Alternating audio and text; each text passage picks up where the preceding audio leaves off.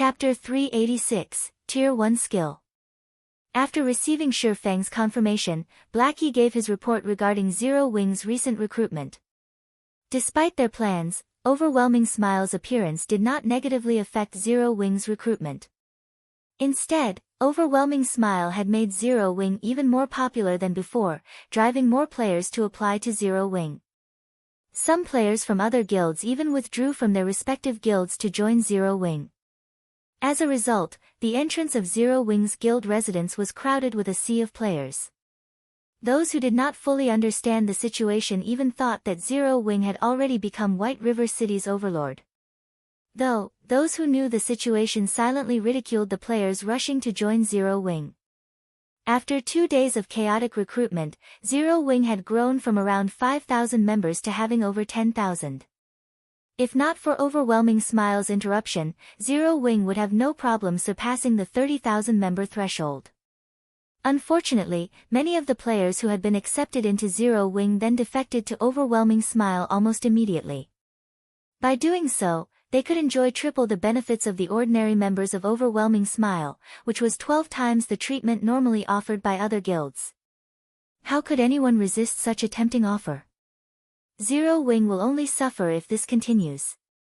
I need to think of a plan quickly. Shifeng frowned as he listened to Blackie's report.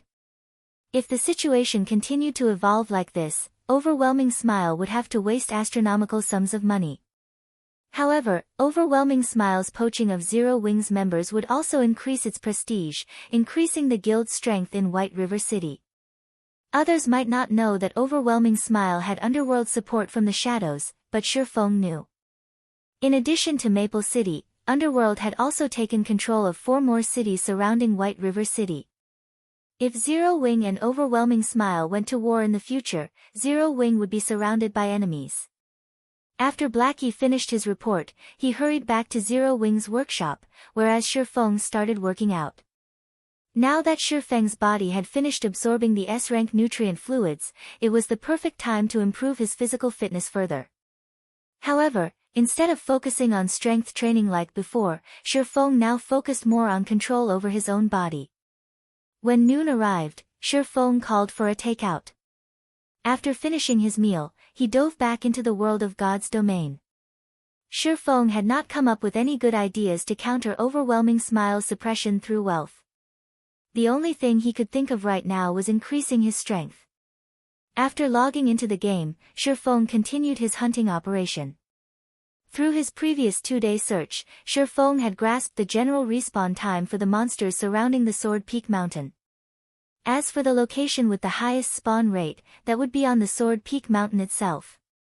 However, Shifeng had not climbed the mountain throughout this period.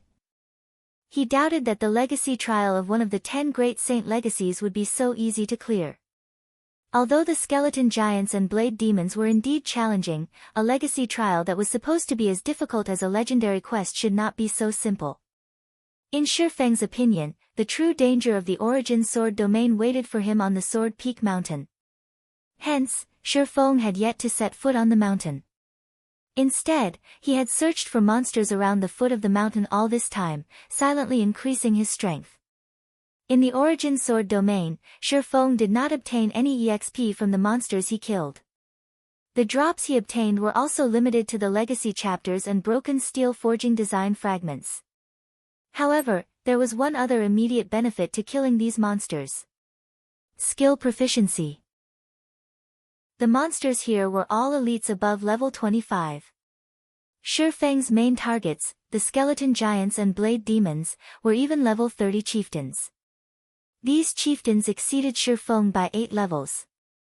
Whenever Shifeng used a skill on these 2 monsters, he would receive bonus skill proficiency points, receiving around 5 or 6 with each use.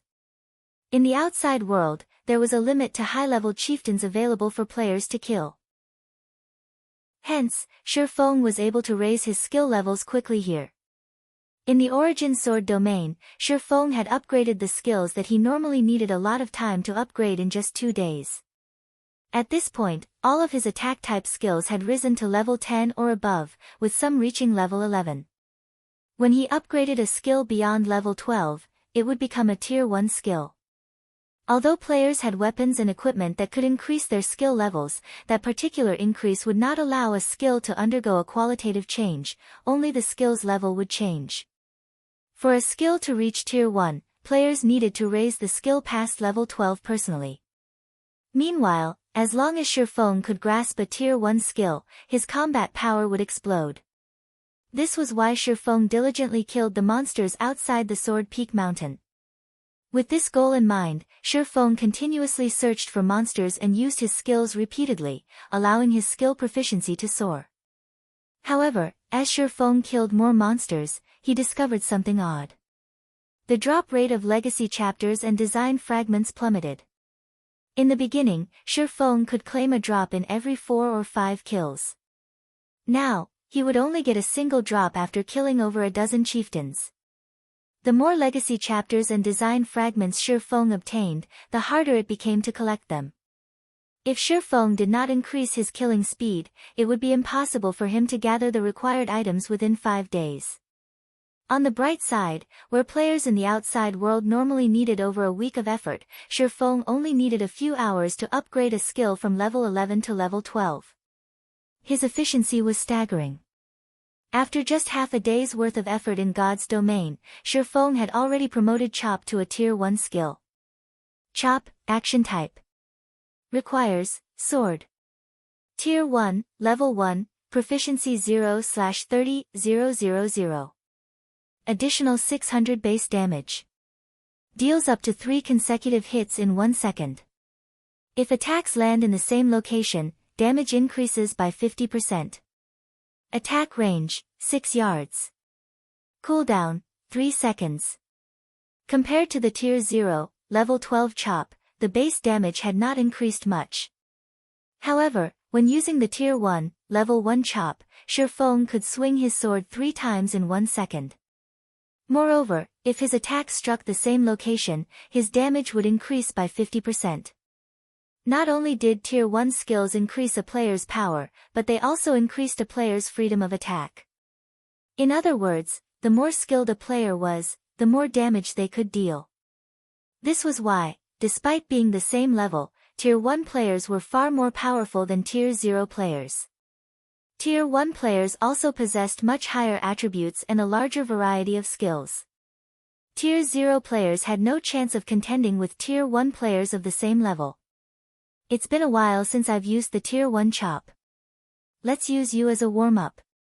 Shurfeng dashed towards the skeleton giant's side before him and used the Tier 1 Chop. A sharp aura covered the abyssal blade. In the blink of an eye, Shurfeng brandished the weapon 3 times, sending 3 sword auras slashing at the skeleton giant. The 3 sword auras combined, forming an even sharper and more powerful sword aura that slashed at the skeleton giant's joint. -1376, -2048, -2062. Aside from these 3 high damages, the skeleton giant, which had remained unperturbed by Shurfeng's attacks, had suddenly fallen to the ground. The power of the Tier 1 skill was clear. After the skeleton giant fell, Shurfeng had a much easier time attacking it. Following which, Shurfeng used one skill after another on the undead creature. If the skeleton giant stood up, Shurfeng would use Chop to attack its joints, knocking it to the ground once more. A short moment later, Shurfeng had slaughtered the skeleton giant effortlessly. Due to the Tier 1 Chop, Shurfeng's battles between the skeleton giants and blade demons had become much easier and took less time than before. Moreover, as Shurfeng's efficiency grew, he used his skill more frequently. After spending another 2 days, Shurfeng finally upgraded Thunder Flame Explosion to Tier 1 as well. Now, Shurfeng's attack-type skills that required skill proficiency were all Tier 1 skills. Compared to when Shurfeng had just entered the Origin Sword domain, his combat power was far more frightening. It should be about time to climb the Sword Peak Mountain. Chapter 387, Magic Night. Shurfeng had already stayed in the Origin Sword domain for 3 days now. After killing a large number of chieftain-ranked skeleton giants and blade demons, the number of legacy chapters and broken steel forging design fragments he could obtain from these 2 monsters had also reached its limit. No matter how many of these monsters Shifeng killed, they no longer dropped any items. If not for the fact that Shifeng wanted to upgrade all his attack type skills to tier 1 skills and raise his current combat power to its utmost, he would have long since charged up Sword Peak Mountain. Although he could still continue trying to upgrade the tier of his skills, the amount of skill proficiency required to raise a skill from tier 1 to tier 2 was simply too much. This was a feat that could not be accomplished within a short amount of time. In addition, Shifeng did not have much time left. Shifeng had promised to help Gentle Snow in 5 days' time. Hence, he had no choice but to proceed with the legacy trial. Moreover, during this period of time, another major incident had occurred in White River City. After taking the first clear of the large-scale team dungeon in Maple City, Overwhelming Smile had gone on to claim the first clear of the Land of Death, the large-scale team dungeon in White River City.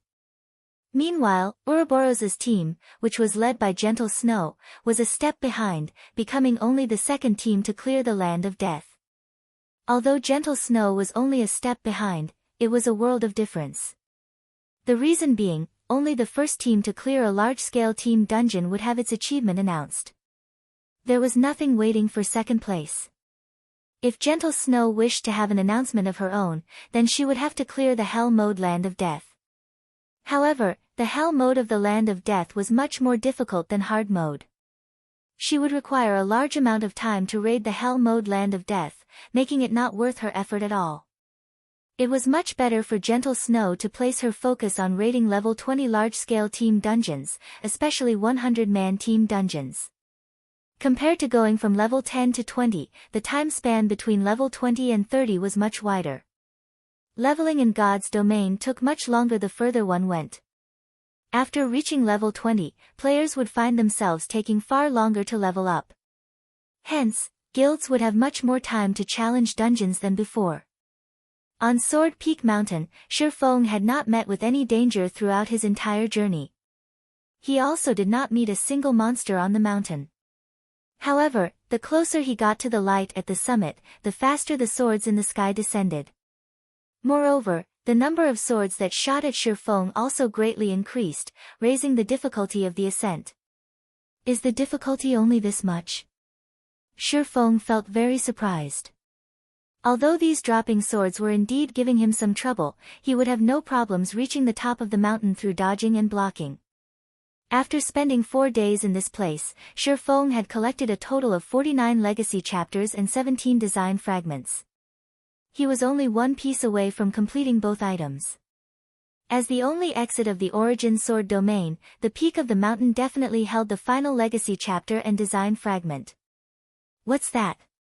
Shifeng suddenly discovered a majestic-looking armored knight standing at the mountaintop, the knight's hands gripping a greatsword. This armored knight was different from the skeleton giants and blade demons. The reason being, this greatsword-wielding knight was not a monster but an NPC, instead. Doran Paley, Tier 1 Magic Knight. Level 30. HP 300,000/300,000. Level 30 Tier 1 NPCs were much harder to deal with compared to level 30 chieftains. Meanwhile, the Tier 1 NPC in front of Shifeng was clearly not an ordinary existence. Although Doran Paley only possessed 300,000 HP, the same amount as the level 30 chieftain-ranked Blade Demon, the skills and intelligence he possessed would definitely be far stronger and higher than the Blade Demons. To players, Doran Paley was a nightmare. However, Shifeng no longer had a path of retreat right now, he could only advance. After making his preparations to confront the Magic Knight, Shifeng charged forward while dealing with the swords raining down on him. Yet, the moment Shifeng stepped onto the stone platform Doran Paley stood on, the swords in the sky also stopped attacking him, as if declaring that Shifeng had completed the game of cat and mouse. Challenger, since you have managed to arrive at this place, it shows that you indeed possess some strength and are qualified to fight me. As long as you can defeat me, you will be allowed to continue advancing. When Doran Paley noticed Shifeng, instead of entering battle immediately, he revealed an excited expression and explained, "Starting now, you have 5 minutes to prepare. 5 minutes later, I will start attacking." Of course, You are also allowed to initiate an attack ahead of time. I hope that you do not disappoint me. A one-on-one duel. Shi Feng looked at his surroundings but failed to discover any other traps or monsters. However, after giving it some thought, Shi Feng found nothing strange about this situation. The NPC before him was a Tier 1 class. Doran Paley was definitely not an opponent ordinary players could contend against. Since Shi Feng was given 5 minutes to rest, he would certainly not waste it. He promptly sat down on the stage and took out a delicious steak to eat. Not only would he recover stamina and HP this way, he would also receive some bonus attributes. Although running and dodging for long periods of time did not greatly affect a player's body, it was a massive drain on their mental power. Meanwhile, 5 minutes was plenty of time for Shi Feng to restore himself to peak condition. However, Shi Feng did not just spend his 5-minute rest drinking and eating. He also carefully observed the surrounding environment, as well as studied the NPC named Doran Paley. Shi Feng had seen the class known as Magic Knight before in his previous life. It was considered a rare hidden class. An advanced legacy. Magic Knights and Astromancers were classes notorious for being unorthodox. Attacks of Astromancers were known for being strange. Attacks of Magic Knights were known for being violent. Compared to a Tier 1 swordsman, a Tier 1 Magic Knight had more variety in their attacks. The reason being, they incorporated various sorts of magic. In other words, their attacks inflicted a combination of physical and magic damage. Not even Tier 1 shield warriors could endure the attacks of a Magic Knight. However, this hidden class also suffered from a very glaring weakness. In order to increase their attack power, Magic Knights had discarded their life-saving skills. Hence, they were very poor in terms of survivability. The seconds and minutes quickly passed by. Of course, Shi Feng would not wait until the 5 minutes were up to attack Doran Paley. In this kind of battle, the first person to strike held the greatest advantage. Hence, Shi Feng took the initiative to start the battle. When Shi Feng was only 40 yards away from Doran Paley, he suddenly took out the blazing meteor and threw it at the Magic Knight's vital point.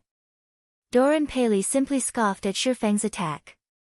He retrieved the silver greatsword from his back and lightly swung it.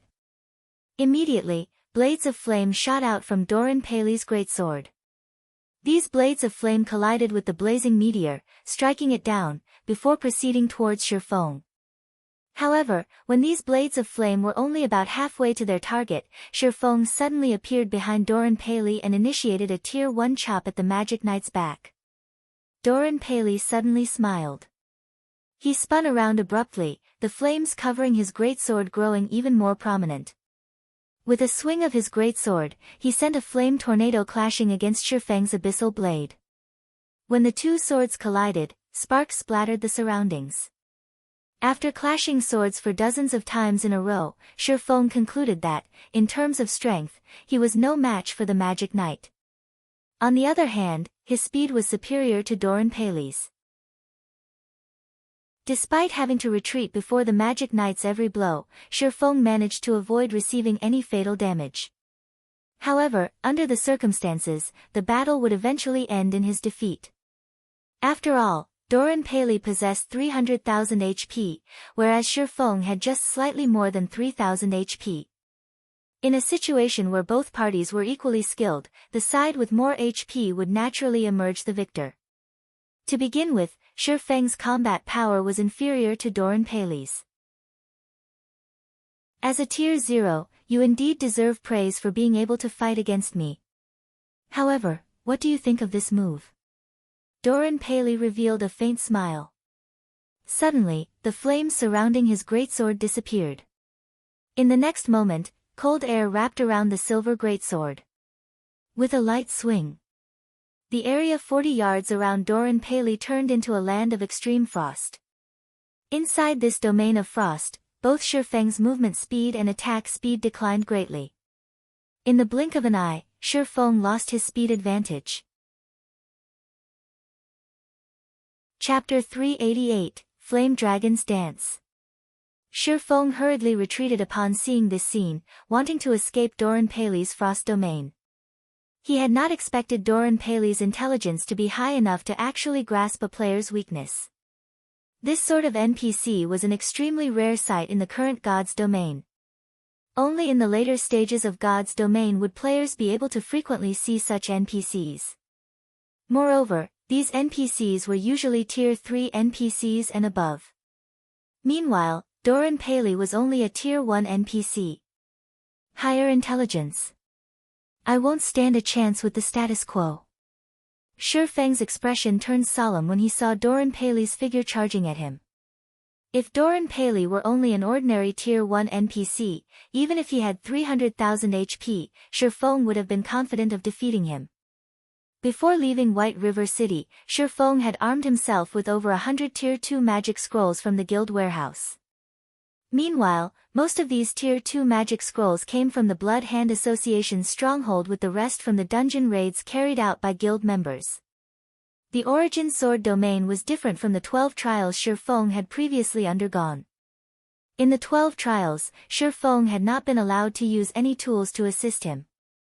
However, the Origin Sword domain did not impose such a restriction.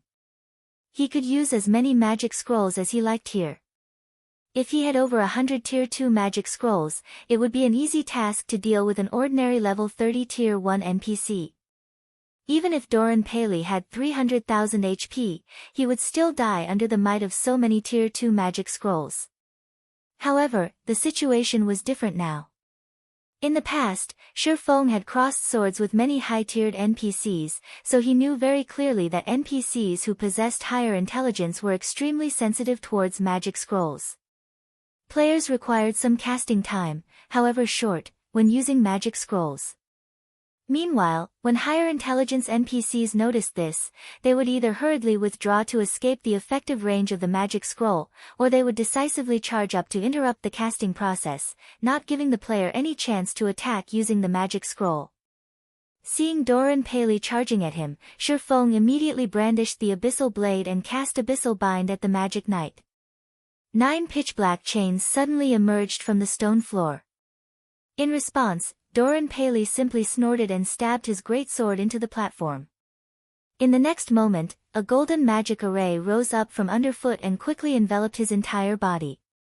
The magic array released a faint golden glow, and when the pitch-black chains touched this golden glow, they instantly turned into smoke and vanished. Shi Feng immediately recognized the golden glow covering Doran Paley's body. This skill was called Free Will. Upon activation, the skill made the user immune to all control effects, rendering a control skill like Abyssal Bind completely useless. Shi Feng gritted his teeth and activated Wind Rider, increasing his movement speed by 150% as well as gaining the ability to fly temporarily. He escaped out of Doran Paley's Frost domain right after. However, when the battle began, a magic barrier had formed around the combat platform, enclosing it completely. Hence, although Shi Feng could fly now, he could not get too far.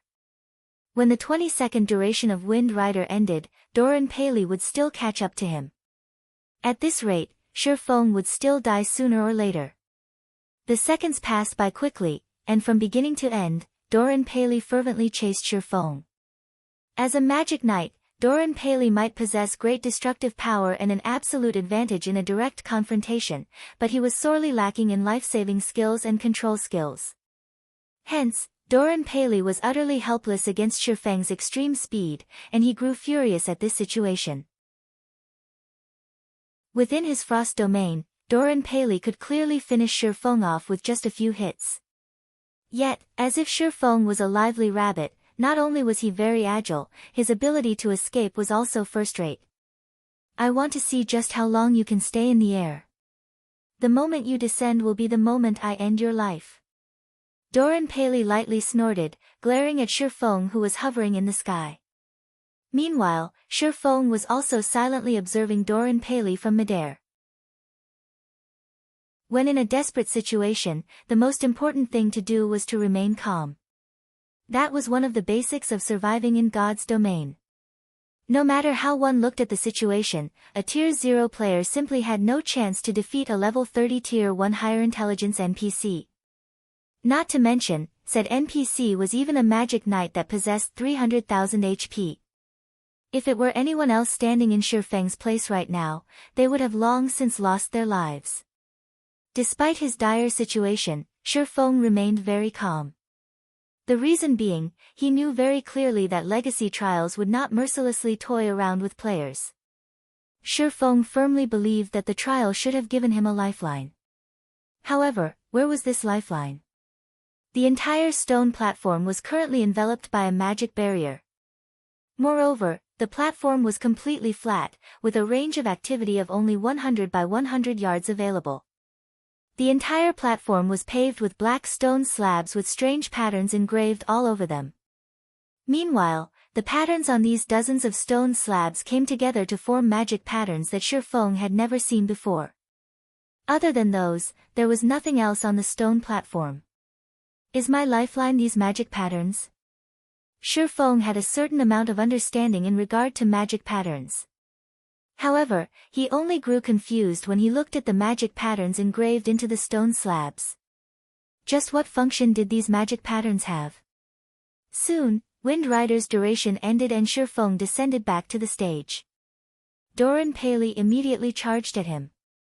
Shifeng hurriedly activated Purgatory Power and abruptly jumped. As he raised the abyssal blade up high, raging flames and golden lightning emerged around the blade of the silvery gray weapon. Shifeng then swung the abyssal blade down at Doran Paley's head. Suddenly, as if the space surrounding Doran Paley solidified, the Magic Knight's movements turned sluggish. Not only did the Tier 1 Thunder Flame explosion possess a wider effective range, the duration of the fainted effect had also increased to 6 seconds. In addition, upon activation of the skill, enemies within a 10-yard radius would also receive a slowness effect. Enemies affected by this effect would have their speed reduced to only a sixth of their original, only recovering 1/6 of their speed with each passing second. Doran Paley snorted and activated Free Will once more, immediately shaking off the slowness effect. He then sent a flame cross-slash to counter Shifeng's Thunder Flame explosion. When the two skills collided, countless sparks flew to the surroundings. Cracks also appeared on the stone platform. Meanwhile, the impact sent Shifeng flying backward, his body slamming heavily onto the ground. Shifeng's entire body went numb, and his HP started madly decreasing as well. In the blink of an eye, his HP had fallen below 1000, and it still showed no signs of slowing down. Panicking, Shifeng hurriedly retrieved an intermediate recovery potion from his bag and emptied its contents. His HP soon stopped decreasing, barely staying above the 800-point threshold before slowly rising. In the end, his HP recovered to over 1100. Thunder Flame Explosion was a skill that possessed frightening destructive power. Yet, despite both being Tier 1 skills, just the impact between Doran Paley's Flame Cross-Slash and his Thunder Flame Explosion had caused him to lose over half of his HP. If he went through another clash like that, he would definitely die. Currently, Shifeng felt numb all over, even moving his arm was a challenge.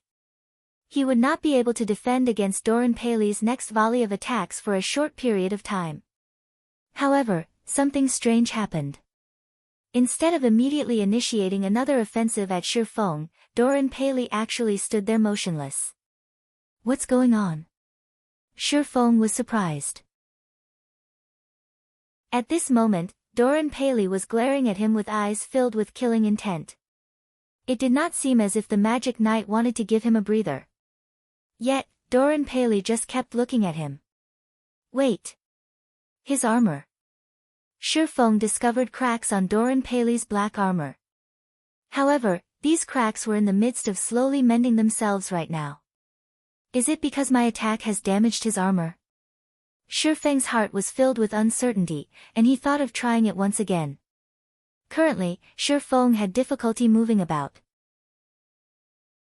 Seeing that Doran Paley gave no indication of taking action, Shifeng took out a Tier 2 magic scroll, Flame Dragon's Dance, from his bag.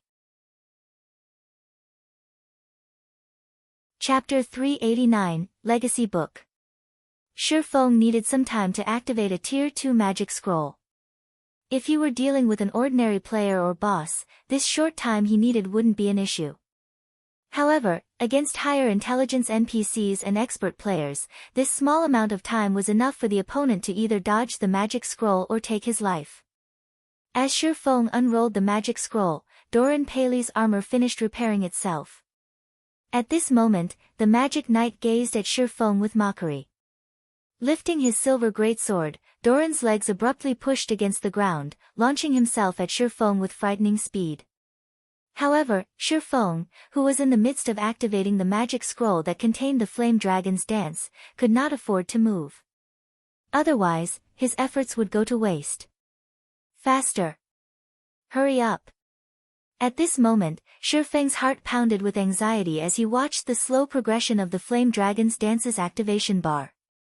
When Doran was only a few yards from Shifeng, he abruptly jumped into the air. Raising his greatsword above his head, he swung it down towards Shifeng. As the weapon of mass destruction descended, deep red flames resembling snakes emerged and coiled around the blade, the moisture in the air evaporating upon the emergence of these flames. At the moment of Shifeng's imminent peril, the activation bar of the flame dragon's dance finally completed.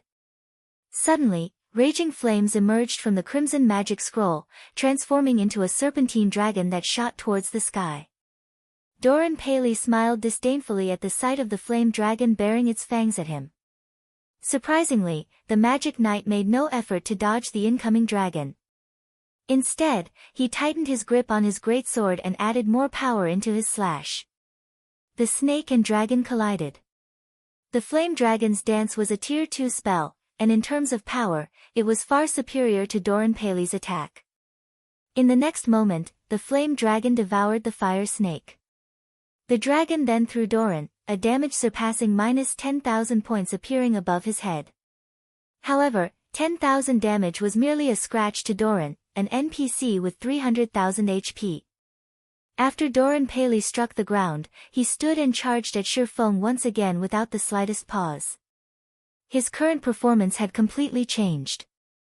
Moreover, Doran's armor wasn't even scratched. What is going on?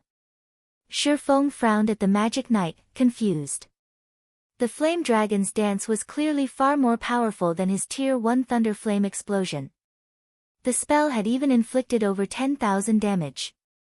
Yet, not only was the NPC's armor intact, but Doran also brimmed with fighting spirit. Considering the situation, Shifeng quickly came to a realization. The cracks in Doran Paley's armor had not been due to damage. Watching the magic knight charge at him once again, Shifeng suddenly thought of a possibility.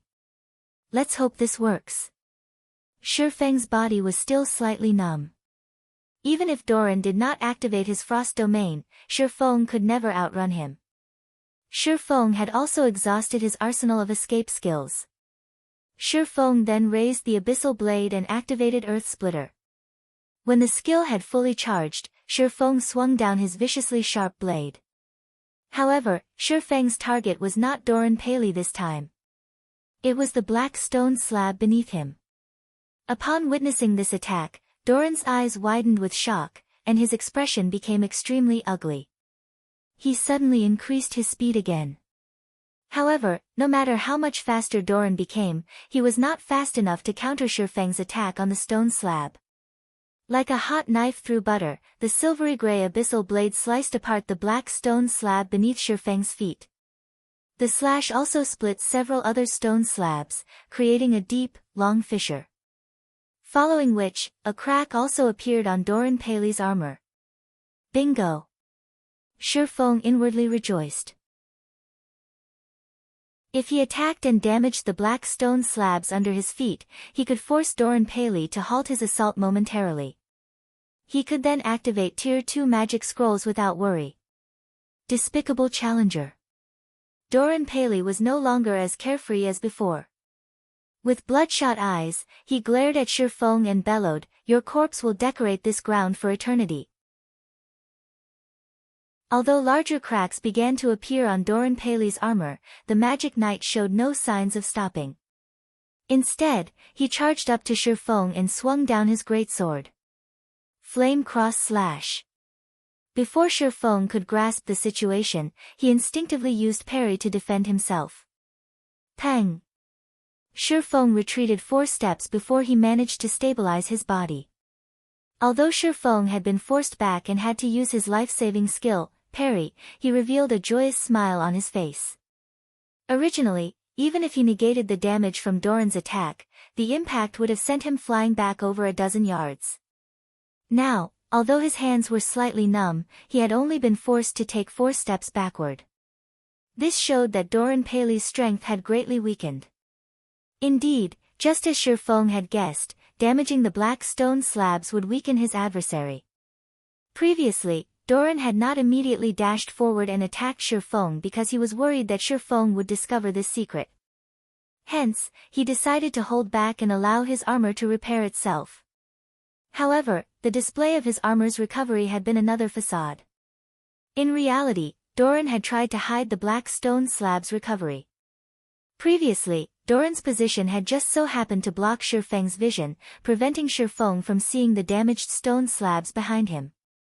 As to why Doran had launched himself up to attack Shifeng the second time, it was to prevent the flame dragon's dance from damaging the black stone slabs once more. Unfortunately, Doran's attempt at repeatedly disguising this fact could not escape Shifeng's beast-like insight. Naturally, after Doran Paley realized that his secret had been exposed, he no longer attempted to hide it. Instead, he began a vicious assault on Shifeng, hoping to annihilate his opponent sooner. However, a known secret was no longer a secret. Now that Shifeng knew Doran Paley's weakness, he activated Defensive Blade and used Thundering Flash on the stone beneath them. Streaks of blue lightning shot out from the abyssal blade. In the next moment, the lightning transformed into hungry wolves that dove into the black stone slabs, charring them. Die! Doran Paley's rage flared as he swung his great sword at Shifeng desperately. However, Defensive Blade deflected every slash. Most importantly, with each consecutive slash, Doran's attacks grew weaker. When Defensive Blade was almost exhausted, Shifeng switched out the Aura of Wind on the 7 Luminaries ring for the Aura of Water. Aura of Water. Received healing increased by 60%. Cast consumption reduced by 30%. Activatable skill dash. Life Bloom, heals selected target for 20% HP every second for 40 seconds. Cooldown, 1 minute 30 seconds. Currently, Shifeng had less than 1100 HP. Even if Doran Paley had grown weaker, Shifeng would still not survive more than a few hits from the Magic Knight. Hence, he cast Life Bloom on himself. In the blink of an eye, Shifeng recovered more than 1000 HP. For the next 40 seconds, he would also receive over 1000 HP every second. Following which, Shifeng began to confront Doran head-on. While defending against Doran Paley's attacks, Shifeng also made sure to attack the black stone under his feet.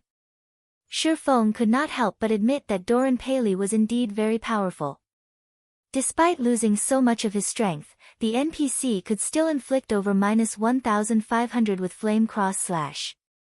Fortunately, Flame Cross Slash had a long cooldown. By the time Doran could use the skill again, Shifeng's HP would have long since fully recovered. During Life Bloom's 40-second duration, Shifeng had destroyed over half of the stone slabs of the platform. Meanwhile, not only had Doran Paley's strength sharply decreased, but his speed had also fallen by quite a bit. Shifeng now had a much easier time facing the NPC. Occasionally, Shifeng also used Phantom Kill, allowing his doppelganger to pin down Doran while he used a Tier 2 magic scroll from the side to destroy the black stone slabs. Unfortunately, although this infuriated Doran Paley, he could do nothing to stop Shifeng.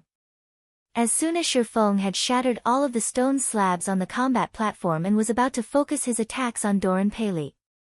Suddenly, Doran Paley's armor shattered, the metal shards scattering across the ground.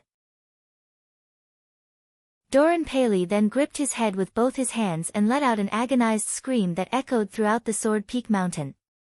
In the next moment, Doran Paley's full HP bar emptied, his body transforming into particles of light and vanishing. 4 items dropped to the ground in place of Doran's body.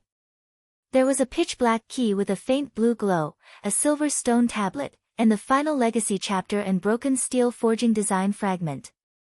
Before Shurfeng could pick up the drops, all of the legacy chapters he possessed flew from his bag and combined with the legacy chapter Doran had dropped, forming a thick and heavy ancient book.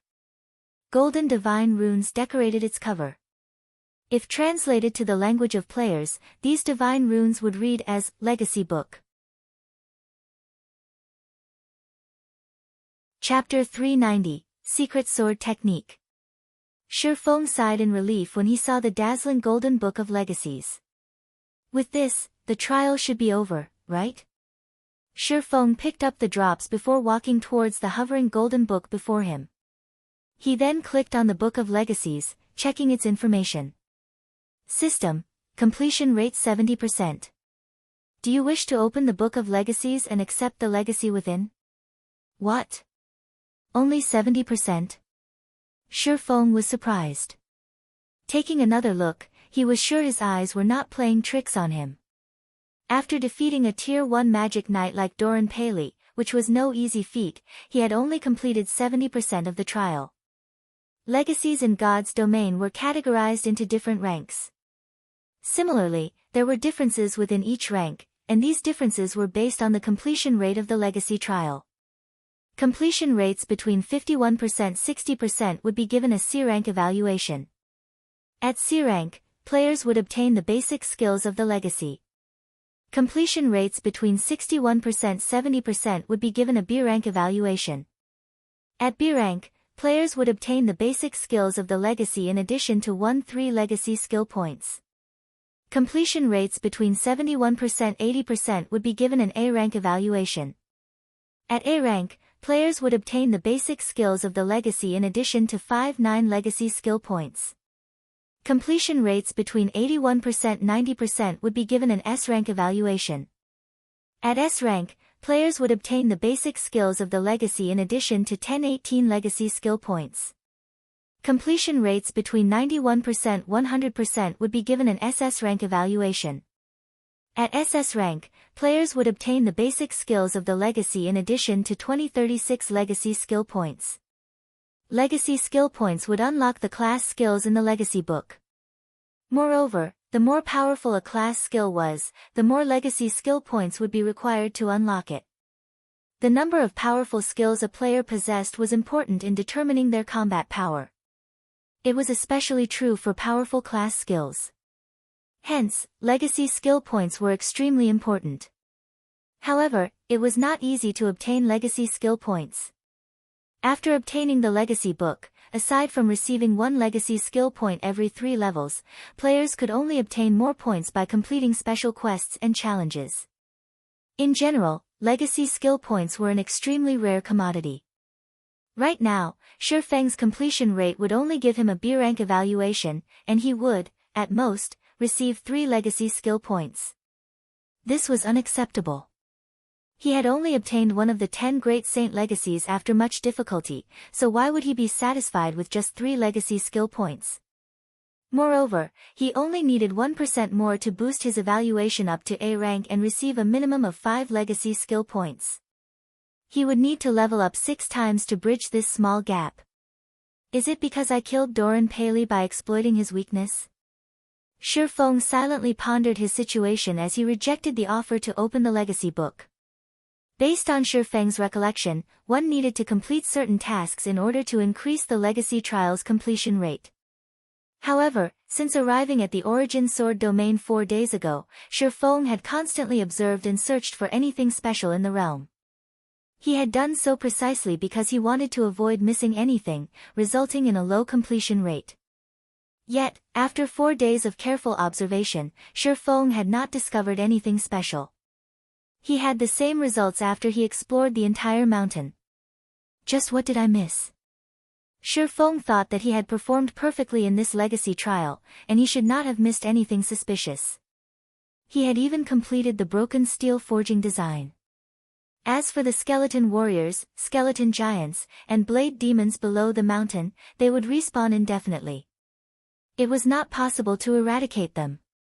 Does it have something to do with these items? Shurfeng stored the legacy book before retrieving the pitch-black, sword-shaped key and the silver tablet. Doran's key. This is a strange key. It exudes a faint trace of ancient magic.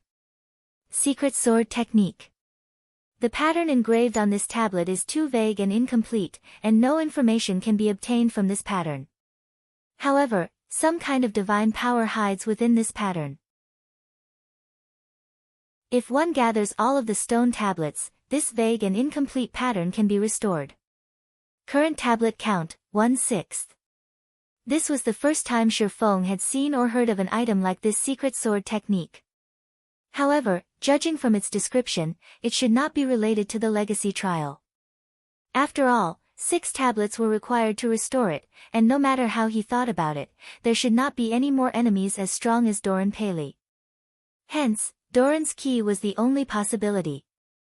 As the final boss of Sword Peak Mountain, his key would have something to do with the Sword Peak Mountain itself. Since there's a key, there must be a lock here somewhere. Shifeng put away the key and tablet and began to explore every inch of the mountain carefully. While Shifeng was in the Origin Sword domain, Star Moon Kingdom had undergone many changes. The large-scale dungeons of the various cities in Star Moon Kingdom had been conquered, one after another, generating one system announcement after another. Moreover, due to Zero Wing's incitement, the various guilds throughout Star Moon Kingdom had also rushed to earn reputation, hoping to obtain their own guild residence. When Zero Wing had publicized its guild residence, Overwhelming Smile spent an astronomical sum of money to poach Zero Wing's members. However, despite this being a significant blow, Zero Wing had not stopped developing. On the contrary, they grew stronger with each passing day. Now, Zero Wing's member count approached 20,000. Moreover, Zero Wing's members sported high levels. Currently, most average players in White River City were only level 18 or 19, while elite players of guilds were around level 21. Meanwhile, Zero Wing's ordinary members were level 20, while its elite members were all level 22 or above. Although there was only a difference of 1 level between the elite members of Zero Wing and the other guilds, the necessary EXP to surmount this gap was intimidating. The majority of the NPC-commissioned guild quests found inside the guild residence were high-level quests. Not only did these quests reward a ton of EXP, but the item rewards were also impressive. Most importantly, the monetary rewards of these guild quests were much higher than the guild quests available at the Adventurers Association. As a result, the income of Zero Wing's members was at least twice as much as players of other guilds. This was also why Overwhelming Smile's high-priced poaching could not defeat Zero Wing. "Snow, are you really planning to do this?" the Flame Witch, Zhao Yueru, asked worriedly. "This isn't what I want either. However, I have to take this risk.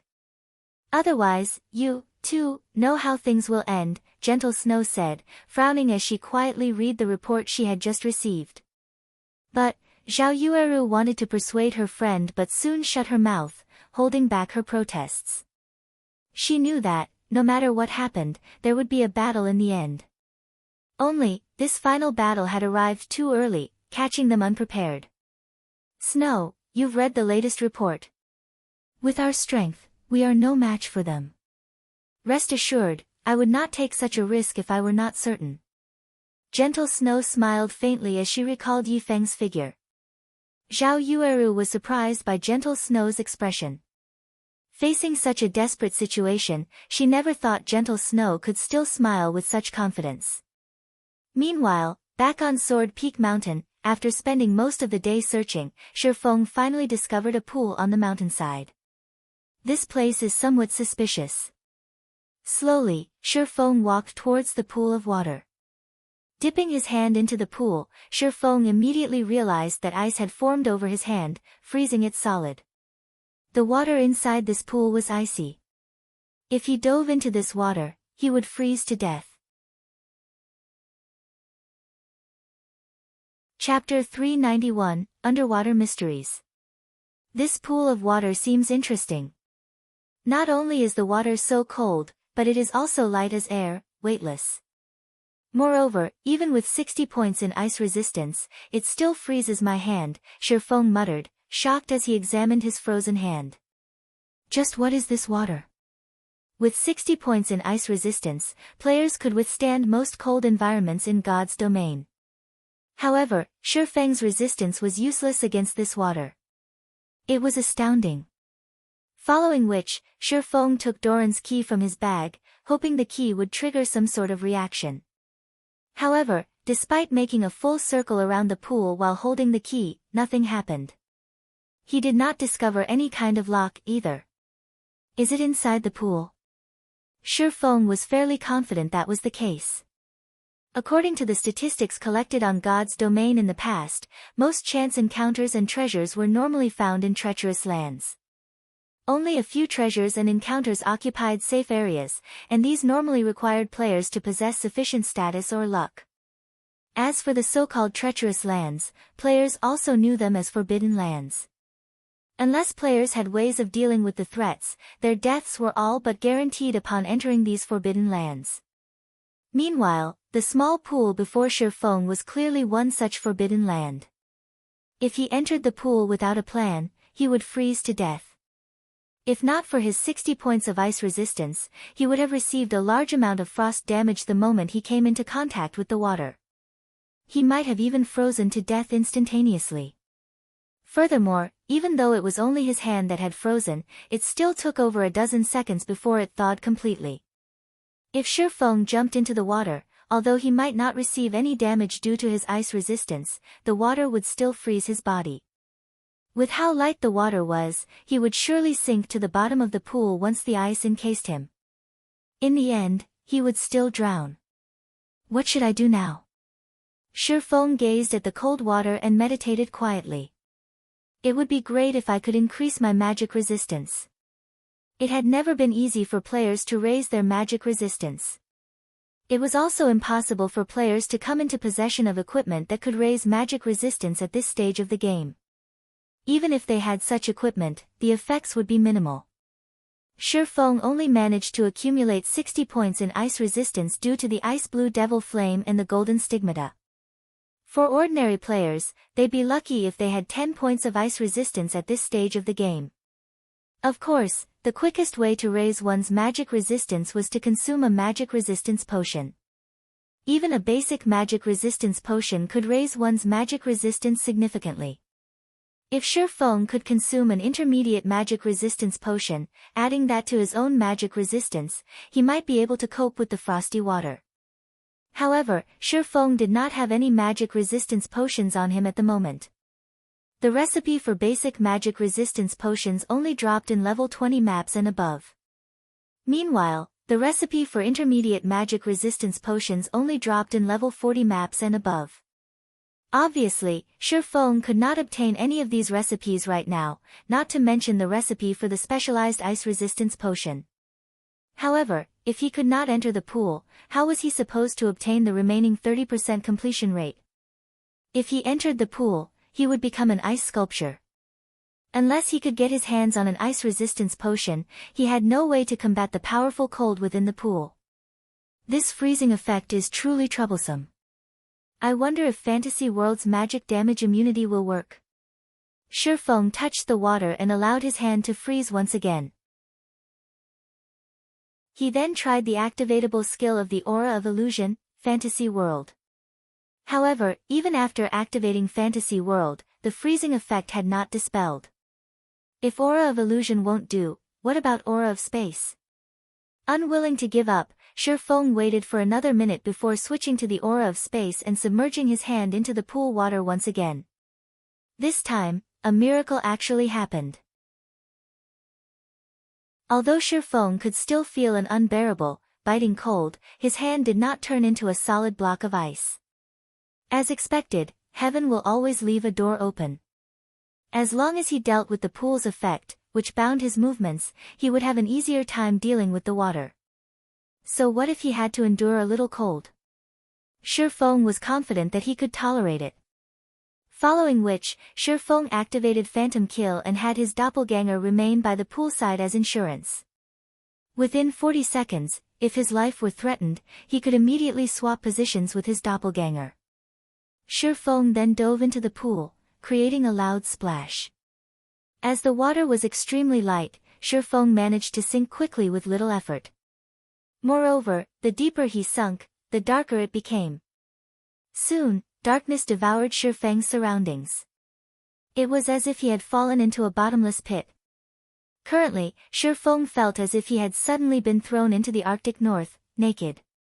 The slightest movement stung painfully inside this chilling water. If any normal person were in his place, they would have definitely screamed in pain. However, from beginning to end, Shi Feng only gritted his teeth and remained silent. As Shi Feng sunk deeper into the pool, the stinging sensation became more intense. At this moment, even someone with a strong will, such as Shi Feng, could no longer cope with the pain. His complexion had paled, and his eyes were bloodshot. The pain was so unbearable that he could not even scream if he wanted to. Why haven't I reached the bottom yet? Shi Feng's anxiety grew as he looked at the time. 10 seconds had passed since he jumped into the water. Although he had not received any actual damage thus far, the pain took a huge toll on his mental strength. He had greatly underestimated this water.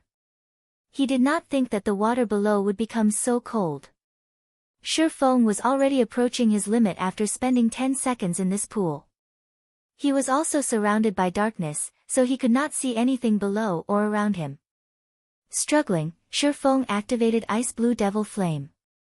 Even while underwater, the Ice Blue Devil Flame burned brilliantly as it wrapped around Shi Feng's body, causing the temperature of the surrounding water to rise rapidly. The light from the flames also illuminated Shi Feng's surroundings. Shi Feng breathed a sigh of relief at the effects of the Ice Blue Devil Flame. The rise in temperature allowed him to recover from the cold and pain, and the chill was just barely tolerable. As Shi Feng observed his surroundings, he suddenly discovered that the pool of water was much larger than he had imagined. Previously, he could not see anything due to the darkness. Now that he had the Ice Blue Devil Flame, he could see everything clearly. How was this a pool? There was actually a courtyard beneath him. Hence, Shi Feng started swimming downward, hastening his descent. The courtyard at the bottom of the pool looked ancient. Its architectural style was completely different from the buildings he had seen in the current god's domain. It looked like the Elysium spoken of in legends. It was fascinating. Although this place was very beautiful, Shi Feng could sense great danger. Moreover, whether it was in this life or his previous life, this was the strongest sense of danger he had ever felt. System, you have discovered the Eternal Courtyard. That should be the place. Shi Feng swam towards the spiral building with a shut gate that he had seen from the courtyard. Even the stargazing tower paled in comparison to this beautiful and mystical place. If not for the danger Shi Feng felt, he would have stopped and admired the scenery. The tightly shut gate was made of gold, and many drawings had been engraved on it. These drawings seemed related to the destruction of the ancient gods. Shi Feng had even discovered the image of an ancient god that he knew of, the Twilight Goddess. Some sort of power protected the Golden Gate, and it was impossible to destroy it with external forces. Currently, Shi Feng was not of the mind to study the images as he had discovered a keyhole on the gate. Meanwhile, this keyhole was centered in an image of the sun. Shi Feng then took out Doran's key and inserted it into the keyhole, twisting it gently. Chapter 392, God's Will. Sure enough, it works. Upon turning Doran's key, Shi Feng noticed the blue glow surrounding the key flow into the Golden Gate. Suddenly, the gate released a brilliant golden radiance. As if it were the sun, the gate illuminated the Eternal Courtyard. The gate clanked as it slowly opened. Following which, a surge of cold air bubbles rushed out of the gate. Reacting quickly, Shi Feng immediately jumped backward. However, as Shi Feng was currently underwater, he could not move as fast as usual. As a result, the bubbles blasted him backwards. Shi Feng only felt a stinging pain before his HP instantly fell by 2,000 points. The cold air here is so powerful. Shi Feng looked at his HP bar in disbelief. Fortunately, his ice resistance was sufficiently high. Otherwise, that air bubbles would have killed him. Shi Feng then took out an intermediate recovery potion from his bag and drank it, recovering some of his lost HP. Despite having 60 points in ice resistance, he had still lost 2000 HP instantly. How cold was it beyond this gate? Fortunately, after the gate finally opened, the cold air scattered, and the spiraling tower was no longer as cold as before. After Shifeng entered the temple, he was immediately greeted by a large hall containing golden statues of various ancient gods. Among the many statues, there was one particularly eye-catching statue that depicted a valiant man raising up his sword. That man stood in the very center of the hall, and high-grade swords littered the area around him. A simple glance told Shifeng that there were over 1,000 swords stabbed into the ground. Meanwhile, every sword seemed like it was submitting to the man. Shifeng could even faintly feel the abyssal blade in his hand grow restless as if it, too, wanted to go forth and submit to that man. Shifeng was astounded. That man in the center of the hall was simply a statue. Yet, the abyssal blade that Shifeng feared even showed signs of submission to him. Just how powerful had he been when he was alive? Meanwhile, a dark blue crystal ball sat below the statue. This crystal ball emitted an intense cold. Upon seeing this crystal ball, Shifeng came to a realization. The reason the pool of water containing the eternal courtyard was so cold was that of the crystal ball before him. Shifeng's heart suddenly trembled at this discovery. If the crystal ball was capable of lowering the temperature of this large pool to such a degree, it was definitely a treasure. Following which, Shifeng quickly swam towards the crystal ball, hoping to claim it. However, before Shifeng could reach the crystal ball, a sharp pain shot through his fingers, a damage of -1,000 points appearing above his head. Shifeng had no choice but to back off. Shifeng silently lamented as he gazed at the dark blue crystal ball. Despite such a powerful treasure sitting right before him, he could not take it as his own. Just as Shifeng was about to move on and look for other treasures, a system notification rang out.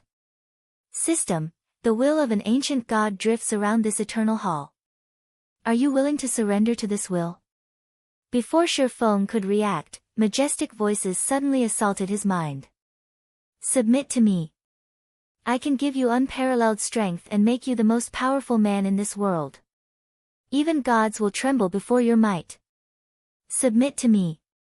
I can give you eternal life and make you into the eternal master of this world. Listening to the tempting voices in his mind, Shifeng was suddenly dazed and decided to submit to this will.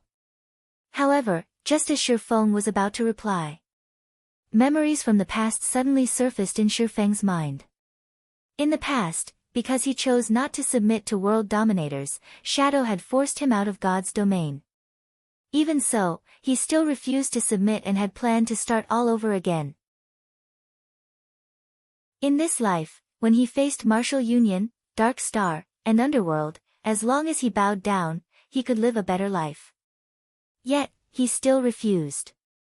He would no longer allow others to dictate his life, becoming someone's puppet. How could he possibly give in now? Just as Shifeng was about to refuse, the majestic voice spoke once again, "Don't you wish to become the master of this world? If you submit, I will give you anything and everything you want. Since it is the case, I only want the ability to say no. Can you give me that?" Shifeng refused to submit. Foolish mortal. You will regret your decision today. Since you do not wish to become my servant, die. Seeing as it had failed to delude Shifeng, the will of the ancient god grew furious, and the entire hall became stifling. Suddenly, the thousands of swords that had been thrust into the ground rose into the water. Aiming for Shifeng, every one of these swords shot towards him. In response, Shifeng hurriedly attempted to use Replace Doppelganger to swap positions with his doppelganger. However, he discovered that he had been silenced, the debuff preventing him from using the skill. Now that he could not swap positions with his doppelganger, Shifeng tried to raise his swords to defend against the incoming attack. However, he discovered that not only were his skills sealed, but he also couldn't move. At this moment, he could only watch the thousands of swords slice through the water towards him. However, just as the swords were about to pierce Shifeng's body, the dark blue crystal ball suddenly released a silver radiance. The swords flying at Shifeng immediately froze. At this moment, it looked as if time had come to a halt. A second later, the thousands of swords shattered like glass, the metal shards drifting to the floor. After which, a loud bang echoed throughout the space of the hall. Black cracks began to appear around the hall, and soon, the space inside the hall shattered as well. Along with the shattering of space, the stifling pressure Shifeng felt before also vanished, his body regaining its freedom. Damn!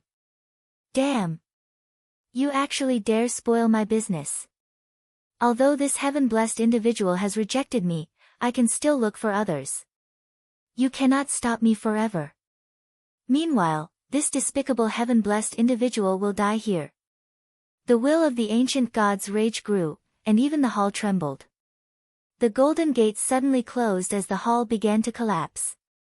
At this moment, as if having lost its power, the crystal ball darkened. It no longer released the astonishing cold as it had moments before. Although Shifeng did not know what was going on, when he heard the will claim that this heaven-blessed individual would die here, he knew what he needed to do. Escape. Shifeng immediately grabbed the dark blue crystal ball and placed it into his bag before activating Replace Doppelganger. In the blink of an eye, Shifeng appeared outside the pool. The doppelganger had only been 1 second away from disappearing when Shifeng activated Replace Doppelganger. It had truly been a close call. That was close. A second later and I would have been dead. Shifeng inwardly celebrated his escape as he watched the pool of water suddenly explode. Replace Doppelganger was truly a godlike escaping skill. Although Shifeng had come very close to losing his life, he also managed to obtain a treasure from his excursion into the pool. At the very least, he had not returned empty-handed. When Shifeng recalled the frightening might that the crystal ball had displayed, his heart pounded with excitement. The crystal ball could actually break the seal of the will of an ancient god. It was no ordinary treasure. With this thought, Shifeng impatiently opened his bag, wanting to investigate the dark blue crystal ball. Not even legendary items had such frightening abilities. However, when Shifeng tried to check the crystal ball's information, it revealed nothing. Shifeng then used Omniscient Eyes. To Shifeng's shock, however, the Omniscient Eyes, which could analyze even the destroyer of immortality, also revealed nothing. Moreover, Shifeng could not even touch the crystal ball now, as he instantly lost 1000 HP the moment he tried. Shifeng felt utterly helpless.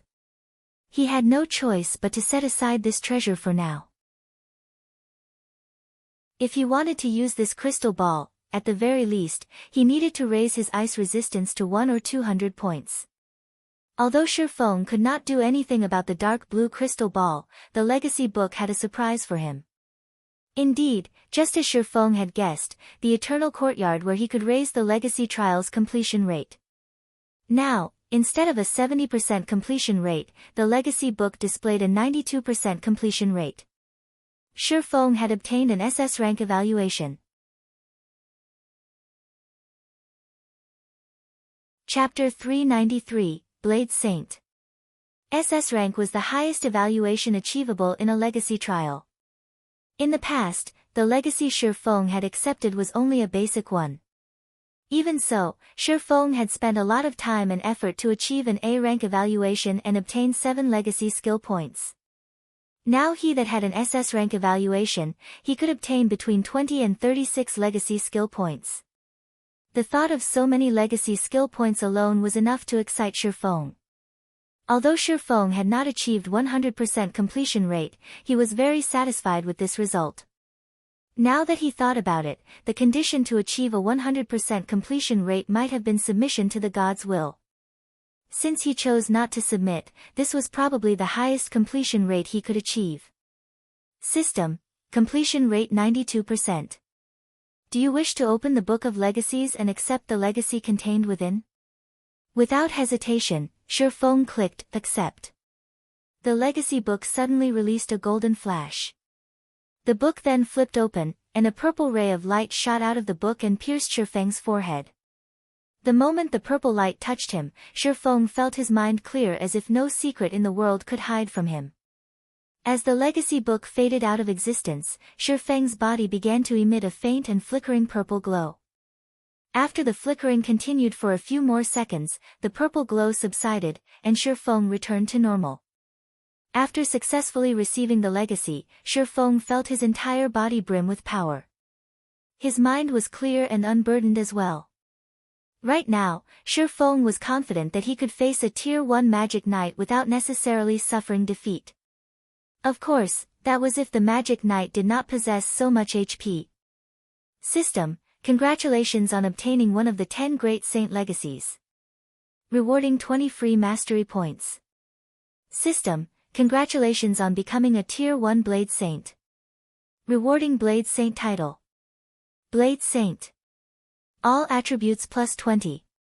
All resistances plus 15. Attack power increased by 15%. Attack speed increased by 20%. All attributes increased by 30%. Although Shifeng was still level 22, his strength had undergone an earth-shattering transformation. His base attack power alone exceeded 1,200 points, and his HP had reached 4,650 points. His HP even surpassed Tier 1 MTs now. Moreover, after being promoted to a Tier 1 class, players could receive 8 free attribute points with each level up, whereas Tier 0 classes would only receive 4 free attribute points. Shifeng also had the Abyssal Blade, which provided him with 2 additional free attribute points every time he leveled. The Golden Stigmata also increased all of his basic attributes by 5 points and gave him 10 free attribute points with every increase in 5 levels. In other words, where other Tier 1 players would receive a total of 40 attribute points with each level up, Shifeng would receive a total of 85 points. Ordinary players could not compete with Shifeng. In addition, after completing his class change, Shifeng also gained 2 basic skills and 1 passive skill. Sword Dominator, passive skill. Can freely swap out sword-type weapons in both combat and non-combat states. Blade Dance, action type. Requires, sword. Tier 1, Level 1, Proficiency 0/30,000. Allows simultaneous control of up to a maximum of 5 sword-type weapons for both attack and defense for 10 seconds. Each weapon has 80% user's strength and 50% user's damage. Range, 40 yards. Cooldown, 1 minute. Illusory Shadow, action type. Requires, sword. Tier 1, Level 1, Proficiency 0/30,000. Upon activation, players' next 6 attacks cannot be blocked, and each attack will deal 40% attack damage. Cooldown, 40 seconds. Shifeng was shocked upon reading these skills descriptions. The basic skills of the Blade Saint were already so powerful. Although Blade Dance was inferior to the Abyssal Blade's 9 Dragon Slash in terms of the number of weapons and burst damage, 9 Dragon Slash could only attack, not defend. Moreover, as the weapons summoned by 9 Dragon Slash were phantoms, they did not possess any impact force. However, Blade Dance was different. The 5 controlled weapons were tangible and possessed 80% of Shifeng's strength. This feature was far more valuable than just high damage. Through the consecutive attacks of the 5 swords, Shifeng could break his opponent's balance and create a gap in his opponent's defense. If Shifeng could not defend against an attack by himself, he could also use the 5 swords to boost his defense. Meanwhile, Illusory Shadow was even more amazing. It was perfect for PvP. In PvP 2 battles in God's domain, when both sides were equally strong, the opponent would usually block over 90% of the attacks. However, if one side possessed an unblockable skill, it would upset the balance. It was especially true if Illusory Shadow were used when both sides were nearly dead. Such a trump card could determine the outcome of a battle.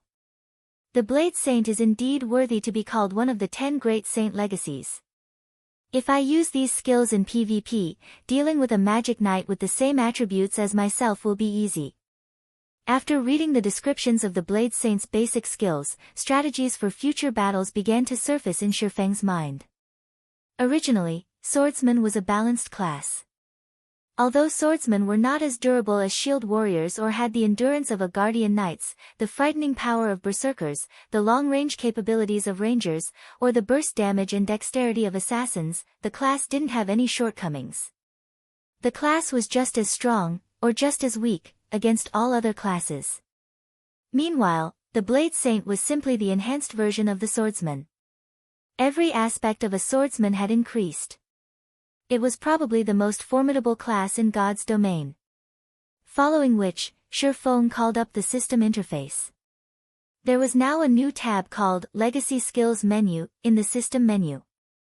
Selecting this tab, the Legacy Skill menu that appeared reported that Shurfeng had 31 legacy skill points available, as well as plenty of skills that he could learn.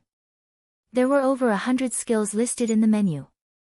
However, there were only 6 Tier 1 skills Shurfeng could learn right now, and 2 legacy skill points were required to unlock a Tier 1 basic legacy skill. Meanwhile, among these 6 Tier 1 skills, there were 2 that made Shurfeng's eyes shine. One of them was Skywheel Sword, the other was Blade Liberation. Skywheel Sword, Action Type. Requires, Sword.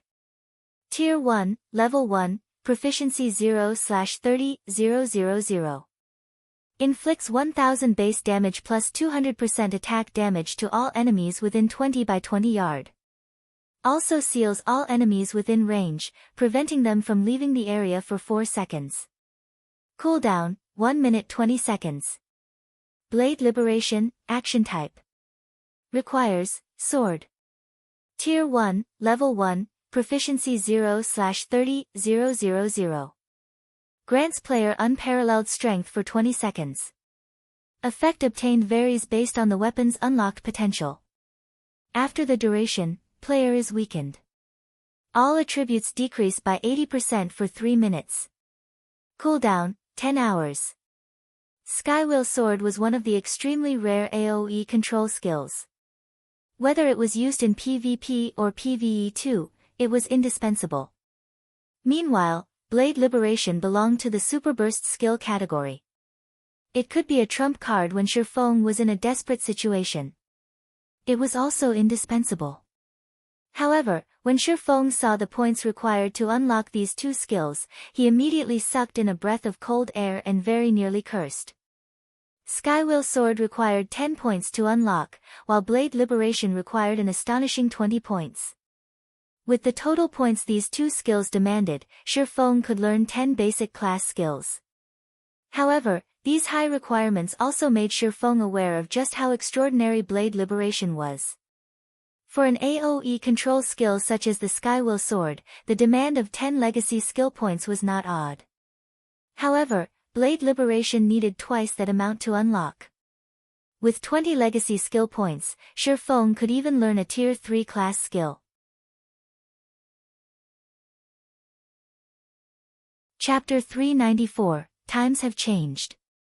The Legacy Trial had given him a total of 31 legacy skill points. Anyone would hesitate over spending 30 points on only 2 skills. However, Shurfeng did not. With his mind made up, Shurfeng clicked to learn both Skywheel Sword and Blade Liberation. Suddenly, his stock of legacy skill points plummeted to 1. To an expert in God's domain, nothing was more important than a powerful skill. A powerful Tier 1 skill had a lot of versatility, so it was not easy to master. However, if mastered, it would not be surprising if a player's combat power increased by several fold. As the saying went, a bird in the hand was worth 2 in the bush. Although Shurfeng could learn more skills if he spent the 30 legacy skill points on less costly skills, the skills he learned would not contribute as much to his overall combat power. During dangerous moments, in particular, the Super Burst skill, Blade Liberation, would be far more useful than a dozen other ordinary Tier 1 skills. After learning the 2 class skills, Shurfeng used a return scroll and teleported back to White River City. At this moment, White River City buzzed with activity. Overwhelming Smile's high-priced poaching had boosted White River City's development. A flood of independent players had migrated to White River City with the intention of joining Overwhelming Smile. Based on the statistics offered by the official game developers, the player population in White River City had exceeded 3 million. White River City was now the most populated city in Star Moon Kingdom's eastern region. It was also the third most populated city throughout Star Moon Kingdom. Looking at this situation, Shifeng didn't know whether to laugh or cry. Originally, he had intended to make White River City the most popular city in Star Moon Kingdom. After all, Zero Wings Guild residence was in White River City, so it had the home field advantage here. However, he never thought an enemy like Overwhelming Smile would actually help him achieve that plan. Fate truly knew how to toy with people. If Feng Xianyang, the mastermind behind this situation, knew Shifeng's thoughts right now, he would most likely pop a vein or two out of anger. However, Shifeng also could not help but admit that Feng Xuanyang's plan of desperately throwing money away was very effective.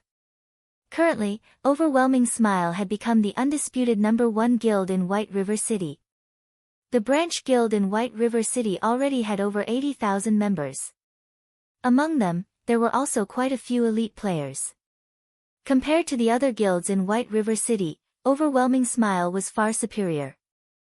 Moreover, during this period, Overwhelming Smile had continuously raided large-scale dungeons around White River City. As if they were on steroids, Overwhelming Smile's raiding speed far surpassed Gentle Snow's team. They were on completely different levels. In addition, Overwhelming Smile had also offered to purchase information regarding reputation quests at a high price, apparently intending to become the second guild in White River City to own a guild residence. In contrast, Zero Wing showed no signs of movement at all. The guild's member count held steady around 20,000. If not for the high-level quests and double EXP buff available from the guild residence, most of Zero Wing's members would have long since defected to Overwhelming Smile. Brother Feng, you're finally out. Have you completed your class change? Not long after Shifeng returned to White River City, Blackie contacted him. Yeah. How has the guild been recently? Shifeng asked, not bothering to discuss his new class. What do you think? The entire guild has been spiritless these past few days, and everyone is just focusing on quests. Many in the guild have also started complaining and asking why the core team hasn't moved against Overwhelming Smile yet. Overwhelming Smile's suppression has them feeling resentful.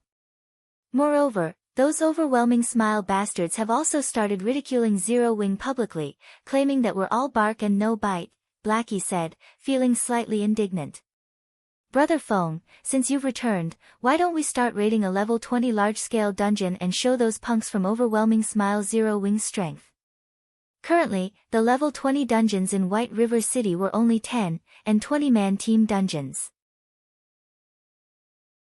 However, in the 50-man large-scale team dungeon, Sarek Dungeon, Overwhelming Smile had not managed to even meet the first boss of normal mode before suffering a team wipe. Meanwhile, if Zero Wing could obtain the first clear of Sarek Castle, it would rain on Overwhelming Smile's parade. Not only would it extinguish their arrogance, but it would also increase Zero Wing's reputation. As for whether or not they could actually raid Sarek Castle, Blackie didn't doubt their success. Others might not realize how strong Zero Wing's core team was, but Blackie was well aware. Moreover, with Shifeng around, it would be a simple task to clear the level 20 large-scale team dungeon, Sarek Castle. How many people in the guild have completed their class change? Shifeng agreed with Blackie's plan, but Sarek Castle was not easy to dominate. There are 39 members who have completed their class change. Among them, Sister Aqua was the first to obtain her Tier 1 class, while Sister Fire Dance was second, Blackie said, a hint of fear surfacing in his eyes as he said, class change. He had never expected that the class change quest would be so difficult. If not for the fact that he possessed the epic ranked staff, Mavis's Guard, he might not have completed the quest. Fortunately, he passed his class change and obtained an A-rank evaluation. While he waited for Shifeng's return, he had familiarized himself with the combat style of a Tier 1 class. Precisely because the class change quest was not simple, many core members of Zero Wing had failed it. As these members had to wait a few days before they could challenge the quest again. Moreover, as everyone had been busy with their respective class change quests, the levels of Zero Wing's core members had fallen behind.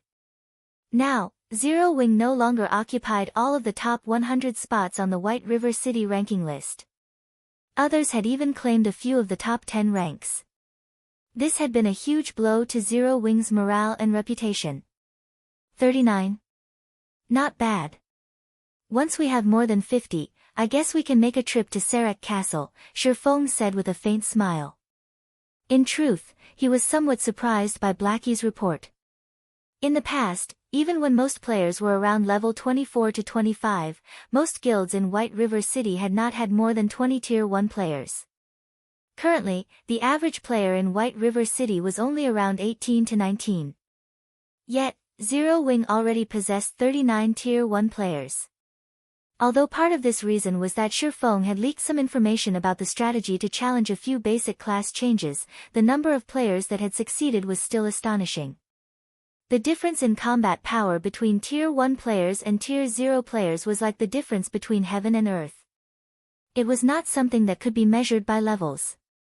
Regarding the White River City ranking list, ever since Zero Wing's guild residence had been established, Shifeng no longer troubled himself with it. After all, the future was the era of high-tiered players, not high-leveled players. Brother Feng, do you really mean it? Blackie suddenly grew excited. During this period, the oppression he had suffered from those bastards in overwhelming smile frustrated him. Look at how excited you are. Of course, I mean it. However, I still have something I need to attend to right now. For now, have everyone familiarized themselves with the combat style of their Tier 1 classes, Shifeng said, chuckling. Although everyone had already evolved to a Tier 1 class, the freedom a Tier 1 class possessed had also become much higher. If players could not properly adapt and display their strength, their combat power would not improve much. Okay. Leave it to me. I'll let everyone know. Blackie said excitedly before disconnecting the call. He then proceeded to contact those who had already changed classes. Meanwhile, Shifeng took a look at the time, noticing that he still had quite some time before his appointment with Gentle Snow. He then retrieved Ciliora's communication crystal from his bag. The Grandmaster Forger had given him this item herself, and it allowed him to contact Ciliora at any time. Previously, Shifeng had helped Ciliora become a Grandmaster Forger, resulting in Ciliora's favorability towards him to increase greatly. Moreover, in order to search for materials to produce an epic item, Ciliora had gone on a journey. Shifeng had obtained the forging design for the epic ranked broken steel set equipment back in the Origin Sword domain. However, if he had to forge an epic item by himself, who knew how long it would be before he could achieve such a feat? Since he had a connection with a Grandmaster Forger, why not use it?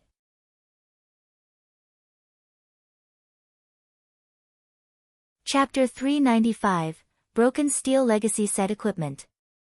Shifeng then used the communication crystal to contact Ciliora. Hello, Miss Ciliora. I am Yifeng. I have something I would like your help with. I wonder if you have any time to spare right now? Shifeng carefully asked. Ultimately, his current status was far from comparable to Ciliora's. Although they had a good relationship, basic courtesy was still required, if he wished to ask her for a favor. Oh, it's you. I'm very busy right now, so make it quick. Although Ciliora did not immediately reject him, she still did not show any sign of interest. To Ciliora, nothing was more important than collecting epic-ranked forging materials right now. If not for the favor she owed Shifeng, she would have directly rejected his request, instead of taking the time to listen to him. Shifeng was aware of this point. After all, he was extremely familiar with Ciliora's personality, someone who was wholeheartedly focused on forging, without the slightest bit of interest in anything else. This was also why she had managed to become a Grandmaster Forger at such a young age. Shifeng then chuckled and said, I have a forging design for an epic set equipment. What?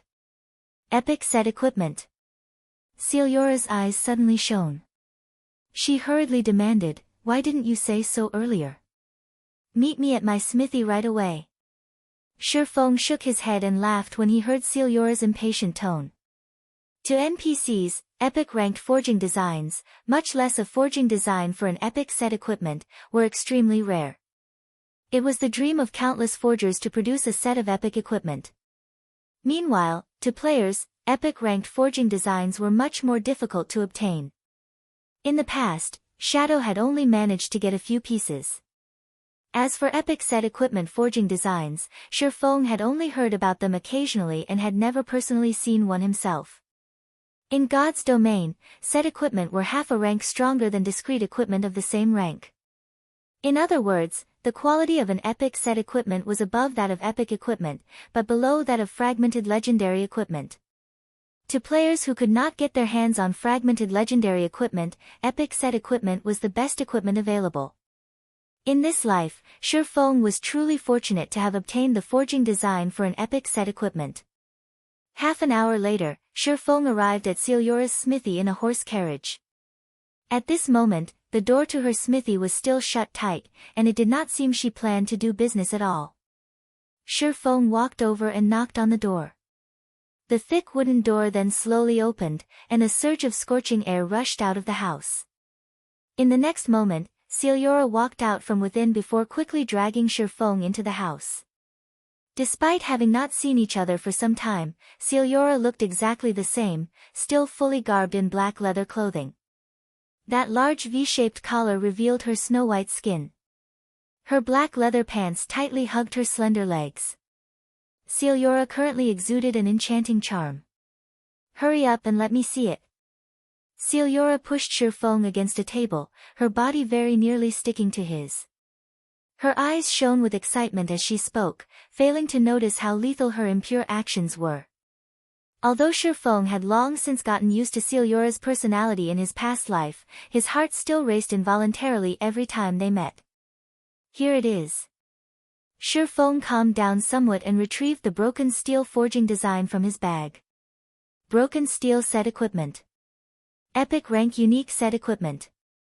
6-piece set consisting of broken steel gauntlets, broken steel breastplate, broken steel helmet, broken steel leg guards, broken steel boots, broken steel bracers. Equipment requirement: Strength 1000, Agility 1200, Sword-related Mastery 350. Class restriction: Blade Saint. Originally, Shifeng had thought he could equip this broken steel set equipment immediately. However, 1000 points in strength and 1200 points in agility were definitely not achievable by players below level 30. At the very least, one needed to be above level 50 to possess such attributes. Meanwhile, the materials required to produce this set equipment were 12 pieces of Eternium, 300 mana stones, 1000 pieces of Titan ore, 12 fire source crystals, 12 water source crystals, 12 wind source crystals, 12 earth source crystals and 1 nucleus of life. The person who drew this design must be insane. Is he trying to make a legendary item? Celiura gaped in shock after inspecting the forging design. Not to mention Celiura's, even Shifeng's heart was beating madly right now. He, too, was dumbfounded by the description. Shifeng had previously been caught up in his joy over becoming a Blade Saint. Moreover, he knew it was impossible for him to produce the broken steel set equipment by himself and to gather the materials required to make the set.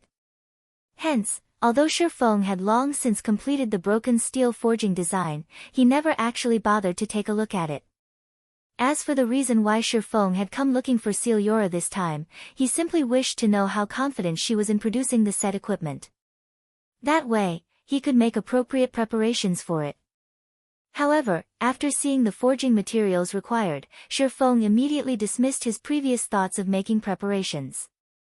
Just collecting a single set of materials was nigh impossible, not to mention collecting a second set. Previously, Shifeng had spent hundreds of gold just to produce 21 mana stones. Now, the set equipment actually required 300 mana stones. That was a few thousand gold, at least. However, even if he did manage to obtain the 300 mana stones, Eternium was something much rarer and more precious than even mana stones. Countless master forgers dreamt of obtaining even just one piece. Yet, the set actually needed 12 to produce.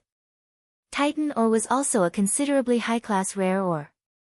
At this stage of the game, nobody was capable of mining such an ore yet. As for the elemental source crystals, they were all materials highly sought after by master alchemists. Their preciousness and rarity were not one bit lower than Eternium. Meanwhile, the most inconceivable thing was that the broken steel set equipment actually required a nucleus of life.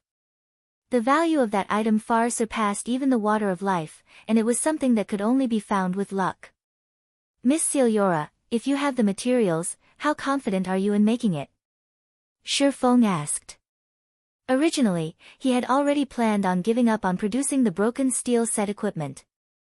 However, after giving it some thought, he still chose to inquire. You really have the materials?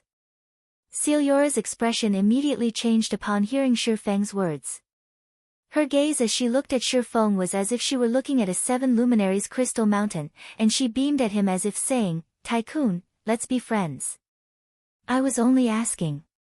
Shi Feng smiled bitterly, shaking his head. Even if he sold everything in his possession right now, including himself, he still wouldn't be able to gather all the required materials. Around 20%. If you give me more time to practice, I can raise it to 30%. Celiora rolled her eyes at Shi Feng, feeling slightly disappointed. However, her interest in producing the broken steel set equipment still burned brightly. 30%? Shi Feng had also made his own estimations before. It would be extremely fortunate if Celiora could have a 20% success rate. Most likely, only a few NPC Grandmaster Forgers could actually achieve a 30% success rate.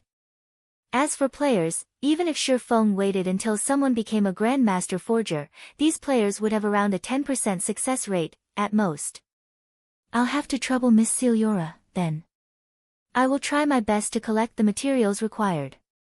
Since you have entrusted this task to me, I will continuously research this forging design, while you gather the materials. As for the cost of making it, I won't charge you anything if it is unsuccessful, Celiora said happily.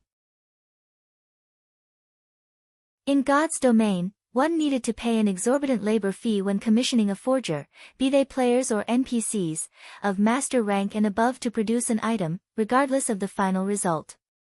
Now, however, Celiora offered not to charge him should she fail. It could be seen just how happy Celiora was right now. System, Celiora's favorability towards you has increased by 100. Currently, Shi Feng was in no hurry to produce the broken steel set equipment. After all, even if it was produced, he did not possess the attributes needed to equip it. In order to do so, he needed to be above level 50 at the very least. During this period, he could slowly gather the required materials. Following which, Shi Feng left the broken steel forging design at Celiora's place to allow her to properly study it.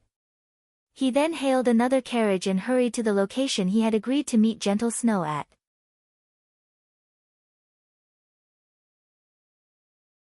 Chapter 396, Powerful Aid.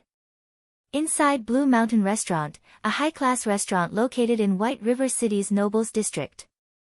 As White River City's upper-class area, the cost of living here was very high. It was a place that ordinary players rarely visited. At this moment, however, there were actually 3 players, 2 women and 1 man, sitting under one of the outdoor gazebos of Blue Mountain Restaurant.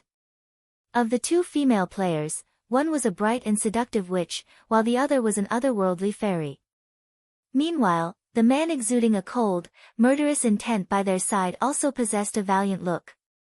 With his combination of a handsome face and frosty personality, many young ladies would definitely fall prey to him. Snow, you can tell me who it is now, right? Just who is that mysterious person you called for? Zhao Yueru whispered as she shifted closer to Gentle Snow's side, the expression on her face saying, I won't tell anyone else. Don't worry. You yourself have met that person before. In any case, he'll be here in just a moment. Gentle Snow smiled faintly. I know them. Zhao Yueru immediately started searching her memories, trying to recall all the experts she had met. However, taking into consideration the severity of the matter this time, she dismissed the large majority of them. In the end, she still shook her head and gave up. She truly could not figure out just which amazing character her friend had invited. If Zhao Yueru had to point out an amazing character she had personally met before, then that would be Star Moon Kingdom's #1 expert, One-Hit Azura Black Flame. However, as the guild leader of Zero Wing, Black Flame was obviously not suitable this time. If they really were to invite him, those people might even disagree to hold the match and make up even more excuses. There were countless players in God's domain. Meanwhile, Black Flame managed to obtain the rank of 481 on the God's Domain experts list, as well as being given the title of Azura by the Secret Pavilion. Let alone a single Star Moon Kingdom, there were only a few players throughout the entire God's Domain stronger than Black Flame. Looking at Zhao Yueru's defeated expression, Gentle Snow could not help but curl her lips up even higher. If not even Zhao Yueru, someone who was extremely familiar with her, could guess the identity of the person she invited, then it was even more impossible for those people. Most likely, even if she were to reveal that person's name, those people would not know anything about that person either. Listening in on Gentle Snow and Zhao Yueru's conversation, the aloof-looking man's curiosity reluctantly grew as well. The operation this time needed to be kept a secret. It was something that should not be told to outsiders. At the same time, this operation was of utmost importance to Gentle Snow. Yet, Gentle Snow had done the unthinkable. She had actually requested the help of an outsider instead of choosing an expert subordinated to her. This decision had inspired both confusion and curiosity in him with regard to the expert who would arrive in a moment. Fierce, why didn't Nimble Snake come with you? Gentle Snow asked, shifting her gaze to the impassive youth beside her. The reason why Ouroboros was able to become a dominant force in the virtual gaming world was mainly due to a few reasons. Other than its founding members, guild leader, branch leaders, and elders, it also had the 32 advocators and the 12 apostles. The last two groups of players were carefully chosen from the large number of experts within the god-slaying army, and they could be said to be the strongest combat power of Ouroboros. This was especially true for the 12 apostles. Each and every one of them possessed strength that not even Gentle Snow herself could casually dismiss. Meanwhile, the cold youth before her was one of the 12 apostles, Fierce Snake. The Nimble Snake she mentioned was also one of the 12 apostles. However, Nimble's strength was still a cut above Fierce. Among the 12 apostles, Nimble was also ranked close to the top, and he was one of the key figures for the operation this time around. Nimble said he had something to take care of, so he might come a little later. However, he is always punctual, so you can rest assured, Big Sis Snow. Not to mention, the operation this time is of such importance, Fierce Snake assured. Gentle Snow nodded in reply. Gentle Snow had nurtured quite a few confidants in Ouroboros. Apart from the apostles, she had also nurtured a few among the advocators. However, the operation to be carried out later required someone with top-notch combat power. Although the advocators were also very strong, they were still not comparable to the apostles. She could not afford to be careless in the operation this time. If she failed, the results would be irreversible, hence why she had called for Fierce Snake and Nimble Snake. In addition, out of worry that her plan might fail due to unforeseen circumstances, she had even invited Yifeng. After Gentle Snow's group of 3 chatted for a while, a man wearing a black cloak came walking over. Zhao Yueru, who had originally been idle and bored, immediately widened her eyes in shock upon seeing who was approaching. Unable to help herself, she said, Snow, don't tell me he's the person you invited. Of course. Who else do you think I would invite? Gentle Snow chuckled lightly as she stood up to welcome that ordinary-looking man. Meanwhile, the identity of this ordinary-looking man was none other than Shifeng. Zhao Yueru possessed a certain understanding of Yifeng's strength. Although she felt a little hatred for the man, she could not help but admit that Yifeng was indeed very strong. If it were any other person, they would definitely be fooled by that ordinary appearance and aura of his. In fact, she, too, had suffered under a similar misconception. However, as someone who had personally witnessed Yifeng's strength, Zhao Yueru knew that he was definitely not the slightest bit inferior to them. From the dungeon raid, the previous few battles, as well as the fact that he was the first player to enter White River City, all of these clearly proved how strong Yifeng was. However, because of Black Flame's sudden celebrity, Yifeng's existence had slowly disappeared from everyone's minds. Even Zhao Yueru herself had nearly forgotten that there was still this hateful person. "Miss Snow, may I know why you have called me here this time?" Shi Feng was somewhat curious about the reason for Gentle Snow's latest invitation. Previously, Gentle Snow had always been tight-lipped on the matter, so Shi Feng had not asked about it. Now that the operation was set to begin, he needed to at least understand what they were to do.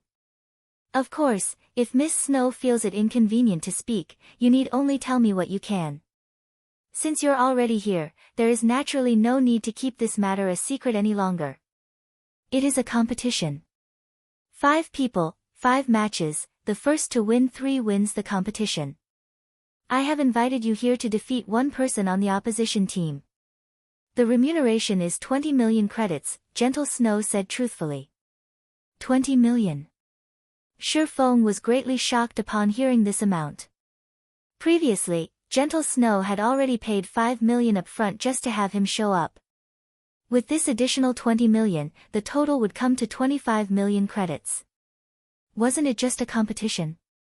Was there a need to be so extravagant? There were countless people in the world who could not earn 1 million credits even after working for their entire lives. Yet, with just a few words, Gentle Snow had casually spent tens of millions. Comparisons were indeed odious. Originally, Shi Feng had thought he could be considered a relatively wealthy person. Now, in comparison to Gentle Snow, he was practically a pauper. Of course, 20 million is just the basics. Depending on the opponent's strength, I can further increase the remuneration. Gentle Snow nodded. "Okay, I accept this condition."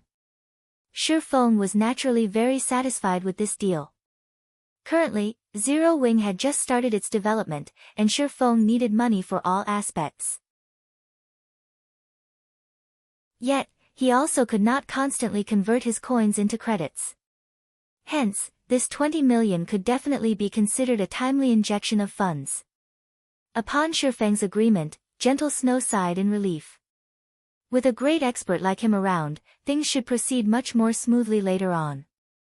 However, before she even had the time to feel joyous, she suddenly received a message. When she read this message, her expression immediately turned grim. At this moment, everyone beside Gentle Snow could feel a bone-chilling aura emanating from her.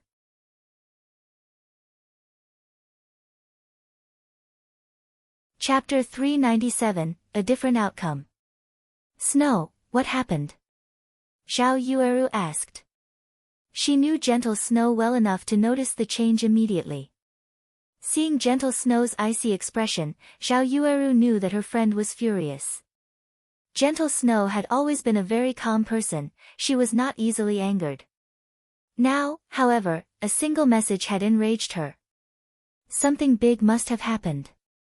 Even Shi Feng, who was not particularly familiar with Gentle Snow, could tell that the woman was furious. However, as an outsider, it was not appropriate for him to ask. After reading the message, Gentle Snow first felt anger, but soon, she seemed to deflate. Seeing this, Shi Feng could tell that Gentle Snow wanted to say something but struggled with how to express her thoughts. There are many challenges throughout life, and for most, one must face them alone. In the end, Gentle Snow revealed a faint smile as she forwarded the message to Zhao Yueru. "Nimble snake. This inhuman, heartless animal. To think that we took care of him when he was at his lowest, provided him with resources, and even helped him become one of the 12 apostles of Ouroboros, yet he actually became someone else's lapdog. The next time I see him, I will break all 3 of his legs." Zhao Yueru bellowed the moment she finished reading the message. "Big Sis Yueru, maybe this is a misunderstanding." Big Sis Snow taught and nurtured him personally, they're nearly blood siblings.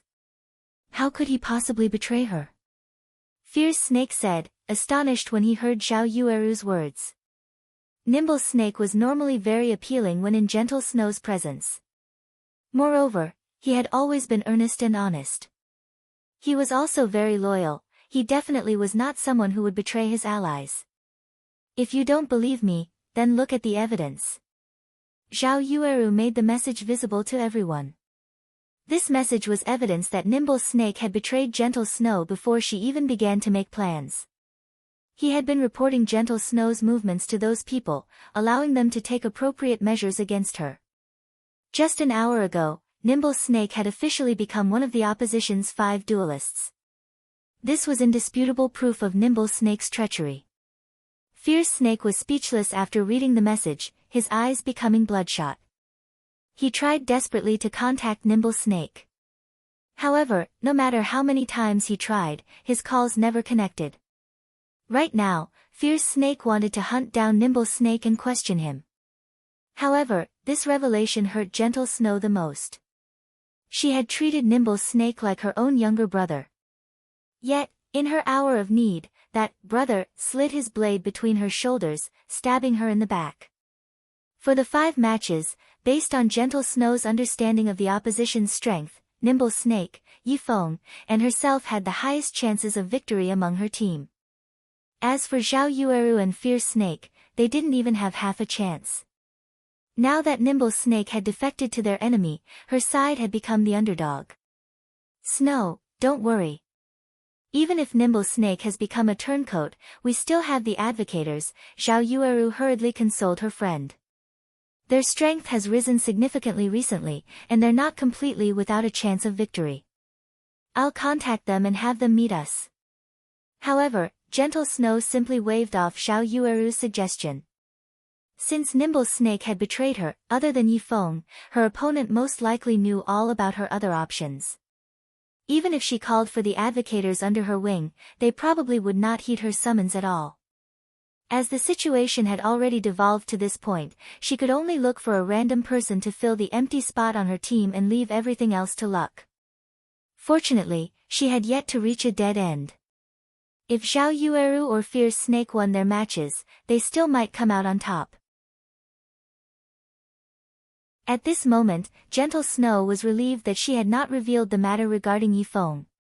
Otherwise, their position might be unsalvageable. Witnessing this from the side, Shifeng suddenly thought of Gentle Snow's sudden departure from both Ouroboros and God's domain in the past. At that time, the Snow Goddess had suddenly disappeared from God's domain, creating a commotion throughout the virtual gaming world. Everyone knew of her disappearance in the past. However, nobody had known what exactly had happened to cause Gentle Snow's sudden departure. Now that Shifeng thought about it, Gentle Snow's departure might very well have had something to do with strife within Ouroboros. Meanwhile, considering the situation, something that should not have happened for another 2 years had arrived ahead of time. Just what is going on here? Originally, Shifeng had avoided obtaining the first clear of the Land of Death precisely because he was afraid of altering too much of history, making it more difficult for him to control the flow of events. However, the butterfly effect had still occurred. Moreover, history was even rapidly evolving in the worst possible way. If Gentle Snow left the virtual gaming world right now, Zero Wing would lose a reliable ally. Meanwhile, the other guilds would begin to target Zero Wing. This was not a future Shifeng wished to see. Since history's development was already out of his control, Shifeng no longer intended to suppress himself. He might as well alter history further and open a better path for himself in the future. While Zhao Yueru attempted desperately to contact people and Gentle Snow planned to look for a random substitute, Shifeng suddenly walked up to them. "Miss Snow, if you need an expert, I can recommend one," Shifeng said. Gentle Snow's eyes immediately lit up upon hearing Shifeng's words.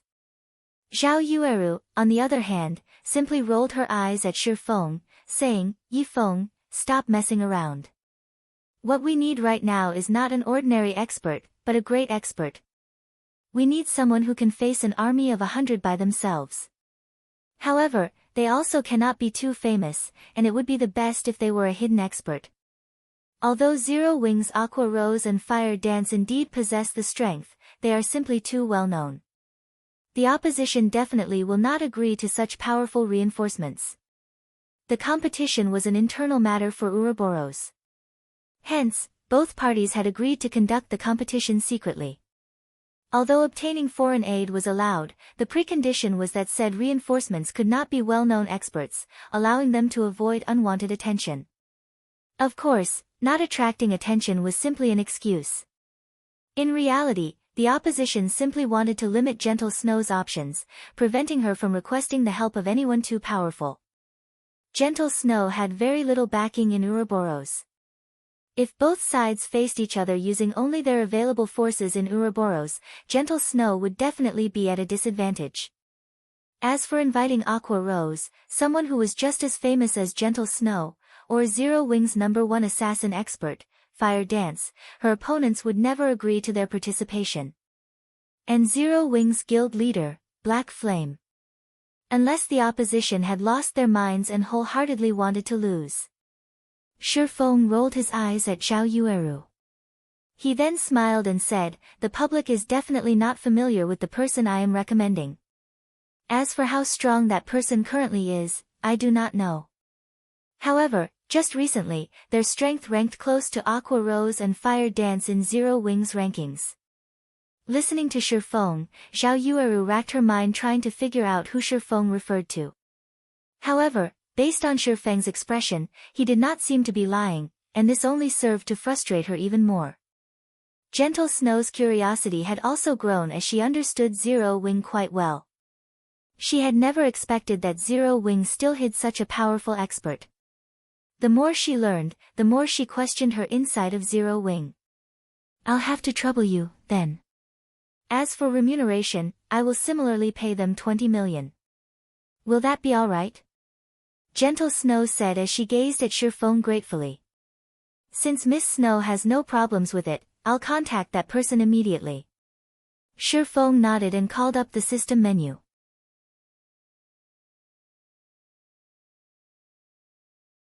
Chapter 398, Underground Arena.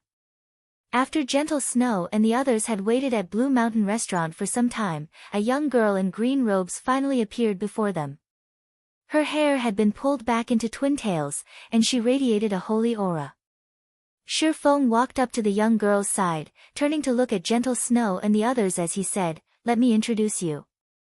This is Violet Cloud, a healer of Zero Wings core team." Violet Cloud grew nervous as Gentle Snow and the others stared at her. Lowering her head, she softly muttered, "Hello." Gentle Snow's team was stunned. The great expert Shifeng talked about was actually a young girl. Moreover, she was a cleric. She was only level 22, the same as Shifeng. As a great expert, Violet Cloud's level was somewhat low. After all, they were all level 24. Although a 2-level gap was not considerably large, when experts fought, this little gap might lead to a loss. Such incidents were common in God's domain. Moreover, it was common knowledge that, although clerics had a certain amount of combat power, compared to other classes, they were, by far, inferior. Violet Cloud might possess excellent combat techniques, but that would only work against ordinary players. If she fought an equally skilled expert with a pure combat class, Violet Cloud had no chance of obtaining victory. Zhao Yueru immediately shot a hateful glare at Shifeng. Originally, she had thought Shifeng's behavior had changed for the better. However, she now discovered that she had been greatly mistaken. Shifeng simply did not have a bottom line. Even during such a crucial time, he still had the audacity to make fools out of them. Did he really think they were going up against a bunch of noobs? However, just as Zhao Yueru was about to give Shifeng a piece of her mind, Gentle Snow stopped her. "Since everyone's here, I'll lead the way, then," Gentle Snow said. She then went out to the street and hailed a carriage. In reality, Gentle Snow also thought of replacing Violet Cloud. However, since Shifeng had guaranteed results and she had already arrived, rejecting Violet Cloud would only disrespect Shifeng. In any case, the result would be the same even if she replaced the cleric with a random player. since it wouldn't really matter who took Violet Cloud's place, she might as well humor Shurfeng a little. Shaking his head, Shurfeng could not help but laugh as he watched Gentle Snow's figure board the carriage. He then said, "Violet, I look forward to your performance today." "Yes, sir. I definitely won't disappoint you." Violet Cloud nodded with determination. Following which, the two boarded the carriage as well. Shurfeng was very familiar with Violet Cloud's combat techniques. She was a first-class cleric in Zero Wing. Only, due to the limitations of her initial class, she could not display her strength fully. Now that she had successfully become an Astromancer, however, things had changed. Moreover, until now, Gentle Snow and the others had failed to notice one thing. He and Violet Cloud were no longer Tier 0 players. They were now Tier 1 players. Of course, a player's tier would not reveal itself to a basic identification skill. One required an advanced identification skill. It was also because of this that advanced identification skills became must-have skills later in the game. If one unknowingly provoked a high-tiered player, it would be too late for regrets. After all, the gap in tiers was much wider than the gap in levels. At this stage of the game, players rushed to level up and raid dungeons. It was even more so for the members of the various guilds. Nobody had the time for their class change quests. After all, a basic class change quest required players to invest at least 2 to 3 days. Moreover, class change quests were not easy to complete. On the off chance that they failed, they would have wasted a lot of their time. Hence, everyone chose to level up first and upgrade their equipment so that they would have a much easier time with their class change quests in the future. Even a great expert like Gentle Snow was of the same mind. There was also another reason why nobody was in a hurry to challenge their class change quest. Everyone still lacked a clear understanding of Tier 1 classes. They did not know just how much of an improvement a Tier 1 class could provide. Hence, none of the guilds in God's domain were in a hurry to push their members to complete their class changes. They all focused on claiming the first clear of dungeons, setting aside their class changes for now. 2 hours later, Gentle Snow led everyone to Star Moon City's underground arenas. The underground arena was a holy land for players who loved PvP. During the later stages of the game, it was also a place to make a lot of money. Countless players would come to watch the fights here, and many of these spectators would bet on their favorite players. Meanwhile, the winners could receive a commission from the bets. The underground arena was also separated into a few different areas. There was the basic area, advanced area, and special area. Meanwhile, the commission players could obtain and the conditions to enter each zone were different. In the basic area, any player could enter to watch or participate in the fights. The advanced area was slightly different. If players wished to watch the fights there, they needed to pay a small fee. Meanwhile, if one wished to participate in the advanced area, they needed to face a minimum of 20 opponents in the basic area and win 80% of their matches. Victors in the advanced area would receive a commission of 1%. In other words, they would receive 1% of the total bets placed on their match. If a lot of players gambled on the fight, it would serve as a hefty income. Lastly, the victor would also receive 10% of the entrance fees. The special area had an even higher entry requirement. First, the entrance fees were much higher for the special area. As for players who wished to join the fights, they needed to have a minimum of 20 matches in the basic area under their belts and have won 90% of their battles. However, there was another option for players to become participants in the special area, the system's test. The system had to determine a player was an expert before they could fight in the special area. Meanwhile, victors would receive a 3% commission in addition to 30% of the entrance fees. In the basic area, advanced area, and special area, there was one more difference between them, the size of the arenas. Each of the arenas in the basic area could only house up to 300 people, while the advanced area could house up to 1,500 people, and the special area could house up to 10,000 people. As long as a player had sufficient strength, they could make a lot of money in the underground arenas. In the past, Shurfeng had earned quite a lot from this place. At this stage of the game, although the underground arenas were not particularly popular and many of the rooms were empty, one could already see signs of prosperity in this place. In a few months, this place would definitely become very lively. Basic Room 29. This should be it. Gentle Snow looked at the number plate hanging on the door before opening it. Inside the room, over 30 players had already gathered. These players all possessed very high levels. The lowest among them was level 23, while the highest was level 25. None of these players were ordinary. Nimble Snake, you traitor. You dare to show your face here. Have you forgotten who it was that helped you to achieve the wealth and status you possess today? Zhao Yueru's temper exploded the moment she saw a simple-looking youth standing among the crowd. That simple-looking youth was none other than the person Gentle Snow had spared no effort in cultivating, Nimble Snake. He was a level 24 assassin, and currently, he was fully armed with the level 20 Crimson Blood set equipment, a secret silver set equipment meant for assassins. In response to Zhao Yueru's curses, Nimble Snake remained calm as he swept a glance at Shurfeng and Violet Cloud. He then laughed coldly and said, Zhao Yueru, I admit that Gentle Snow has treated me well these past few years.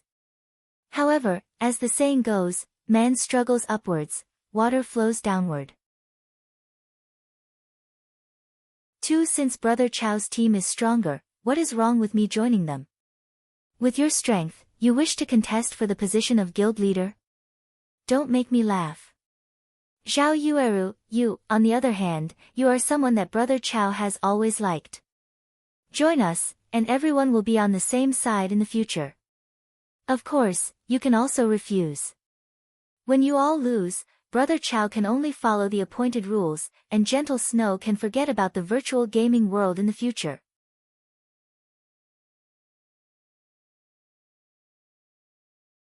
Chapter 399, Death Mode. Although Nimble Snake's voice was soft, his tone was sharp and unquestionable. Gentle Snow frowned upon hearing Nimble Snake's words, a cold glint flashing in her eyes. Chao Qinghua actually targeted Zhao Yueru for his own team. However, when Gentle Snow considered the matter, she could not find anything strange about Chao Qinghua's actions. Zhao Yueru's potential and strength were both very high. In the past, Zhao Yueru had been uninterested in virtual reality games and had only started gaming due to her unyielding insistence. Meanwhile, despite never training seriously, Zhao Yueru's strength had reached frightening levels. Zhao Yueru's talent was obvious to anyone who had seen her fight. If Zhao Yueru had bothered to put more effort into her training before this, very few in Ouroboros would have been a match for her. At this moment, a majestic-looking middle-aged man walked out from the crowd. Upon seeing this man, everyone among the crowd respectfully moved aside. This man was none other than Ouroboros' acting guild leader, Chao Qinghua. Even looking at him from afar, they could clearly feel the pressure Chao Qinghua emitted from his gaze alone. Chao Qinghua felt like a ferocious beast. Chao Qinghua was currently level 24, and he was fully armed with the level 20 Wind Roar set equipment, a secret silver set equipment meant for berserkers. On his back, he carried a greatsword that was as tall as he was. The greatsword was the Iron Cutter, and it was one of the few dark gold weapons in Star Moon Kingdom. Enough. Nimble Snake, you've said too much. Chao Qinghua reprimanded as he shot a glance at the assassin. Yes, guild leader, Nimble Snake self-consciously retreated behind Chao Qinghua and fell silent, gazing at his guild leader with reverence. Yueru, I hope that you will consider your options carefully. You will not have a future if you stay by Gentle Snow's side. Only by joining my team will you have a bright future in God's domain, achieving your dreams. With a charming smile, Chao Qinghua tried to persuade Zhao Yueru. Forget it. I will never join you, Zhao Yueru snapped, hatred coloring her expression as she sneered at Chao Qinghua. The battle hasn't even begun yet. The winner and loser still haven't been determined. If we lose, I will leave the virtual gaming world with Snow. Yueru. Gentle Snow's heart was moved. Humph. It seems you refuse to see things my way until you face reality. With just your 2 level 22 aids, even I feel sorry for you. Nimble Snake snorted and laughed disdainfully. Originally, Xiao Yueru had wanted to refute Nimble Snake's words, but when she saw Chao Chenghua's team members and looked at her own team, they truly were a pitiful sight. Chao Chenghua's team consisted of 4 level 24 players. Other than Chao Chenghua and Nimble Snake, there was Ouroboros's third branch leader, Blackheart Arrow, and the strongest member of the 12 Apostles, Soaring Snake. As for Chao Chenghua's last team member, he was a level 25 shield warrior who had hidden his identity behind a black cloak. Initially, Xiao Yueru still had some hope for victory. However, after seeing Chao Chenghua's team, other than Blackheart Arrow, whom she had a 40% certainty of defeating, her chances of defeating the other 4 were less than 30%. Moreover, Chao Chenghua's team also had Soaring Snake. Even Gentle Snow only possessed slightly more than a 50% chance of victory against him. Since everyone has arrived, this competition will be overseen by us elders. There are a total of 5 matches in this competition. The first to claim 3 victories will win. The victor will become Ouroboros guild leader, while the loser will leave God's domain forever. The main God system has already accepted this condition. In addition, the arena has been set at death mode. A match will conclude only after one side has died. Before entering the arena, either side can choose to forfeit. That way, even if it is a loss, you won't have to suffer the penalty of death mode. If no one has any issues, you too can check the agreement. The main God system will bear testimony to this agreement. After agreeing, you can start drawing the lots for the battle. Gentle Snow and Chao Chenghua nodded, confirming their agreement. Neither side really cared about the arena being set to death mode. Originally, players fighting in the underground arenas would not die even when defeated. Their HPs would stop decreasing after reaching 1. However, players could also enable death mode. This mode of battle was the equivalent of PvP out in the field, and players would suffer the same penalties for death, losing 1 level and dropping 1 random piece of their equipment. They would also randomly lose some skill proficiency points. The only difference about death mode was that a player's crime value would not increase for killing their opponent. Meanwhile, Shifeng, who stood by the side, finally understood what was going on after listening to Ouroboros's elder's explanation. It turned out that Gentle Snow's mysterious departure in the past had been because of this competition. It was also obvious that Gentle Snow had lost the competition in the past. As for why she had lost, Shifeng could see that, as well. With a treacherous bastard like Nimble Snake stabbing her in the back at the most crucial of moments, how could Gentle Snow possibly walk away victorious? Seeing the predicament Gentle Snow was in, Shifeng suddenly thought of himself. Gentle Snow had only fallen to her current predicament because of her bad judgment of people. Shifeng had suffered a similar fate in the past. After campaigning for a decade in God's domain, instead of suffering defeat at the hands of his enemy, world dominators, his own people got rid of him. It was truly laughable. Just as Shifeng recalled his past, the level 25 shield warrior on Chao Chenghua's team finally removed his cloak and revealed his true appearance. Why is he here? Disbelief filled Shifeng upon seeing this shield warrior's identity. This shield warrior was War Wolf. Shifeng had met him once in the past, and the man had left a very deep impression on Shifeng. He was definitely a top-tier expert, and even Shifeng had wanted to recruit him. However, War Wolf, at that time, had hated guilds deeply, so Shifeng had no choice but to give up on his endeavor. Hence, he was greatly surprised that War Wolf had actually shown up as foreign aid for Chao Chenghua. War Wolf's appearance also shocked Gentle Snow. She had previously tried to recruit War Wolf back in White River City. However, the middle-aged man had rejected her, and after that, they both went their separate ways. As for how strong War Wolf was, even Gentle Snow herself was unsure. However, seeing that even the usually arrogant Soaring Snake and tyrannical Chao Chenghua showed him respect, it clear that something was amiss. After observing War Wolf for some time, Gentle Snow's gaze suddenly turned solemn. She could feel War Wolf's body radiating a sense of extreme danger. This was something that she had never felt before, even from Soaring Snake. Although Gentle Snow wished to oppose War Wolf's participation, until today, War Wolf had been utterly unknown in God's domain. Hence, arguing the matter wouldn't do any good. Compared to Gentle Snow's grave expression, Chao Qinghua currently appeared carefree. What is with Gentle Snow? I thought she would have invited some powerful experts, yet, she actually invited 2 level 22 players. One of them is even a cleric. What a disappointment, the elementalist, Soaring Snake, commented. Before Gentle Snow's team had arrived, he had planned to let loose, displaying his full might. Now that he was looking at them, however, it would seem that he would not get the chance today. Perhaps my departure had dealt too big of a blow to Gentle Snow, so she simply found a few people to fill the gaps. Otherwise, why would she even invite a cleric? Nimble Snake laughed, mocking the other team. Right now, the only threats are Gentle Snow, Zhao Yueru, and Fierce Snake.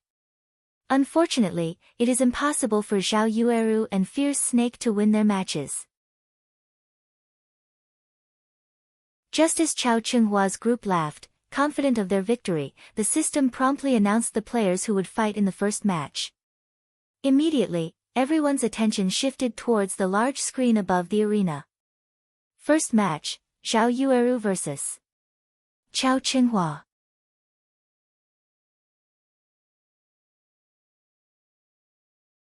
Chapter 400, A Strange Blow. After the system revealed the first set of opponents, Zhao Yueru and Chao Qinghua promptly entered the arena. Zhao Yueru was an elementalist, while Chao Qinghua was a berserker. In terms of levels and equipment, both were evenly matched. Though Chao Qinghua was slightly superior to Zhao Yueru regarding techniques, Zhao Yueru had the class advantage in this matchup.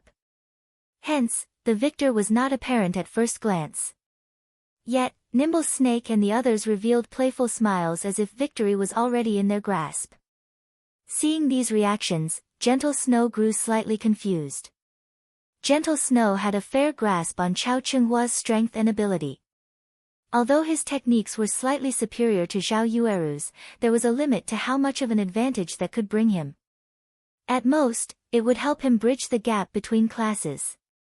Hence, it would not be easy for Chao Qinghua to obtain a victory. Yet, why were Nimble Snake and the others behaving so confidently? Yueru, be careful. Chao Qinghua seems odd today. Don't let him approach you, no matter what. Gentle Snow secretly sent a whisper to Zhao Yueru. Amichum, I understand. Don't worry. For the competition, I prepared and completed a high-level quest, obtaining a powerful skill. I will definitely make Chao Qinghua suffer, Zhao Yueru replied with a carefree smile. Although Zhao Yueru appeared relaxed at the moment, inwardly, she was on full alert. Although her match was only the first in this 5-round competition, it was also a crucial fight. If she won, then their chances at winning this entire competition would increase beyond 50%. Big Brother Yifeng, is that Chao Qinghua an amazing expert? Violet Cloud asked when she saw the confident Chao Qinghua. He is an expert. However, he doesn't have what it takes to defeat Zhao Yueru with a 100% certainty. After all, other than mentality, there are other factors that can contribute to the result of a battle. Shifeng shook his head. In the past, Chao Qinghua had been the guild leader of Ouroboros. Meanwhile, Ouroboros had been a guild that mainly focused its development in Star Moon Kingdom. Hence, as the guild leader of Shadow back then, Shifeng had collected plenty of information on Chao Qinghua, and he had an acute understanding of Chao Qinghua's strength. While Shifeng and Violet Cloud secretly conversed, the battle at the arena had begun.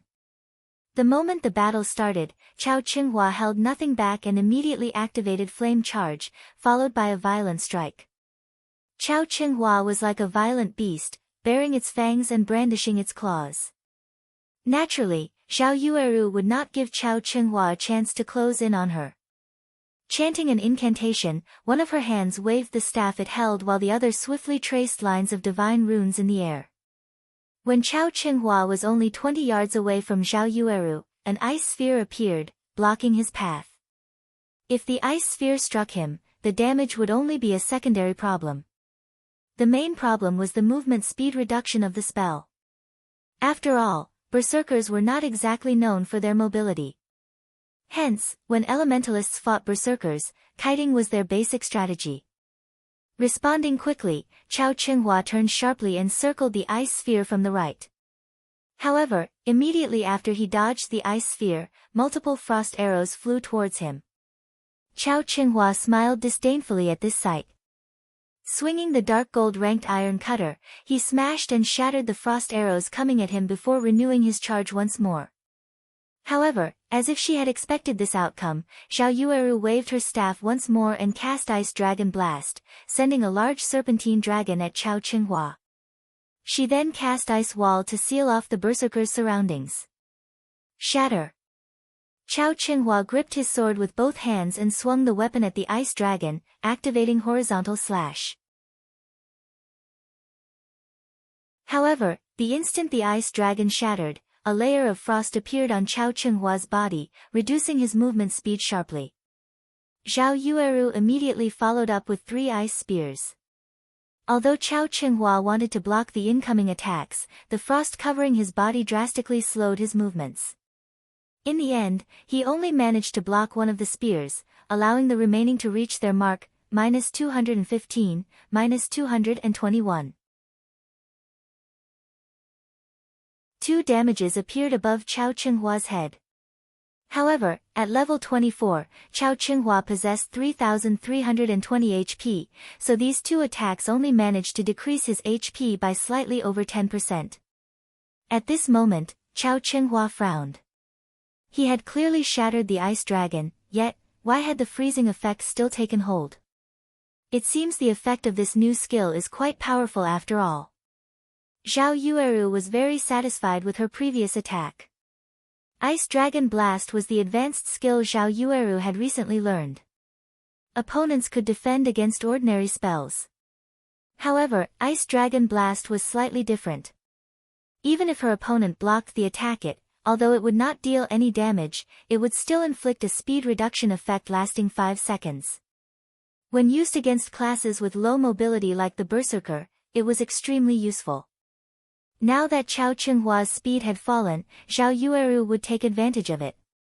First, she cast Frozen Circle, freezing the slowed Chao Qinghua. A magic array then appeared by Zhao Yueru's side, and 5 fireballs the size of washbasins circled the elementalist. Go! Zhao Yueru cast Flame Barrage and bombarded Chao Qinghua with attacks. Ice Spear was a fast attack spell. It possessed speed, but not power. Hence, the 2 previous attacks had merely been a scratch to Chao Qinghua. However, Flame Barrage was different. If all 5 fireballs struck the guild leader, he would lose over half of his HP. At this moment, Chao Qinghua was still frozen in place, unable to move. He could not dodge the bombardment of the 5 incoming great fireballs. Good! We've won! Fierce Snake shouted excitedly. Just before the 5 great fireballs struck Chao Qinghua, however, the berserker's skin suddenly flushed red, and his body seemed to grow. The layer of frost binding his legs instantly shattered. Nobody would have thought that Chao Qinghua had learned a control removal skill. In the next moment, Chao Qinghua released a thundering roar. He then brandished his great sword with both hands as he charged at the nearest great fireball. With a slash of his sword, Chao Qinghua split the spell in half. Meanwhile, the remaining 4 great fireballs merely rubbed past Chao Qinghua's body, each dealing slightly over -100 damage. After breaking through Zhao Yueru's Flame Barrage, the distance between Chao Qinghua and Zhao Yueru was only 8 yards. Launching himself into the air, Chao Qinghua activated Death Leap and arrived by Zhao Yueru's side. He followed up with a thunderclap before twisting his body and using Cleave. In a panic, Zhao Yueru hurriedly used Blink. However, she was too late. Not only had Thunderclap reduced her speed, but she also took the full brunt of Chao Qinghua's Cleave. Instantly, Zhao Yueru's HP of over 2,600 points fell to around 1,700 points. Fortunately, Zhao Yueru had kept Magic Shield active, absorbing a certain amount of damage. Otherwise, Chao Qinghua's cleave would have destroyed at least half of her HP. However, just after Zhao Yueru used Blink to pull a distance of 15 yards between Chao Qinghua and herself, the Berserker used Charge for the second time, approaching the Elementalist at high speeds. Zhao Yueru waved her staff, sending out multiple ice spears. Facing these attacks, Chao Qinghua had no choice but to defend himself with his greatsword, slowing him down. Meanwhile, Zhao Yueru took this chance to widen the gap between them further, not forgetting to use control skills like Ice Wall and Ice Sphere while she made her escape. However, due to the debuff from Thunderclap, Zhao Yueru's movement speed had greatly reduced. Meanwhile, ever since Chao Qinghua's body had increased in size, he had been able to shrug off control effects. After fending off Zhao Yueru's attacks, he charged at the Elementalist and activated Trisecting Slash. 3 crescent-shaped blades of light flew at Zhao Yueru. Zhao Yueru used Frost Shield to block the attacks, taking the chance to jump away and dodge Chao Qinghua's Trisecting Slash.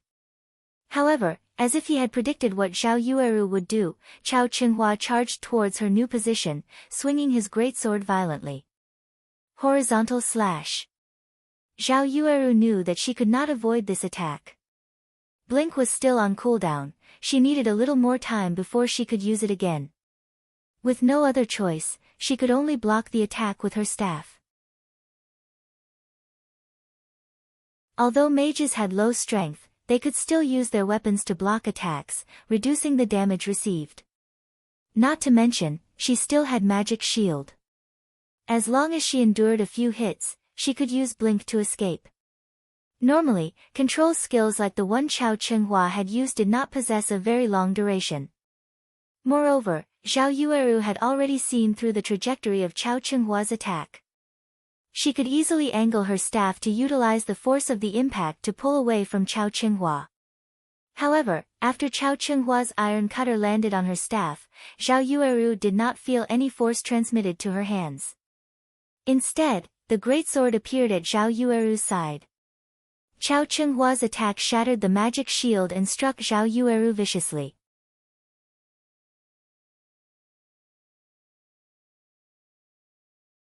Chapter 401, Omnivision. What happened? Gentle Snow, who watched the fight from the spectator stands, focused on Chao Qinghua, her mind replaying Chao Qinghua's last attack. No matter how she looked at it, Zhao Yueru had blocked the attack. Yet, somehow, Chao Qinghua's sword had appeared somewhere completely different. It was like a magical sword. Zhao Yueru was just as confused. She could not understand what had happened. However, she no longer had the time to think on it. Chao Qinghua's attack dealt -1,241 damage, reducing Zhao Yueru's originally low HP to 470 points. If she suffered another attack, she would die.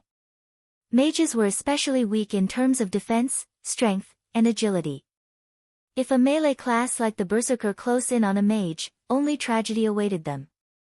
Zhao Yueru instinctively used Flame Circle, a type of instantaneous activation spell. Immediately, a ring of flame expanded outwards, forcing her enemies to retreat. Chao Qinghua remained unfazed by the incoming flames as he swung his greatsword down at them. Boom! Chao Qinghua's greatsword sliced apart the ring of flame. However, he was still forced to take a step back due to the resulting impact, abruptly stopping his attack momentum. Taking this chance, Zhao Yueru retreated while pelting Chao Qinghua with frost arrows. Don't even think of escaping. Chao Qinghua roared. Enduring the attacks from the frost arrows, he sent a horizontal sweep at Zhao Yueru. Zhao Yueru used her staff to defend once more. This time, Zhao Yueru focused on the great sword, devoting her full attention to determining the weapon's trajectory. Just as Iron Cutter was about to land, Zhao Yueru quickly shifted her staff to block the attack. Chao Qinghua, however, simply revealed a mocking smile as he focused all his power into his slash. Once again, something strange occurred. Chao Chenghua's iron cutter suddenly disappeared before reappearing and striking Zhao Yueru's blind spot. Before Zhao Yueru realized what had happened, her body was on the ground, her vision darkening. Zhao Yueru, do you understand now?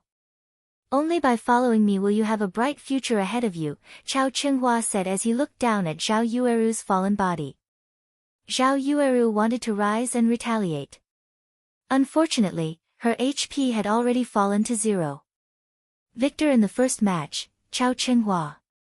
Meanwhile, not only had Zhao Yueru lost a level after dying, but she had also dropped a piece of her equipment and lost a significant amount of skill proficiency. After resurrecting, Zhao Yueru walked up to Gentle Snow, her disappointment written all over her face. Feeling deeply ashamed, she said, "Snow, I'm sorry." Her loss had undoubtedly increased the burden on the later fights. After all, out of the next 4 matches, they needed to win 3 to win this competition. It's not your fault. Chao Chenghua hid his strength too well. Not only did he learn a control removal skill, but he also learned a new, mysterious skill. There is nothing wrong with losing to him, Gentle Snow comforted. Leave the rest to me. Pmichum. Zhao Yueru silently nodded, her eyes shining with unshed tears. Although Gentle Snow had consoled her, she could not forgive herself. What frustrated her the most was the fact that she didn't even know how she had lost. Shi Feng, who had observed the fight from a distance, was similarly surprised. Since when had Chao Chenghua become so strong? Thinking back to Chao Chenghua and his team's expressions, Shi Feng finally understood why they had been so confident in Chao Chenghua's victory. Big brother Yifeng, do you know what sort of skill this Chao Chenghua used? Even after watching the match, I still failed to discern the attack pattern of that strike of his.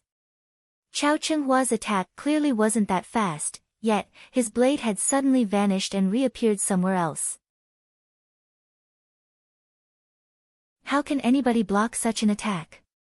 Violet Cloud was curious about Chao Chenghua's previous attacks. If Chao Chenghua possessed such a strange skill, then one could only kite him and kill him from a distance. Did you think that was a skill? Shi Feng chuckled. Was it not a berserker's skill? Violet Cloud asked, surprise filling her face. Shi Feng shook his head, explaining, that isn't an in-game skill. Rather, it is a martial arts technique. A martial arts technique? Violet Cloud gaped.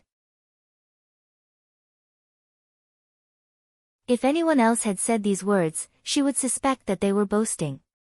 However, if they came from Shi Feng, they must be true. Chao Chenghua used a technique similar to rock-paper-scissors, using scissors before he took action. Zhao Yueru, upon noticing Chao Chenghua was about to use scissors, naturally chose rock. However, before the two clashed, Chao Chenghua suddenly changed to paper. So, Chao Chenghua won, while Zhao Yueru could not figure out how Chao Chenghua had used paper. That's the general idea of this technique. Although it sounds easy theoretically, it is actually quite difficult to pull off. One needs to have learned Omnivision and carefully observe their opponent. However, I'm not referring the ordinary observations we make. One needs to see the whole picture, looking at everything objectively without bias to gain insight into the enemy's actions. When Chao Chenghua had attacked earlier, he had analyzed Zhao Yueru's actions, her body's movements, defensive positions, everything.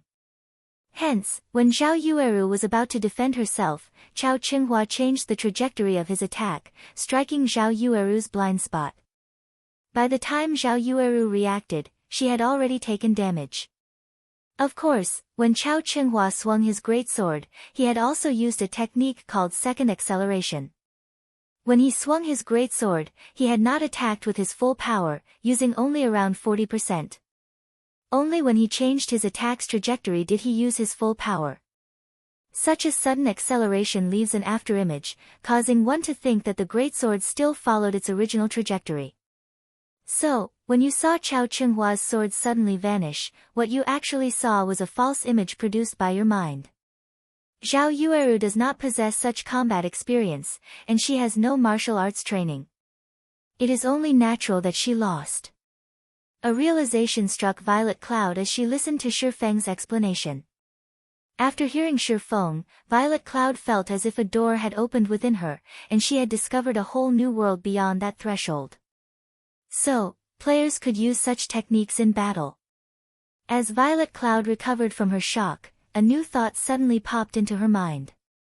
Since Big Brother Yifeng can explain it in such detail, does that mean that Big Brother Yifeng knows how to do it as well? The thought excited the young cleric. As Shifeng and Violet Cloud discussed the fight among themselves, the system revealed the next pair of combatants. Shifeng then shifted his gaze to the electronic display above the arena. Second match, Gentle Snow vs. Blackheart Arrow. Gentle Snow was a berserker, while Blackheart Arrow was a ranger. Comparing classes, berserkers were the more dominant of the two classes. Although rangers had some close combat capabilities, their advantage lay in their ultra-long-range attacks. They were more suited for fighting in jungles or forests. In this arena with limited space and no obstacles to use as a cover, rangers were at a disadvantage. Furthermore, Gentle Snow's techniques were stronger than Blackheart Arrow's. Despite being in such a disadvantageous position, however, Blackheart Arrow was still very calm. There was even a hint of scorn in his eyes, his gaze void of the respect he had shown Gentle Snow in the past. When both fighters entered the arena, the countdown for the battle began. 5, 4, 3, 2, 1. Start. Blackheart Arrow immediately spun around and activated Wind Chaser, intending to increase the distance between him and his opponent. However, Gentle Snow's first attack stunned everyone present.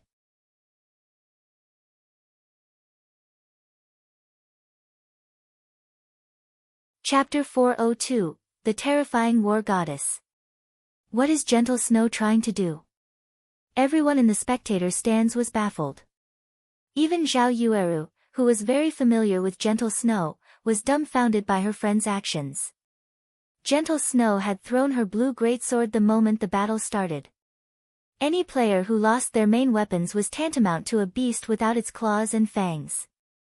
Yet, Gentle Snow took the initiative to discard her main weapon in order to attack her enemy. Berserkers were not ranged fighters. Although the greatsword she threw possessed some power, its attack pattern was very straightforward. The greatsword was not very fast, so players could easily dodge it. Meanwhile, if Gentle Snow lost her main weapon, she could not attack or defend. If she relied solely on a berserker's mobility and dodging capabilities, an expert ranger like Blackheart Arrow could defeat her effortlessly. Zhao Yueru's loss had already forced Gentle Snow to the edge of the cliff, and she could not afford carelessness in the second match. If Gentle Snow lost her match as well, their hopes of victory would be dashed. It seems that Zhao Yueru's loss was quite a blow to Gentle Snow. Why is she acting so impulsively? Many of the elders who silently supported Gentle Snow lamented at this sight. Before this battle had even begun, the victor of both this match and this competition had been determined. If even Gentle Snow lost, the other members of her team didn't have a prayer. The only person who had a chance at victory was Fierce Snake. However, Chao Qinghua still had Nimble Snake and Soaring Snake fighting for him. As for War Wolf, even Chao Qinghua treated the shield warrior respectfully. The man must be astonishingly powerful. In the arena, Blackheart Arrow discovered the blue greatsword soaring towards him. He grinned. Gentle Snow, you're seeking death, don't blame me for being merciless. Blackheart Arrow immediately adjusted his footwork. Sidestepping, he twisted slightly. His movements were incredibly subtle, and his dodging techniques were reminiscent of a martial arts master. In the next moment, Gentle Snow's blue sky flew past Blackheart Arrow, missing his side by a few centimeters. At this moment, Blackheart Arrow revealed a savage expression. Whenever he had fought Gentle Snow in the past, the latter would always beat him into a pulp. Even today, he was not absolutely confident that he could triumph over the Snow Goddess.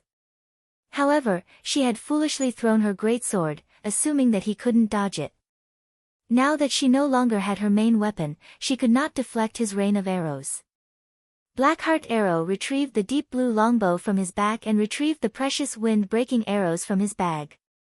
He then knocked the arrows, aimed at gentle snow, and drew his bow into a full moon. Wind-breaking arrows. There was also an additional knockback effect when the arrow hit its target. Furthermore, the bow Blackheart Arrow used, Blue Wings, had an effect that increased an arrow's speed by an additional 15%. Compiling both of these effects, even an agility-focused assassin would struggle to dodge his attacks. At most, they could use their weapons to deflect the arrows. Previously, Blackheart Arrow had tested the wind-breaking arrows with Nimble Snake. Within 20 yards, even with Nimble Snake's skills and extremely fast reaction speed, he could only use his daggers to defend himself against the arrows. Hence, there was no way a low agility and unarmed berserker could protect herself from them. This was one of the reasons why Blackheart Arrow was confident that he would defeat Gentle Snow. Just as Blackheart Arrow was about to fire 3 wind-breaking arrows at Gentle Snow, the Snow Goddess suddenly revealed a faint smile. "Watch how I'll get rid of." Ah! Blackheart Arrow suddenly felt a sharp pain in his back, and he plunged, face first into the ground. A damage of -1,342 appeared above his head, his HP decreasing by almost half. Blackheart Arrow's mind was blank as his body fell to the ground. What happened? Hadn't he been the one attacking? How had he fallen? There was even an additional heavily injured debuff on him now. His movement speed and attack speed had decreased by 20% for 6 seconds. Moreover, by the time he looked up, the blue greatsword Gentle Snow had thrown had somehow returned to her, and the berserker was charging at him. Wasn't that death throw? When did Gentle Snow learn it? Moreover, the skills level has actually reached Tier 1. Is it an innate skill of her weapon? With his wealth of experience, Shi Feng had immediately discerned the skill Gentle Snow had used. Death Throw was not a skill unique to berserkers. Rather, it was a special skill with a 2-staged attack. Those unaware of this skill would simply think that Gentle Snow had thrown her weapon. However, Death Throw basically made her weapon boomerang. Normally, after players dodged the first attack, they would launch a counterattack, failing to notice the second attack from behind. Moreover, Death Throw's second attack contained far more speed and destructive power than the first. At Tier 0, Death Throw would inflict a heavily injured debuff upon hitting the target. It was even more powerful at Tier 1. This 2-staged attack fooled many players, and as a result, they would lose their lives. Blackheart Arrow knew that he was in danger at the moment. However, Gentle Snow was still more than 10 yards from him. Hurriedly, he climbed up from the ground, intending to escape while firing the wind-breaking arrows at Gentle Snow, knocking her back. However, the moment Blackheart Arrow stood, he suddenly discovered Gentle Snow slashing down her blue greatsword despite the distance between them. In the next moment, over a dozen blue wind blades flew towards him. With both his movement speed and attack speed reduced, Blackheart Arrow would have a difficult time blocking or dodging. The ranger immediately released an angry bellow, intending to activate a life-saving skill, Backward Jump. However, why can't I use any of my skills? Blackheart Arrow discovered that he could not use Backward Jump. He then looked at the blue wind blades that were suddenly before him, crying out in confusion. Shwa! Shwa! Shwa! The dozen or so wind blades shredded Blackheart Arrow's body and damages over -300 appeared above his head, one after another. In the end, his HP fell to 0. As the ranger's body transformed into particles of light, a deep blue longbow had been left behind in his place. Victor of the second match, Gentle Snow. Chao Qinghua, his teammates, as well as the elders of Ouroboros standing at the spectator stands, were dumbfounded. Gentle Snow had only used 2 moves to defeat Blackheart Arrow, Ouroboros' third branch leader. It was simply unbelievable. Is this her true strength? Chao Qinghua watched Gentle Snow's figure as she departed from the arena with a grim expression. Fortunately, Gentle Snow's opponent had been Blackheart Arrow, the weakest of the 5 on Chao Qinghua's team. If she had fought anyone else this round, Gentle Snow might have had a chance of becoming the victor of this competition and the guild leader of Ouroboros. Big brother Yifeng, Big sis Snow is so amazing. She took out an expert with just 2 moves. Violet Cloud exclaimed with awe. Indeed. Shifeng nodded, smiling faintly. Blackheart Arrow did not know that, if struck by the Tier 1 death throw, players would also suffer a silence effect, which prevented them from using any skills for a short time. This was why the skill was known as the death throw. Gentle Snow's brilliant victory had undeniably increased the morale of her team. They now only needed to win 2 of the 3 remaining matches. Moreover, Gentle Snow's intense domination had given the opposition some pause. Just as Zhao Yueru and Fierce Snake celebrated Gentle Snow's victory, the next combatants were announced.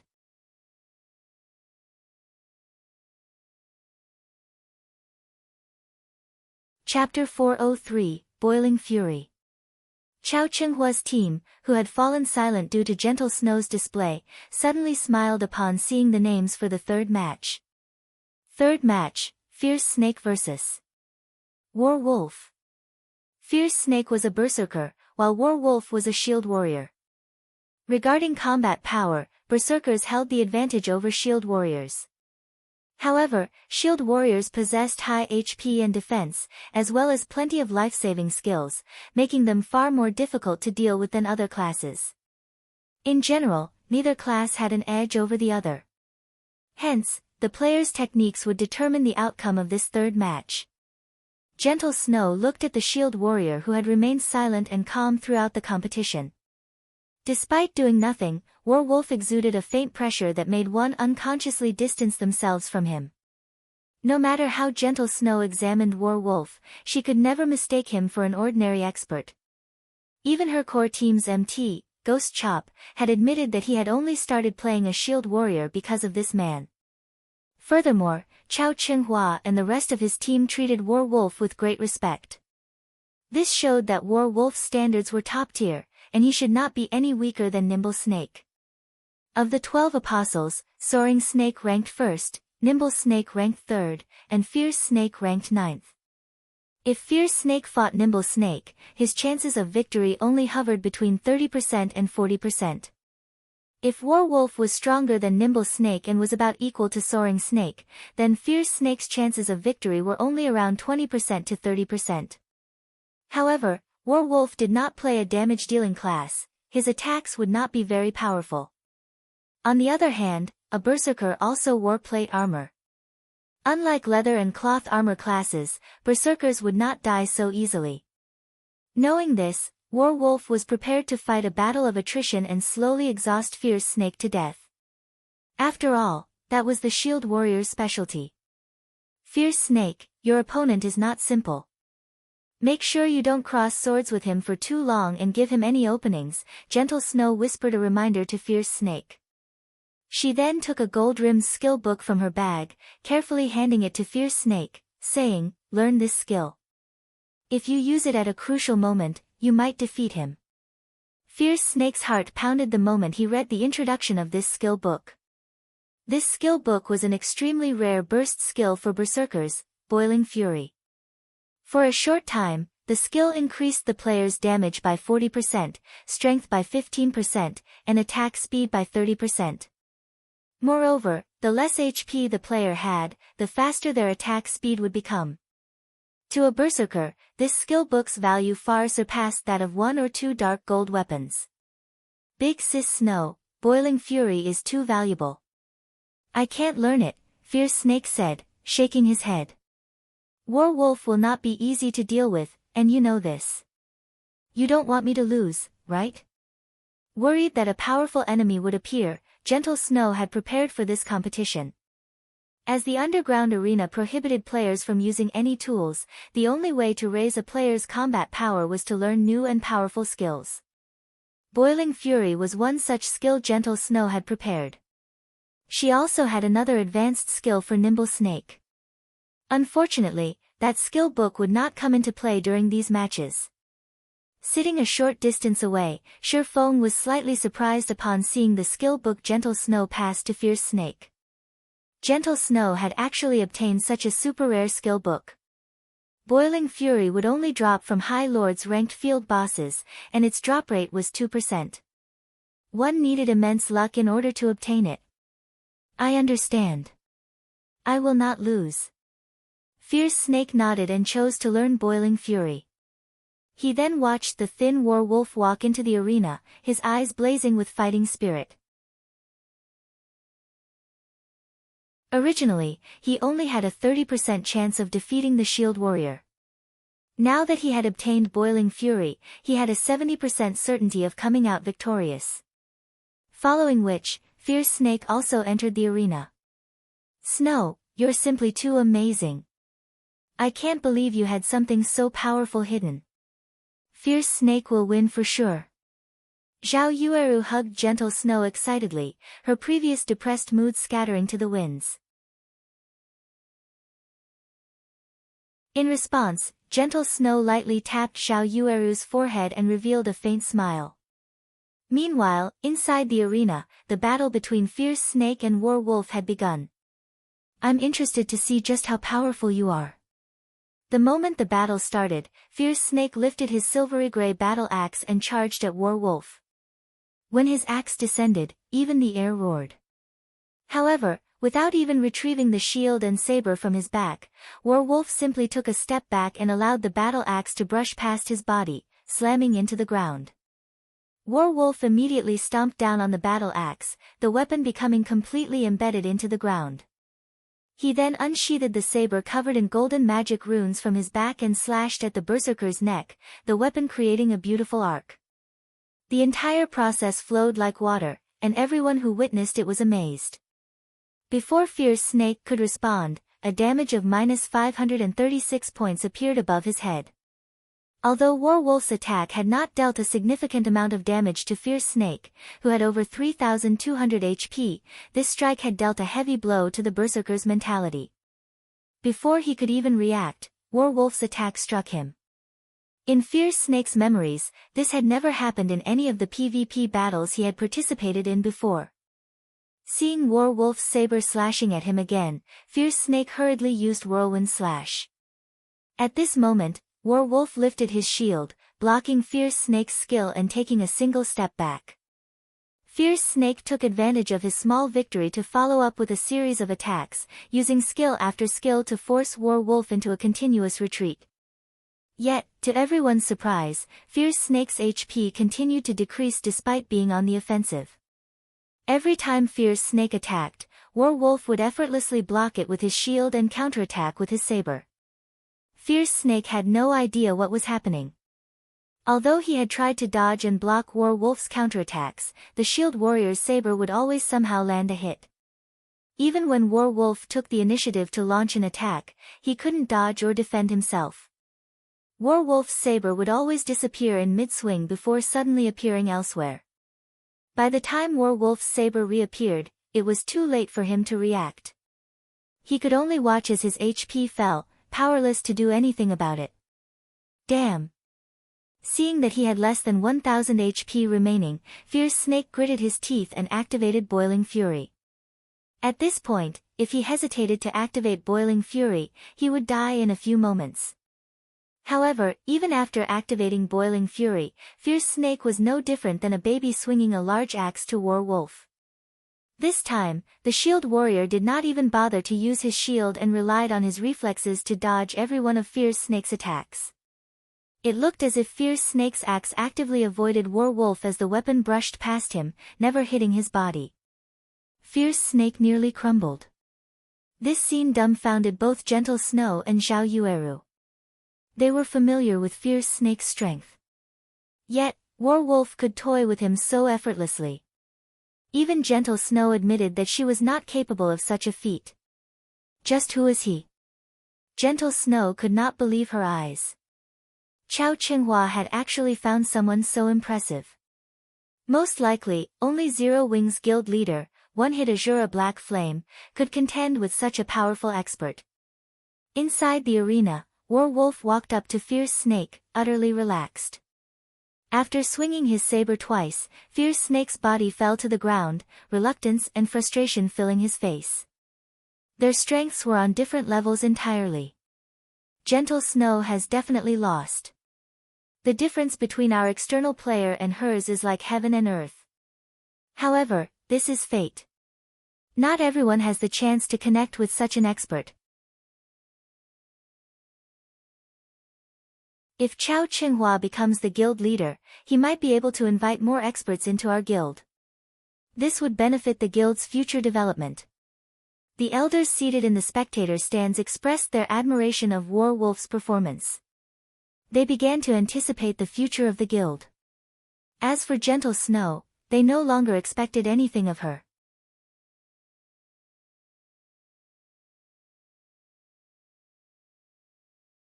Chapter 404, The Difference Between Outsiders. Gentle Snow, you should now see the difference between us, right? Chao Qinghua said, laughing as he grinned at Gentle Snow. From the very beginning, you never had any chance of winning this competition. There is only one ending for you all today, defeat. Gentle Snow, stoic and beautiful, refused to respond to Chao Qinghua's taunts. It was true that she had never expected Chao Qinghua to invite such an expert. Suddenly, this competition was no longer within her control. Originally, she had hoped for Fierce Snake's victory. Then, as long as Yifeng secured another win, she would dominate this competition. Yet, now, there were still 2 matches left. Even if Yifeng won his match, they would end with a tie. However, they didn't have any experts for the final match. Big brother Yifeng, what is going on? Violet Cloud's eyes widened in shock when she witnessed War Wolf's demonic attacks. Why does he know it, too? Seeing as War Wolf can use Omnivision and second acceleration to such a refined standard, Chao Qinghua must have learned those techniques from him, Shifeng calmly explained. Realization immediately dawned on Violet Cloud. However, Shifeng's words had undeniably given Gentle Snow and the others a shock, each one of them falling silent. If Nimble Snake and Soaring Snake had also learned such mystifying techniques. Ha ha ha. That's right. Both Nimble Snake and Soaring Snake have also learned those techniques. Moreover, they are more proficient than I am. Chao Qinghua could not help but laugh when he saw Gentle Snow and the others' expressions. Gentle Snow, you understand now, right? You have no chance of winning this competition. On top of that, the 2 outsiders you've brought are merely 2 level 22 players. How could they possibly compete with the empowered Nimble Snake and Soaring Snake? Gentle Snow, just admit your loss right now. If you do, you won't have to suffer a humiliating defeat. At this time, both Nimble Snake and Soaring Snake shifted their gaze to Shifeng and Violet Cloud, disdain filling their eyes. How boring. They are the last opponents. With this, I can't test out my new techniques, Soaring Snake sighed with disappointment. If I fought Gentle Snow, I might have been able to display some of my strength. I heard that Yifeng is quite strong. He was previously the first player to enter White River City and had even defeated hundreds of players by himself during the initial stages of God's domain. He should provide some challenge and serve as a warm-up for the both of you, Chao Qinghua casually explained as he smirked at Shifeng. At this moment, War Wolf opened his mouth and said, that's right. You should not underestimate Yifeng. I have seen his battle videos. Even though everyone's levels were very low at the time, based on the way Yifeng moved and took action, I guarantee that he possesses a significant foundation in martial arts. Although he has yet to grasp Omnivision, you two should still be careful when fighting him. After War Wolf had agreed to aid Chao Qinghua, other than speaking while he trained them, he was usually silent. War Wolf's sudden and casual comment drew everyone's attention. Him. Nimble Snake looked at Shifeng, unable to feel any power or pressure from the ordinary-looking man. The corners of his mouth twitched slightly as he laughed and said, Big brother War Wolf, you worry too much. You taught both of us personally. Against such an amateur martial artist, I can easily take care of him alone. Before Nimble Snake had joined Chao Qinghua, he had never known that he could apply so many martial arts techniques to playing a game like God's Domain. When Chao Qinghua had first approached him, Nimble Snake did not even humor the thought of defecting. At that time, he felt that Gentle Snow's combat techniques were the epitome of what it meant to be an expert. However, after dueling War Wolf and suffering an overwhelming defeat, Nimble Snake realized that he had merely been a frog in the bottom of the well. It was like meeting Superman. Superman was the creation of man's imagination, a fictional character that could never exist. Yet, reality suddenly revealed that such fictional characters actually existed. This revelation had shaken Nimble Snake's beliefs. Hence, Nimble Snake had joined Xiao Qinghua's side without hesitation and received special training from War Wolf. After spending a lot of time and effort, he finally grasped the technique called Omnivision.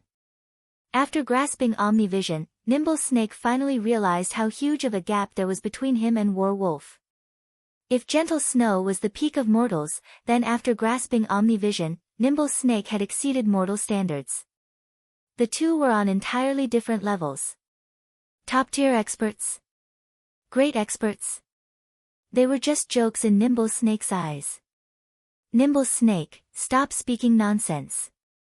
Brother War Wolf definitely has his reasons for what he said. No matter who faces Yifeng, you must go all out against him, understand? Xiao Qinghua reproached Nimble Snake, glaring at the assassin. Yes, I understand, Nimble Snake hurriedly lowered his head.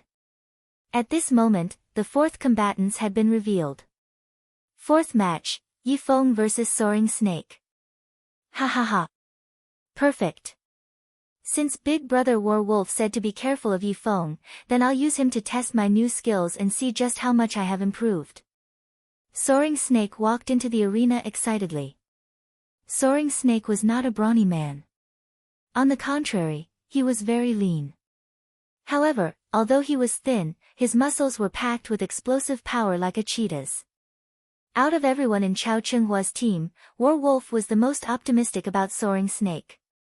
Not only did he possess the highest talent for combat, but the speed at which he learned also left everyone speechless. He had only taken half the time to learn Omnivision. Moreover, he was a natural-born fighting maniac. Under War Wolf's tutelage, Soaring Snake had developed with unimaginable speeds, and right now, he was definitely the #1 powerhouse in all of Ouroboros. If not for Xiao Qinghua's wish to hide Soaring Snake's strength, the latter would have long since made it on the God's Domain experts list. Yifeng, how confident are you? Gentle Snow suddenly asked as Shifeng was about to enter the arena. If you don't feel confident, just admit defeat. You are Zero Wings' backbone. It would not be beneficial for you to lose a level here. This competition was a miscalculation on my part. I never expected that Xiao Qinghua had such a monster on his team. Not only is he a powerful fighter himself, but he has also enhanced Soaring Snake and Nimble Snake's strength. As for the losses you have suffered by joining me, I will pay 5 million credits. In Gentle Snow's opinion, Yifeng was undoubtedly stronger than Soaring Snake. However, after finding out that Soaring Snake had completely changed, even Gentle Snow didn't think that she had much of a chance against him. Meanwhile, how much stronger could Yifeng possibly be? A promise is a promise. Since Miss Snow has already invited me here, and I have agreed to help, how could I possibly flee without a fight? Shifeng revealed a faint smile as he entered the arena. Yifeng is such a fool. Zhao Yueru huffed angrily. Didn't he see how powerful War Wolf was? Since War Wolf guided and taught Soaring Snake, even if he is not on par with War Wolf, he is probably not too far behind. Yifeng is just trying to die. Alright, Yueru, everyone has their own bottom lines and styles of conduct. It is my fault for telling Yifeng to give up without a fight, Gentle Snow placated Zhao Yueru. She then shifted her gaze to Shifeng inside the arena, a mix of feelings filling her heart. However, while Gentle Snow and Zhao Yueru both worried, Violet Cloud suddenly giggled and said, since Big Brother Yifeng has given his promise, he will fulfill it. You can rest assured about this. Both Gentle Snow and Zhao Yueru turned their heads to look at the little girl named Violet Cloud, confused. Just why was Violet Cloud so confident in Yifeng? Violet Cloud simply smiled and remained silent. Only she realized that their opponents should be the ones worrying. Soaring Snake was about to fight none other than Star Moon Kingdom's #1 powerhouse, One-Hit Azura.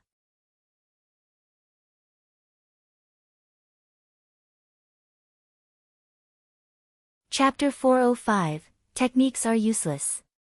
Seeing Violet Cloud's confident yet silent smile, Xiao Yueru grew anxious. However, she also could not do anything about this situation, so she could only return her focus to the arena. Gentle Snow, on the other hand, was very calm, observing Violet Cloud. Previously, due to her anger over Nimble Snake's treachery, she had only glanced at the cleric, not paying her any mind. Now that Gentle Snow paid closer attention, she discovered that, although this little girl named Violet Cloud seemed like any ordinary spirited and harmless girl, she could feel a faint indescribable pressure from the girl. It felt completely different from the pressure War Wolf gave off. War Wolf felt more like a slumbering, feral wolf, cruel, domineering, and vicious.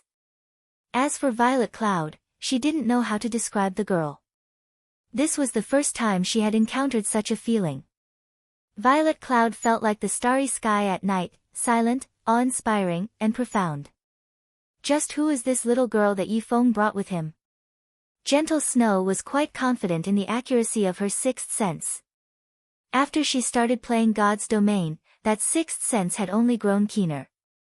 Naturally, Violet Cloud noticed Gentle Snow staring at her.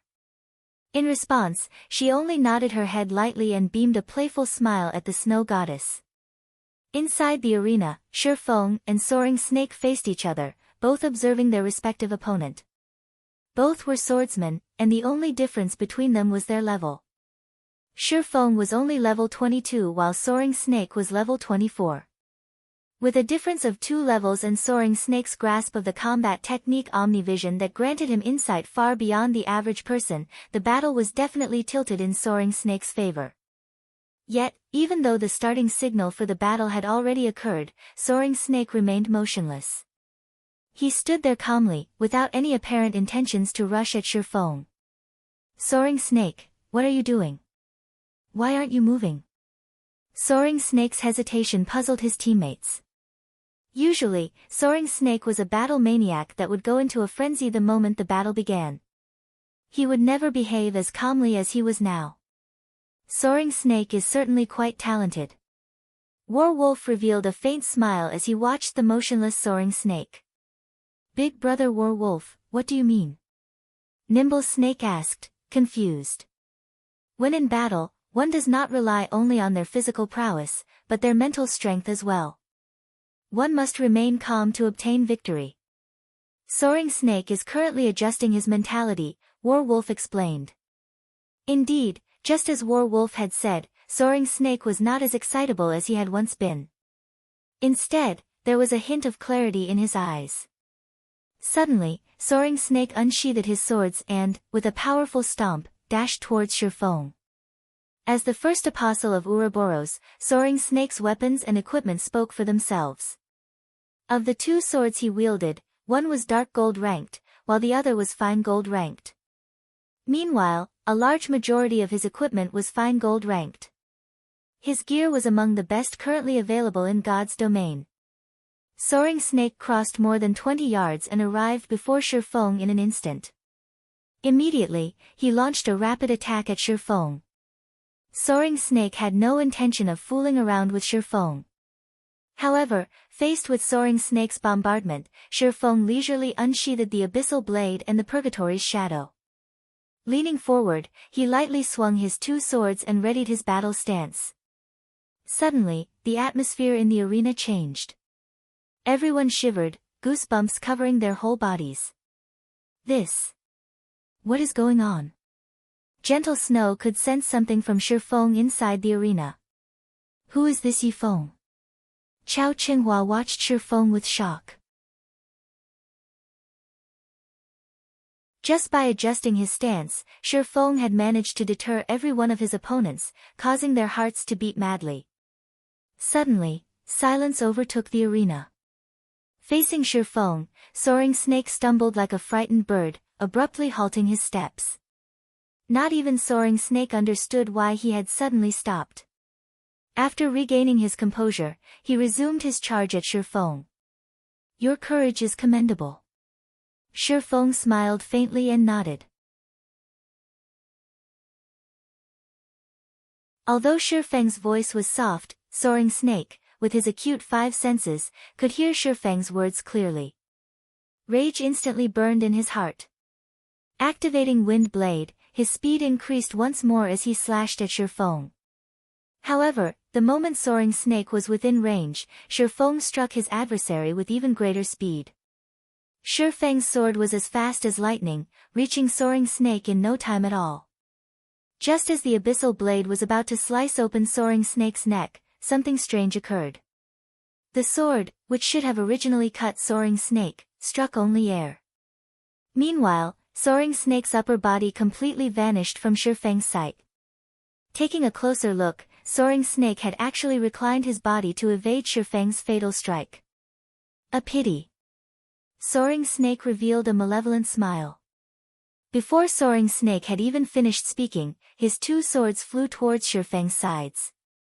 His angle of attack was extremely complex and prevented Shifeng from dodging. With no better choice, Shifeng activated Defensive Blade to block the two attacks.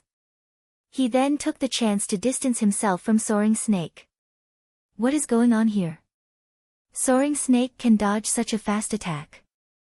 Zhao Yueru considered herself an expert, and her dynamic vision was excellent. In her view, Shifeng's previous strike had been perfect. His strike was so fast that the attack should have been impossible to avoid. Yet, that perfect strike had missed Soaring Snake. Instead, Shifeng was the one who had been struck twice. It was simply too strange. Inside the arena, Shifeng examined himself for wounds. He frowned at the amused smile plastered on Soaring Snake's face. Leisurely, he said, I never expected that you would have hidden your strength so well. Your reaction speed is impressive. I am both a swordsman and the strongest member of the 12 Apostles. How could I possibly be slow? Soaring Snake laughed. You, on the other hand, have truly surprised me. You were able to use Defensive Blade the moment I countered your attack. Your reactions are not slow, either. No. I'm not talking about that, Shifeng shook his head. To be precise, you dodged my sword because your neural reaction is fast, no? Oh. You've discovered that? Soaring Snake asked, feeling slightly surprised. In the next moment, he smiled and said unconcernedly, so what? Do you think you can win despite it? Snow, what are they talking about? Zhao Yueru asked curiously. Many in the spectator stands had overheard the conversation in the arena. Zhao Yueru was thoroughly confused. You saw Yi Feng's attack for yourself. It was a perfect strike. Yet, Soaring Snake still dodged it. Do you know how? Gentle Snow inquired, wearing a grim expression. Isn't it because Soaring Snake detected Shifeng's attack, so he managed to evade it? Zhao Yueru did not understand what Gentle Snow was trying to say. You could put it that way. However, detecting an attack is one thing, dodging it is an entirely different matter. With the speed of Shifeng's strike, not even a top-tier assassin could dodge the attack from so close. Yet, Soaring Snake had done just that. The reason lies in Soaring Snake's neural response rate. When ordinary people act, their brains go through three processes: cognition, understanding, and correspondence. Time is required to go through all three. Statistically, the average person's reaction time is 0.3 seconds. Top sprinters who have undergone arduous training can shorten it to around 0.15 seconds. However, no matter how hard a person trains, they can never lower the transmission speed of their neural signals below 0.1 seconds. Of course, this is only common knowledge. Based on Soaring Snake's reaction time, his was 0.7 seconds, possibly around 0.6 seconds. His reaction was a lot faster than the average person. In other words, where an ordinary person can carry out 3 to 4 actions in 1 second, Soaring Snake can act over a dozen times. Because of this, not only could Soaring Snake dodge Shi Feng's sword, but he also managed to stab at Shi Feng twice simultaneously. This is no longer a situation of technique or hard work, but talent. One could say that Soaring Snake is a true combat genius.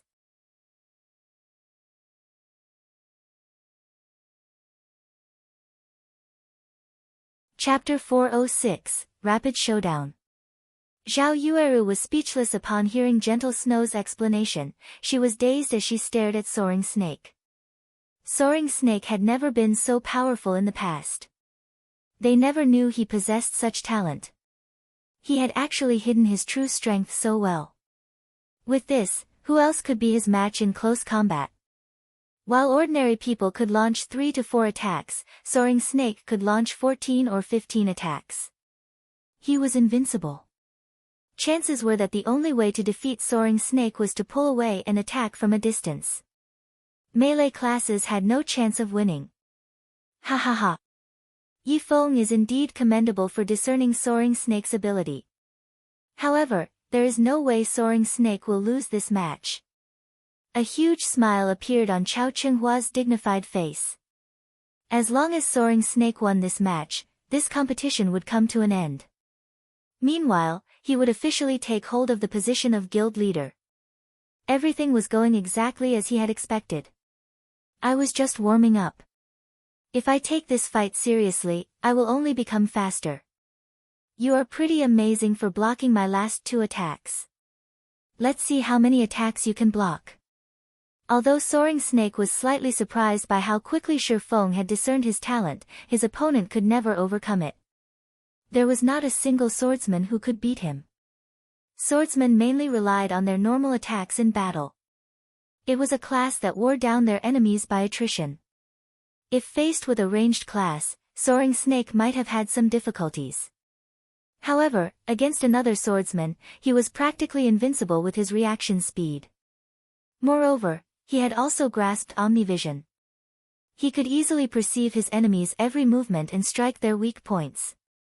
Combining this martial arts technique with his inhuman reaction speed, in a melee battle, he was invulnerable. As he said so, Soaring Snake abruptly stomped on the ground, and like a fierce gale, his body shot towards Shi Feng. Straight-line attacks could usually be easily seen and dealt with. Despite knowing this, however, Soaring Snake still chose to face Shi Feng head-on, as if saying, "Come at me if you can. You want to compete with speed?" Shi Feng's frown deepened. Facing Soaring Snake, someone with such a unique talent, would be disadvantageous for Shi Feng.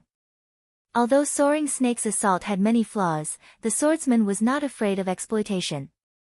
Even if Shi Feng attacked Soaring Snake, the latter could easily perceive the attack with his Omnivision. With Soaring Snake's reaction speed, before Shi Feng's sword could reach him, he would have already evaded it. Following which, Shi Feng activated the aura of wind of the 7 luminaries ring, increasing his movement speed by 40%, attack speed by 40%, and agility by 30%. He then dashed forward to meet Soaring Snake in battle. With breakneck speed, Soaring Snake had sent out 16 sword images, forcing Shi Feng to deal with 16 attacks simultaneously. However, after activating the aura of wind, Shi Feng's speed allowed him to deflect all 16 attacks easily. For the time being, both sides were equally matched. Despite Shi Feng having a huge advantage in terms of speed, Soaring Snake's reaction speed was unmatched. Even if Shi Feng's attacks were faster, Soaring Snake could respond instantaneously. The clash of metal resounded relentlessly throughout the arena, the noise reaching deafening levels. Every time Shi Feng's and Soaring Snake's swords met, dazzling sparks would scatter around them. The spectating crowd's hearts pounded as they watched the 2 swordsmen confront each other. Each attack was simply too fast. The threat of death dominated each second. The slightest mistake would determine victory or defeat. Yi Feng is this strong? No wonder he was so confident, Zhao Yueru said with shock, her eyes focused on Shi Feng inside the arena, who had yet to lose any HP. Fierce Snake, who had been resurrected not long ago, nodded in agreement. In such a furious showdown, he might not last even 2 seconds before suffering defeat. Of course. Big Brother Yifeng is very strong. Violet Cloud giggled. What a joke. How could the publicly acknowledged #1 expert of Star Moon Kingdom, one-hit Azura, lose just because the opponent possesses a special physique? Fine, fine, fine. Your big brother Yifeng is the most amazing. Zhao Yueru was also relieved upon seeing Shifeng's performance. If Shifeng lost this match, today's competition would end. Meanwhile, Chao Chenghua's team was also greatly shocked by the battle happening before them. Soaring Snake was Ouroboros's undisputed #1 expert, yet, an unknown player like Yifeng could match him evenly. That Yifeng is amazing. He is actually able to cope with Soaring Snake's violent offensive. Even I can't last as long. Nimble Snake felt slightly surprised as he looked at the relaxed expression on Yifeng's face. However, the result of this match will soon be determined, Warwolf suddenly said, smiling faintly. Big Brother Warwolf, what do you mean? Nimble Snake asked curiously. Soaring Snake still hasn't used everything he has. He is simply probing Yifeng at the moment. Didn't you see that Soaring Snake hasn't used second acceleration yet? Warwolf had the keenest eyesight among everyone present, and with just a glance, he could tell that Soaring Snake conserved a considerable amount of his strength. No wonder Yifeng is still standing. Nimble Snake laughed. As Warwolf and the others discussed the fight, inside the arena, Soaring Snake suddenly retreated a few steps, pulling a small distance away from Shifeng. Meanwhile, Shifeng did not give chase. Instead, he silently observed the swordsman facing him. You have really surprised me. Ever since I learned Omnivision, you have been the first person who has lasted this long against me. How about it? If you join us, Big Brother Warwolf can help you become even stronger than you are now.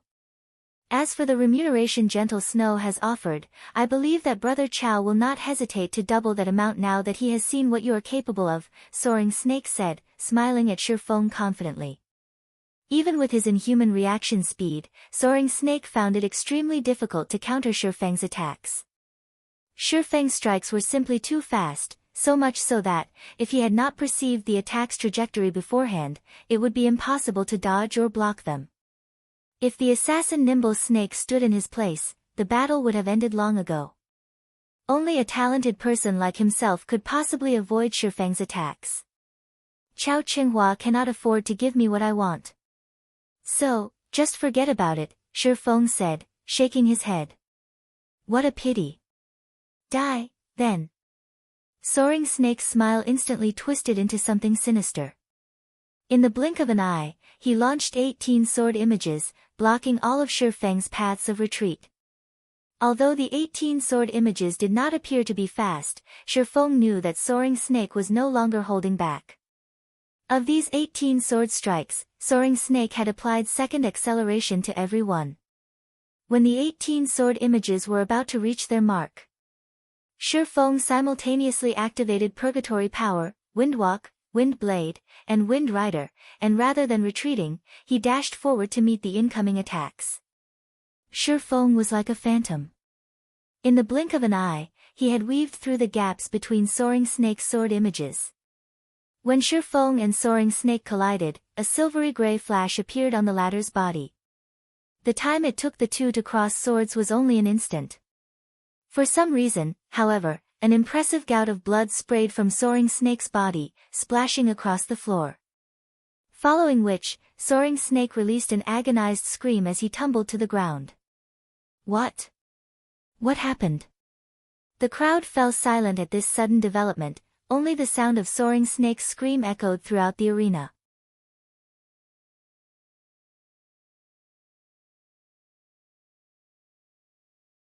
Chapter 407, Final Battle. This. What? What just happened? Why did Soaring Snake fall even after using second acceleration? When was Soaring Snake attacked? Chao Chenghua bellowed. Chao Qinghua simply could not believe what he had just seen. From his position, he could see the entire battle, yet, he was completely clueless as to what had just happened between the two swordsmen. It was simply ridiculous. In fact, Chao Qinghua wasn't the only one confused. None of the spectators understood what had just happened. The crowd saw Shi Feng dive headfirst into the soaring snake's sword images before he suddenly vanished. Before they realized it, Shi Feng had already walked past soaring snake's body. Meanwhile, multiple sword wounds had appeared on soaring snake, blood gushing from those wounds. In this match, no matter how one looked at it, soaring snake had already obtained his victory, yet, the true outcome of the battle was completely unexpected. For a moment, nobody could accept this reality. As soaring snake's instructor, Werewolf was most familiar with soaring snake's strength. Werewolf was also an expert with frightening combat power in his own right.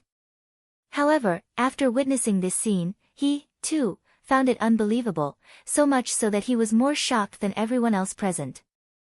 The higher you were, the better view you would have.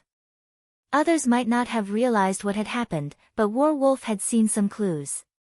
However, his confusion was precisely because of what he had seen. Although Shi Feng's speed was indeed frightening, it was not at the level of becoming invisible. Yet, the instant Shi Feng closed in on soaring snake, he suddenly vanished. By the time Werewolf noticed Shi Feng again, the latter had arrived by soaring snake's side, their shoulders brushing past each other.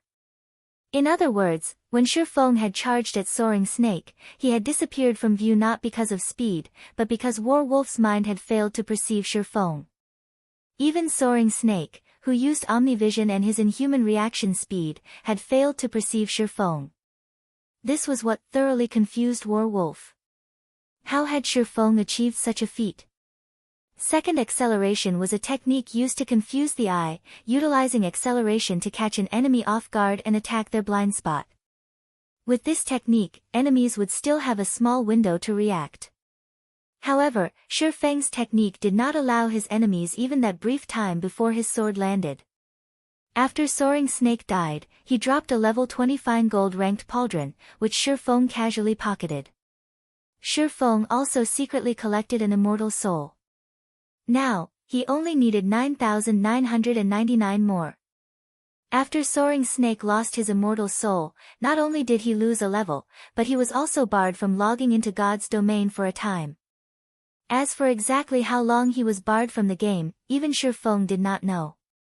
If it were short, it might only be 1 or 2 days. If it were a long wait, soaring snake might not be able to log in for 3 or 4 days. In short, soaring snake would have to stay put for some time. Yi Feng, how did you manage to defeat soaring snake? Zhao Yueru, unable to contain her curiosity, immediately went up to him and asked when she saw Shi Feng exit the arena. She had too many questions about the battle. Because of this match, Zhao Yueru suddenly felt like a noob that had only started playing games, completely clueless.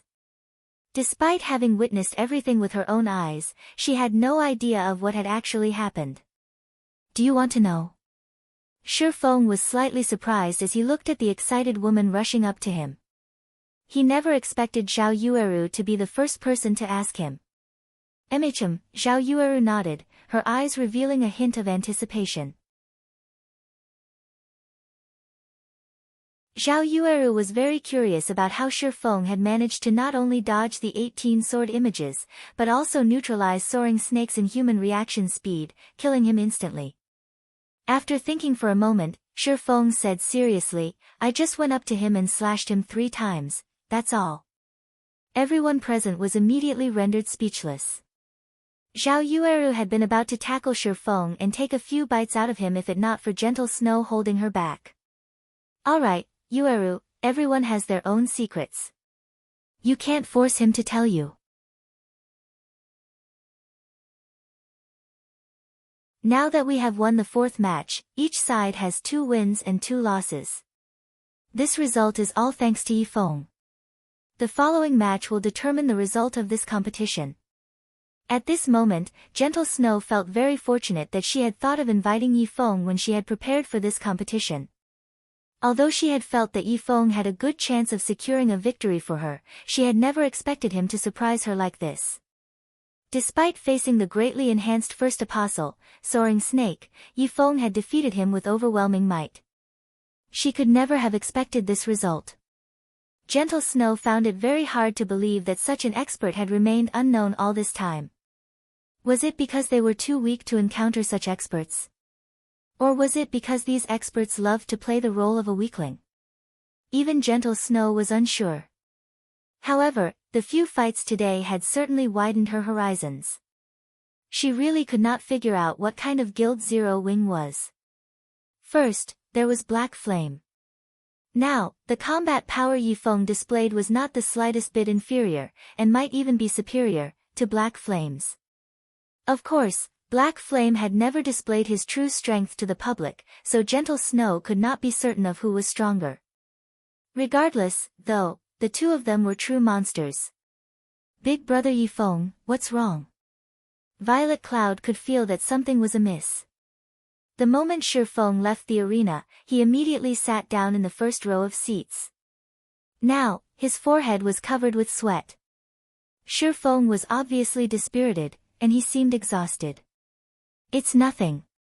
The high-intensity battle simply exhausted my mental power. I'll be fine after a short rest.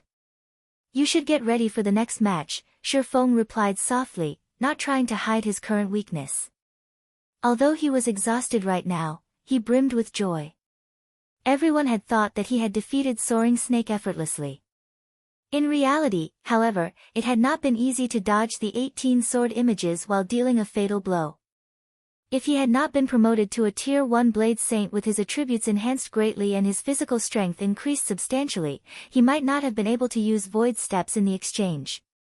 Although Shifeng had other methods to deal with Soaring Snake, he had chosen to take the risk because he wanted to break through his personal barrier and improve himself further. Fortunately, his gamble succeeded.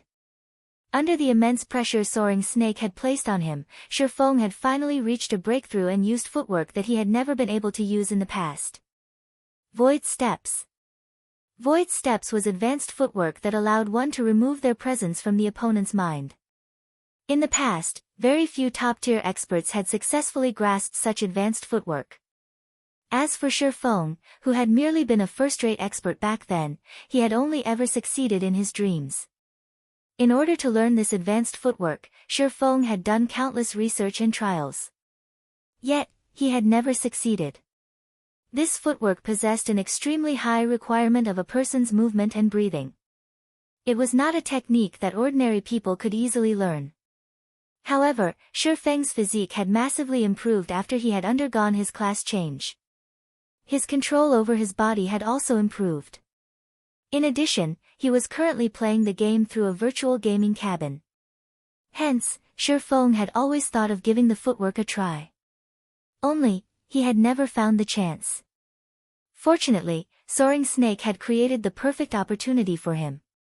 With the threat of death looming, the pressure allowed Shifeng to finally break through that unreachable barrier. Meanwhile, as Shifeng was still feeling joyous over his own breakthrough, the fifth match of the competition had begun. Fifth match, Violet Cloud vs. Nimble Snake.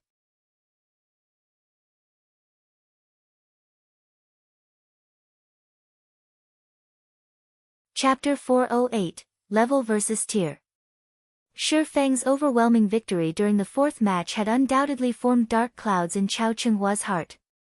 As if something was stuck in his throat, Chao Chenghua felt extremely uncomfortable. Why hasn't Soaring Snake resurrected? Chao Chenghua was in a sour mood. If Shifeng was so powerful, then the cleric girl that came with him must be extraordinary as well. She might also know the same technique as his. Even now, Chao Chenghua had no clue as to what Shifeng had done. Without that knowledge, he had no response to it. Most likely, only Soaring Snake might know what sort of technique it was. Since Soaring Snake was still absent, Chao's anxiety began to take hold. Currently, the competition was tied, and Nimble Snake and Violet Cloud would face off in the final match. Nimble Snake was an assassin. Although he had an absolute advantage against a cleric and had learned Omnivision and second acceleration, they would be useless against Shifeng's technique. Brother Chow, for some reason, Soaring Snake has logged off and is still offline. I can't contact him at all, Nimble Snake reported. At this moment, Nimble Snake was also panicking, afraid that his opponent would know the same technique that won the previous match. If he lost, Chao Qinghua would be finished. His life wouldn't exactly be easy either. Chao Qinghua paled as he looked at Soaring Snake's status window. He wished he could log off and strangle Soaring Snake. Playing hooky at such a crucial moment, was he trying to toy with him? Guild leader Chao, you don't have to be so worried. Although Yifeng is very powerful, that female cleric is different from those like Yifeng and me, War Wolf suddenly spoke. Brother War Wolf, are you sure? Chao hesitated. If Violet Cloud were not a martial artist like Yifeng and War Wolf, then even if she had powerful techniques, Chao Qinghua would have nothing to worry about. A cleric was still a cleric after all. Yes. She does not have the unique aura that people like us possess. I guarantee it, War Wolf affirmed, nodding. Excellent. Chao Qinghua's face lit up with a relieved smile. He then shifted his gaze to the other team, muttering in a cold tone, Gentle Snow, oh, Gentle Snow. Although you invited an expert of such caliber, in the end, you are still a step behind. Nimble Snake, do not disappoint me. Brother Chao, rest assured. She is only a level 22 cleric. I could have defeated her effortlessly even before I underwent the special training. Nimble Snake revealed a sinister grin as he glanced at Violet Cloud who had already entered the arena. He was currently level 24. To an expert, an advantage of 2 levels made quite a difference. Following which, Nimble Snake entered the arena as well. Meanwhile, seated in the spectator stands, War Wolf still appeared indifferent. There was not the slightest hint of a smile on his face. In truth, he had only finished half of his statement. Violet Cloud indeed did not possess the unique aura of a martial artist. However, with his acute senses, War Wolf could feel a faint sense of danger from her. This danger was slightly different from that of a ferocious beast. It felt almost like a divine pressure. Just what secret is this female cleric hiding? Although War Wolf was not trying to boast, in God's domain, he did not fear many people. Even if he encountered someone who could intimidate him, it definitely would not be the young little girl standing inside the arena. Yet, there was something about her that gave him pause. Meanwhile, the tension was similarly high on Gentle Snow's side. Yifeng, will Violet really be alright? Zhao Yueru asked as she took a seat beside Shifeng. She wanted a straight answer from him. Although she did not know why, Zhao Yueru felt that Shifeng knew something she did not. It should be alright, Shifeng said, uncertain. Should? What do you mean, should? If Violet loses, Snow will have to leave God's domain forever. Are you really willing to lose her? Zhao Yueru huffed. Listening to Zhao Yueru's words, Shifeng was suddenly speechless. Yueru. Gentle Snow glared. To think that her friend could still joke at a time like this. Gentle Snow was somewhat familiar with Shifeng's personality. Shifeng would never speak without certainty. If he said it, then it was true. Otherwise, he would remain quiet. But, Zhao Yueru knew that her questioning would not change anything. She only wanted Shifeng's confirmation so that she could feel more at ease. I really do not know. Nimble Snake's current strength, especially after grasping combat techniques such as Omnivision and second acceleration, is a complete mystery to me. As for Violet's current progress, I don't know that either. However, she should be quite powerful. At least, without Omnivision and second acceleration, Nimble Snake wouldn't even be a challenge for her. Now, however, I do not know. We can only wait and see, Shifeng explained as he understood Zhao Yueru's anxiety. Before War Wolf's appearance, Shifeng had been certain of Violet Cloud's victory regardless of who she fought.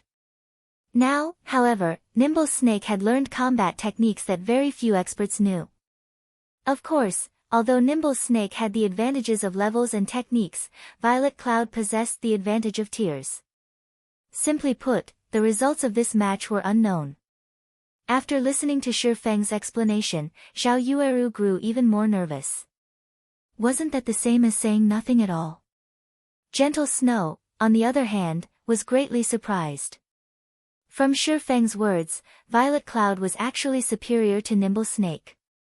Nimble Snake had originally been one of the top combatants of Ouroboros, and even Gentle Snow could not obtain an easy victory if they fought. However, Shifeng was confident when he spoke. Thus, Gentle Snow believed him. Violet Cloud was only a young girl around 16 or 17 years old. How could she possibly be so strong? If Shifeng's statement was true, then there might still be hope. Moreover, Violet Cloud was a ranged class. She would have an easier time dealing with techniques such as Omnivision and second acceleration. Suddenly, the countdown timer above the arena had ended. Immediately, Nimble Snake activated stealth and vanished.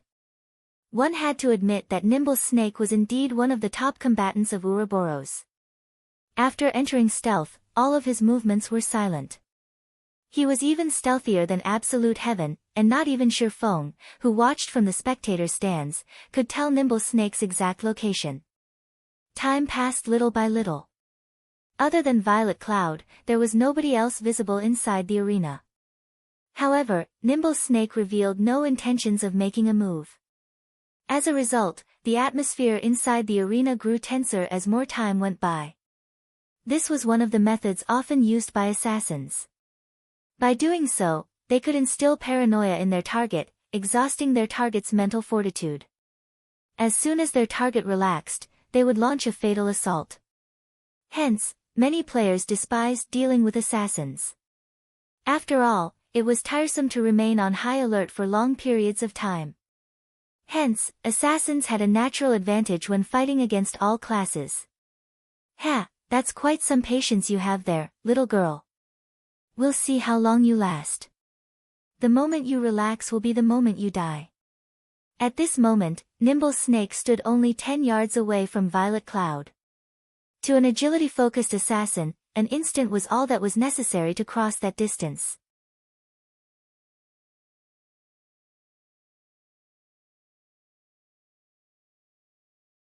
Chapter 409, The Difference of Tears. The seconds ticked past. The crowds seated in the spectator stands were on the edge of their seats.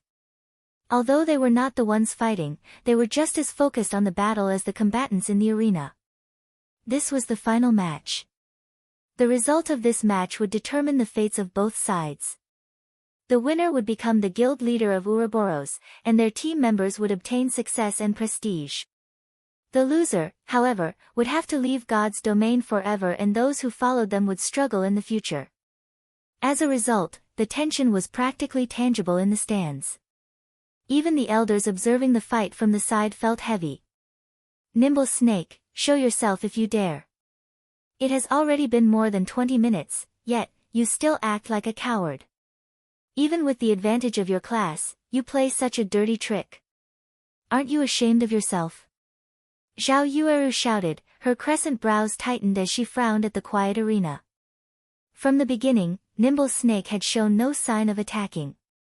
Zhao Yueru was greatly tempted to charge into the arena and fight the assassin with Violet Cloud. Nimble Snake was cunning. In order to gain victory, he would willingly act unscrupulously. To guard against her opponent, Violet Cloud had to stay on high alert, focusing her senses to detect any movements. At best, an ordinary person could only maintain their concentration for half an hour or so. If pushed any longer, not only would they greatly exhaust their mental fortitude, but they would also become susceptible to distractions. Soon, they would unconsciously reveal flaws in their defense. However, this was a type of defense mechanism, so it was unavoidable. Meanwhile, the match had stretched on for almost half an hour now. Even Zhao Yueru felt her concentration begin to reach its limit. If this stalemate dragged on any longer, she would definitely falter. When experts fought each other, even the slightest distraction could mean death. Ha ha ha. We never set a time limit for the matches, so it is up to them to choose how they fight. If you must blame someone, blame yourselves for not thinking of this beforehand. Don't you think it's a little too late to regret it now? Blackheart Arrow laughed triumphantly. Zhao Yueru was suddenly speechless. The statement was not false. It was true that they had not set a time limit for this competition. However, nobody ever expected Nimble Snake to do something so underhanded. Originally, Zhao Yueru had thought that she knew how low Nimble Snake would go. However, it would seem that she still underestimated the treacherous bastard. It turned out that he did not have even the basic self-respect of an expert. He actually planned on dragging the match on for over half an hour. It was my mistake. I had forgotten to set a time limit despite knowing that we would face an assassin, Gentle Snow said remorsefully as she watched Violet Cloud, who already began to show signs of mental exhaustion. She had blundered during such a crucial competition. Without a doubt, her mistake had significantly decreased Violet Cloud's chances of victory. Don't be too nervous. Just watch. I believe that Violet Cloud knows what to expect, Shifeng advised, his gaze fixed on his guildmate as well. But relax. Shifeng was not the slightest bit worried at this moment. Although Nimble Snake was indeed skilled, he still had a long way to go if he wanted to defeat Violet Cloud. Finally, half an hour had passed since the match had begun. It seems that this little girl is close to reaching her limit. All this time, Nimble Snake had carefully observed Violet Cloud from a distance. In reality, he had plenty of chances to make his move during this half an hour. However, he resisted. To be 100% certain that he would kill the cleric, he chose to wait until this very moment. Sweat had already appeared on Violet Cloud's forehead. It was obvious that her concentration had reached its limit. Nimble Snake even slipped up deliberately and made a little noise when he was about 10 yards from her. An expert with acute senses would detect the sound. However, Violet Cloud failed to sense it at all. Sure enough, she has grown tired. Nimble Snake was overjoyed. He then circled to Violet Cloud's back, silently drawing closer. 10 yards. 5 yards. 3 yards. Soon, Nimble Snake arrived behind Violet Cloud and unsheathed his gleaming dagger, before stabbing it between the girl's shoulders. Ambush. Ambush placed the target in a fainted state for 4 seconds. During the early stages of God's domain, control removal skills were extremely rare. As long as his attack landed, Nimble Snake could kill her quickly with a chain of skills. To ensure his victory, Nimble Snake had even used second acceleration. Even if Violet Cloud discovered his attack, it would still be impossible for her to block it. The moment before Nimble Snake's dagger sank into the cleric, Violet Cloud released a mighty roar. Terrorizing Roar. Terrorizing Roar feared all enemies within a radius of 8 yards. Feared players would lose all control over their bodies. Suddenly, ambush struck Violet Cloud, and she entered a fainted state, while Nimble Snake had been feared by Terrorizing Roar. Violet is amazing. She actually managed to use Terrorizing Roar at the very last second. Now, neither side can attack each other. Moreover, now that Nimble Snake has been exposed, he has also lost the initiative of this fight. Next, once Violet distances herself from Nimble Snake, she can wear him down and finish him, Zhao Yueru exclaimed after seeing Violet Cloud's performance. However, Gentle Snow said, "No." "Snow, is there a problem?" Zhao Yueru asked curiously. Nimble Snake is level 24, but Violet is only level 22. Though both of their control skills have a duration of 4 seconds, as Nimble Snake is 2 levels higher, the effect of Violet's Terrorizing Roar will definitely be slightly weaker. It is highly possible that the skill's effect will only last 3-5 seconds. However, Violet will remain incapacitated for a full 4 seconds. Nimble Snake can do a lot of things during that 0.5 second gap, Gentle Snow said with a grim expression. Although Violet Cloud's counterattack was marvelous, there was a small level gap between them. Does that mean we've lost? Zhao Yueru's expression suddenly became melancholic. Chao Qinghua had also revealed a victorious smile. As soon as the control effect on Nimble Snake ended, the result of this match would be set in stone. However, Shifeng suddenly smiled and said, "No, we've won." Won? Zhao Yueru turned to look at Shifeng. Whispering, she said, "But Violet's fainted duration is longer than Nimble Snake's. How is she going to win?" "You'll find out," Shifeng laughed. What? Shifeng confused every spectator. However, since an expert like Shifeng had said such a thing, he had his own reasons. "What nonsense," Blackheart Arrow scoffed as he glanced at the distant Shifeng. Ridiculing, he said, "It is common sense that the level suppression in God's domain is severe. One will only suffer if there is a difference of 3 levels. Although Nimble Snake is only 2 levels higher, it is enough to weaken a skill's effect significantly." What an ignorant fool. However, before Blackheart Arrow could finish. Inside the arena, Violet Cloud suddenly recovered ahead of Nimble Snake. No. How is this possible? It hasn't even been 3 seconds. Blackheart Arrow's eyes nearly popped out of their sockets. Shifeng was the only player who was not surprised. None of them could understand how Violet Cloud recovered first. What a pity. You might be 2 levels above me, but I am 1 tier above you. Violet Cloud looked at Nimble Snake, who currently shivered uncontrollably on the spot, smiling faintly as she waved her staff. A black magic array then formed beneath Nimble Snake's feet. Good. I still have a chance. Nimble Snake, who had originally begun to despair, suddenly saw hope. Violet Cloud had foolishly chosen a spell with a long casting time. Although Nimble Snake still had no control over his body, he could see and hear without any issues. The magic array forming beneath him needed 1 second to complete. Meanwhile, he was less than 1 second from reaching the 3.5-second duration of his feared state. At that time, he could simply use Vanish to avoid Violet Cloud's spell. However, as if ignorant of this fact, Violet Cloud continued chanting her incantation. Just as the 3.5 seconds were almost up, and Nimble Snake was about to use Vanish.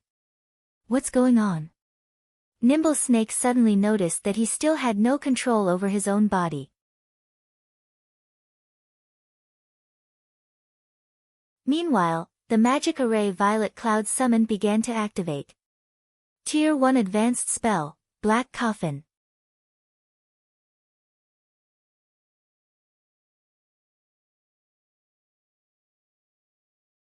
Chapter 410, Unpredictable Astromancer. What's going on with Nimble Snake? Chao Qinghua asked, having paid attention to the system clock all this time. Isn't he 2 levels higher than that cleric girl? Nimble Snake had clearly been incapacitated for over 3.5 seconds now, yet, he was still feared. Meanwhile, Violet Cloud had long since regained her freedom. This series of events had shattered Chao Qinghua's understanding of God's domain completely. Even Zhao Yueru, who had thought that they had lost, was dumbfounded by what she saw. Gentle Snow's gaze also held doubt as she watched the battle inside the arena. The scene happening before her made no sense. Among the crowd, only Shifeng knew that Nimble Snake had fallen into a trap. Compared to level suppression, tier suppression was far more powerful. It was like comparing the fist of an infant and a fist of an adult. The combatants were on completely different levels.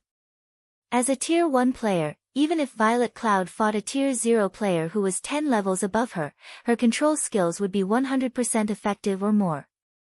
On the other hand, when a tier 0 player used a control skill against a tier 1 player 10 levels below them, the effect of their control skills would weaken by at least 30%. This was the harsh reality of gap in tiers. This was why high-tiered players were so valuable and so overwhelmingly strong. Before anyone in the spectator stands could properly analyze the situation, Violet Cloud sealed her opponent inside a dark and silent barrier. Nimble Snake felt as if he were locked inside a huge coffin. This barrier stunned the watching crowd. Except for Showdown, of course. Nobody knew how powerful this black coffin was, and they did not know what was special about it. However, every player present was an expert, and when the crowd looked at the pitch-black barrier, they felt their souls tremble with fear. The black coffin was like a giant beast, and only death awaited those who were devoured. After trapping Nimble Snake inside the black coffin, Violet Cloud immediately distanced herself from it. The black coffin would gradually dissipate after 3 seconds.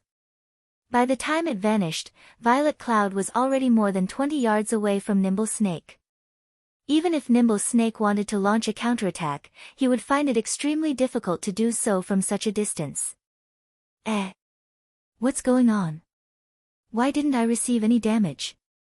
Nimble Snake had originally thought he was dead for sure. After all, an advanced spell that took an entire second to cast must be frighteningly powerful. However, he was actually unharmed. Is it because of my level that the spell's damage was nullified? Or maybe this is only a control spell? Nimble Snake relaxed. He then focused his gaze on the distant Violet Cloud. Although this distance was slightly disadvantageous to him, he had many ways to resolve this minor problem. Suddenly, Violet Cloud waved her staff, and sacred sanctions descended from the sky, falling towards the assassin. In response, Nimble Snake sneered as he started moving. With little effort, he dodged the attack and charged at Violet Cloud. However, Nimble Snake quickly discovered that something was amiss. Somehow, his HP suddenly fell by 500 points, and a moment later, it had fallen by another 500 points. Nimble Snake only had slightly more than 3,100 HP. Now that he had suddenly lost 1,000 HP, he only had around 2,100 HP left. But nothing hit me. Nimble Snake was 100% certain that he had dodged the several sacred sanctions. Before Nimble Snake could figure out what had happened, Violet Cloud sent another barrage of sacred sanctions towards him. Nimble Snake advanced once more to dodge the attacks. However, he lost another 500 HP the moment he moved. Violet Cloud sent an attack once more. Knowing that he could no longer afford to lose HP, Nimble Snake started using his daggers to fend off the sacred sanctions. This time, he did not receive any damage. I was found out. Violet Cloud giggled. Astromancers possessed very few spells that dealt high damages. A majority of their attacks were strange and unpredictable. This was what Violet Cloud had discovered after researching her new class. Even until now, Violet Cloud had yet to grasp the true essence of an Astromancer completely. Black Coffin was one such skill. Any players caught by the spell would lose HP when they moved. Meanwhile, the amount of HP they lost depended on the spellcaster's intelligence. In addition, Black Coffin also had a silence effect. This spell worked wonders on a melee classes. By now, Nimble Snake had grasped the general gist of the situation. However, when he thought about how he could neither move nor use any skills, only enduring a beating, he suddenly grew sullen. The crowd was also amazed upon seeing the effects of Violet Cloud's skill. This skill is so powerful. So that's why little sister Violet used it. Nimble Snake is dead for sure. By the time he reaches little sister Violet, his HP will have fallen to nothing, Zhao Yueru exclaimed. Although it is powerful, this move has a glaring flaw, Shifeng said, smiling. Flaw? Zhao Yueru wondered but quickly understood. In just a moment, her excited heart froze. Since Nimble Snake lost HP whenever he moved, he would be fine if he stood still. With Nimble Snake's capabilities, he could easily block the cleric's attacks. Unless Violet Cloud could suddenly become an elementalist. Moreover, since it was a spell's effect, it had a duration. When the spell's duration ended, Nimble Snake could move freely once again. Since Xiao Yueru could figure out this simple solution, Nimble Snake could certainly figure it out as well. Indeed, Nimble Snake had simply chosen to remain where he was for now as he waited for time to pass. Surprisingly, upon seeing Nimble Snake's actions, Shifeng smiled. To do nothing and give a casting class so much time. Was that really a good idea? Delaying for time. Violet Cloud smiled faintly. She then increased the distance between them to almost 30 yards before she began chanting an incantation and waving her staff. Compared to when she had cast Black Coffin, the channeling time for her current spell was much shorter. It was clear that she was not using an advanced spell as she had before. Although Nimble Snake had revealed a throwing weapon, Violet Cloud had long since prepared for it as she cast a sacred shield on herself, the spell capable of absorbing a significant amount of damage. In addition, Violet Cloud could physically dodge the attacks sent at her. After all, an assassin was not a specialized ranged class, so Violet Cloud effortlessly defended against all attacks thrown at her. As a result, Nimble Snake could only stare at Violet Cloud helplessly. When the cleric finished channeling her spell, she pointed her jade-like finger at Nimble Snake, who stood 30 yards away from her. Suddenly, her opponent felt a powerful suction, pulling him towards Violet Cloud. Although he tried to resist, his efforts were futile as he moved closer to Violet Cloud. Moreover, the speed at which he approached her increased as he grew nearer. The moment Nimble Snake arrived before Violet Cloud, multiple damages of -500 appeared above his head, and his HP decreased rapidly. Nimble Snake knew that he was finished. A distance of 30 yards was sufficient to deplete his remaining 2,100 HP. To hell with it. A hint of madness surfaced in Nimble Snake's eyes. Now that the two were in such proximity, his daggers could reach Violet Cloud easily.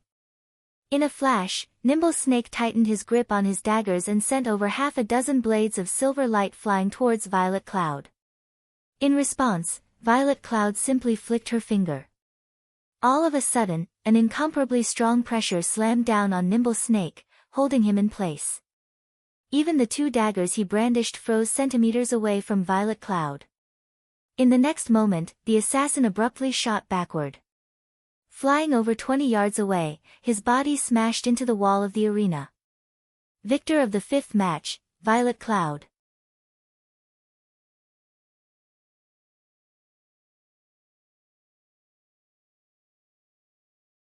Chapter 411, Victory and Defeat. Violet Cloud's easy victory had rendered everyone speechless. Nimble Snake, one of the 12 apostles of Ouroboros, had been effortlessly manipulated, so much so that he failed to inflict even a single point of damage to a cleric. If this matter reached the public, nobody would believe it. We won. Although Xiao Yueru had prayed that Violet Cloud could win, she had not expected that the girl could so easily. However, Violet Cloud's skills were peculiar. It was especially true for her final skill. It had complemented Black Coffin perfectly, allowing the skill to display its full potential. Violet Cloud's and Yi Feng's combat styles were clearly different. Violet Cloud had not used any stunning attacks like Shifeng. Instead, she utilized her skills to their very limits. From beginning to end, Nimble Snake had no chance to employ his advantage of techniques. Violet Cloud practically had him in the palm of her hand this entire match. Regarding combat techniques, Xiao Yueru did not think that Violet Cloud was much stronger herself. Unlike Yi Feng and War Wolf, Violet Cloud's techniques were not at an unreachable level. Only, the skills Violet Cloud possessed were simply too powerful. Despite Nimble Snake's techniques being far superior, he still lost in the end. Yi Feng, is she really a cleric? Although Gentle Snow rejoiced, she was also incredibly curious. She refused to believe that a cleric could possess such powerful skills.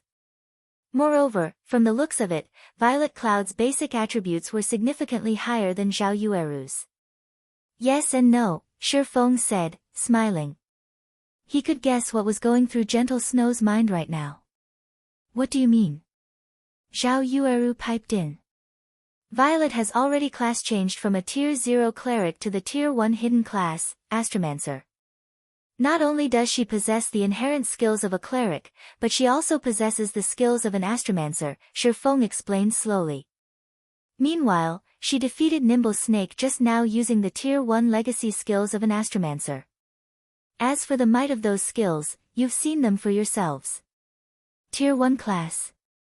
You're saying that Violet has already obtained her Tier 1 class. Zhao Yueru's little mouth gaped, her eyes filled with disbelief as she looked at the girl smiling happily beside Shifeng. Tier 1 class. This was a completely unknown concept to God's domain's current players. Though, as an expert, she knew that a Tier 1 class was stronger than a Tier 0 class. However, the class change quest was cumbersome. Not only would it be time-consuming, but the quest also quite difficult. As a result, she had chosen to focus on her level first. However, she never imagined that there would be such a huge gap between a Tier 0 and a Tier 1 class. So this is the gap between a Tier 0 player and a Tier 1 player. When Zhao Yueru thought back to how effortlessly Violet Cloud had defeated Nimble Snake, her heart was suddenly eager to challenge her class change quest. Meanwhile, after listening to Shifeng's explanation, Gentle Snow had also come to a realization. It was no wonder the two of them were only level 22.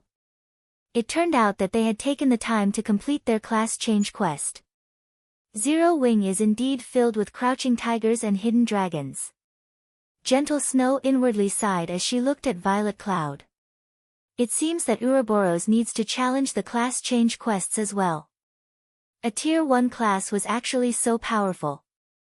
If Zero Wing had a large number of Tier 1 players, could Zero Wing even find a dungeon they could not raid? With such strength, leveling up would also be much easier. In comparison, they had only been wasting their time and efforts by leveling up and raiding dungeons. At this time, the 5 matches of the competition had come to a close. Naturally, Gentle Snow was the overall winner. As for Chao Qinghua, the loser, at this moment, his eyes were bloodshot. He glared at Nimble Snake as thoughts of strangling the assassin filtered through his mind. Despite all of his calculations and machinations, he had never expected that the 2 outsiders Gentle Snow had invited would be so powerful. However, his thoughts were meaningless now because the main god system had already begun enforcing the conditions of the contract. Chao Qinghua's body began to slowly fade out of existence as the main god system expelled him from God's domain permanently. Just like that, the acting guild leader of Ouroboros, a relatively influential character in the virtual gaming world, could not log into God's domain ever again. Without Chao Qinghua supporting them, Blackheart Arrow and the recently resurrected Nimble Snake were at a loss. From now on, Gentle Snow would be the guild leader of Ouroboros. It would be a piece of cake for her to deal with them. Regret turned Nimble Snake's stomach. Originally, he thought his future would be set if he followed Chao Qinghua. Yet, now. Just as Nimble Snake and Blackheart Arrow began to panic, War Wolf, the outsider invited by Chao Qinghua, stood and walked up to Gentle Snow. "Miss Snow, we meet again," War Wolf greeted, a faint smile on his face. "Do you have any business with me?" Gentle Snow asked, somewhat surprised. In the past, War Wolf had felt only disdain towards guild players like her, refusing to even speak with her. Now, however, he had actually initiated a conversation. It was beyond unusual. Even Shifeng was curious as to what War Wolf had to say. "I only wish to congratulate Miss Snow for becoming the guild leader of Ouroboros," War Wolf spoke softly. "Thank you," Gentle Snow answered politely. In regards to the man named War Wolf, Gentle Snow could not see through him in the least. Moreover, the shield warrior gave her a sense of extreme danger, and she was quite uncomfortable. Following which, War Wolf shifted his gaze to Shifeng, saying, "I truly did not expect to meet a fellow martial arts practitioner here. Although I wish to exchange a few moves with you, unfortunately, I am only a Tier 0 class right now. I can only seek you out once I receive my Tier 1 promotion. However, before I leave, I have something I need to say to Brother Yifeng." It is best if you leave Zero Wing quickly and look for a better guild to develop yourself. Brother War Wolf, what are you trying to say? Shi Feng did not think that War Wolf was someone who would speak nonsense. It could be dangerous for me to go into detail, but recently, Zero Wing has attracted too much attention in God's domain. Some people can no longer sit by and have begun to take action. Are you referring to Underworld? No. Even I get a headache just thinking about dealing with those people. If you can hide from them, then hide. In the off chance that Zero Wing provokes them, the consequences would be unimaginable. War Wolf simply smiled and shook his head before departing from the room. Watching War Wolf's departing figure, Shi Feng grew confused. He could not figure out who else had targeted Zero Wing. Even an expert like War Wolf feared of them. Forget it. There is no point overthinking things. Let's just take things as they come. Since he could not figure it out, Shi Feng no longer bothered thinking about it. Why worry about trouble that might not even come?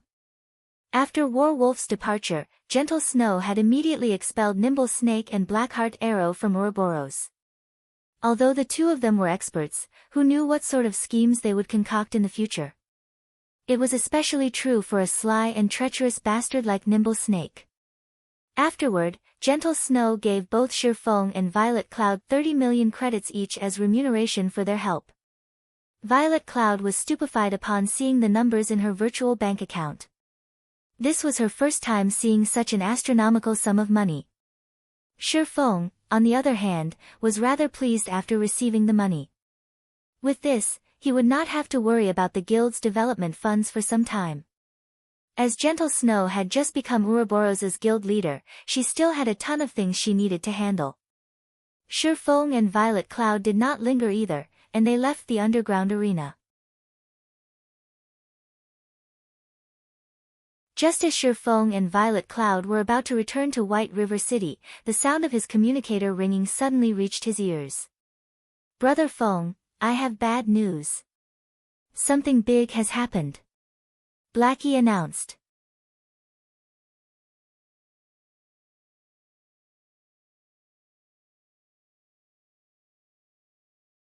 Chapter 412, Great Lord. Relax, slow down, Shi Feng said. Blackie wanted to calm down, but he couldn't contain his panic after surviving something so intense. Brother Feng, listen to me. A meteorite shower rained down on the White River City region. Black said excitedly. Originally, everyone thought nothing of it. However, a system notification suddenly appeared in White River City, stating that the meteorite shower had destroyed the entire White Fog Canyon, a level 20 to level 30 grinding area. All the monsters within White Fog Canyon have gone berserk, and based on the information our guild uncovered, these monsters have a surprisingly high drop rates, and the EXP they give is also significant. On top of that, a ruined shrine has appeared inside the White Fog Canyon. We received information of powerful monsters guarding something inside the shrine. A few powerful assassins even snuck in to have a look. They discovered that there was actually a level 25 Great Lord ranked monster deep inside the ruined shrine. Currently, the various guilds are organizing their personnel and preparing to raid the level 25 Great Lord. A Great Lord was an existence that surpassed a High Lord. Such monsters did not even exist in level 50 large-scale Hell Mode team dungeons. At most, the final boss of said dungeon might be a High Lord. Yet, now, a Great Lord had actually appeared. Without a doubt, its appearance would draw guilds to it. The ironclad rule of God's domain was that the stronger a monster was, the better its drops would be. For Great Lord ranked monsters, at the very least, they would drop dark gold items. There might even be a chance for epic items to drop. Brother Feng, how many people do you think we should send? Blackie asked. You're saying a meteorite shower has destroyed the entire White Fog Canyon? Shi Feng's eyes suddenly shone. Excellent. Blackie, notify Aqua and have her organize some personnel. We don't need for too many, around 500 people will do. However, they must all be strong. We'll meet up in White Fog Canyon later. The matter regarding White River City's meteorite shower incident in the past was still deeply engraved in Shifeng's mind. Because of this incident, players engaged each other in a long-standing war. Whether it was the independent players or the various guilds, if one set foot into White Fog Canyon, they would become entangled in this war. However, what player could resist the temptation of the items inside White Fog Canyon? In the past, even Shifeng died no less than a dozen times for that particular treasure. That's right, he died half a dozen times. That was equivalent to losing half a dozen levels. Yet, Shifeng had still thrown himself into the fray. Everything he had done was for equipment and money. Okay. I'll contact Sister Aqua immediately. Blackie disconnected the call and did as he promised. Sure enough, history has changed significantly. The meteorite shower has happened so early. I must take full advantage of it this time. When Shifeng thought about how he could enter the White Fog Canyon so soon after the meteorite shower's appearance in this life, excitement filled his heart. Shifeng sorely lacked money right now. Currently, the Starstreak trading firm granted him a daily income of over 1,000 gold. In addition, he received a dozen or so gold when guild members completed quests from the guild residents. Overall, it was a hefty income. However, the Starstreak trading firm did not belong to Shifeng. Moreover, his quests still demanded 30,000 gold. Right now, he had not even accumulated half that amount of money. On another note, there was not much time left before the great demon's curse that afflicted Shifeng would take effect. If he failed to gather the 30,000 gold and obtain the Tier 4 position teleportation scroll, he could not locate the Bible of Darkness and remove the curse. If he failed, Shifeng would only have one end waiting for him. Death. Originally, Shifeng had planned to exploit the market and increase his income through the strengthened armor kits Melancholic Smile and the others produced. Now, however, there was no need. His problems would be solved as long as he had the White Fog Canyon.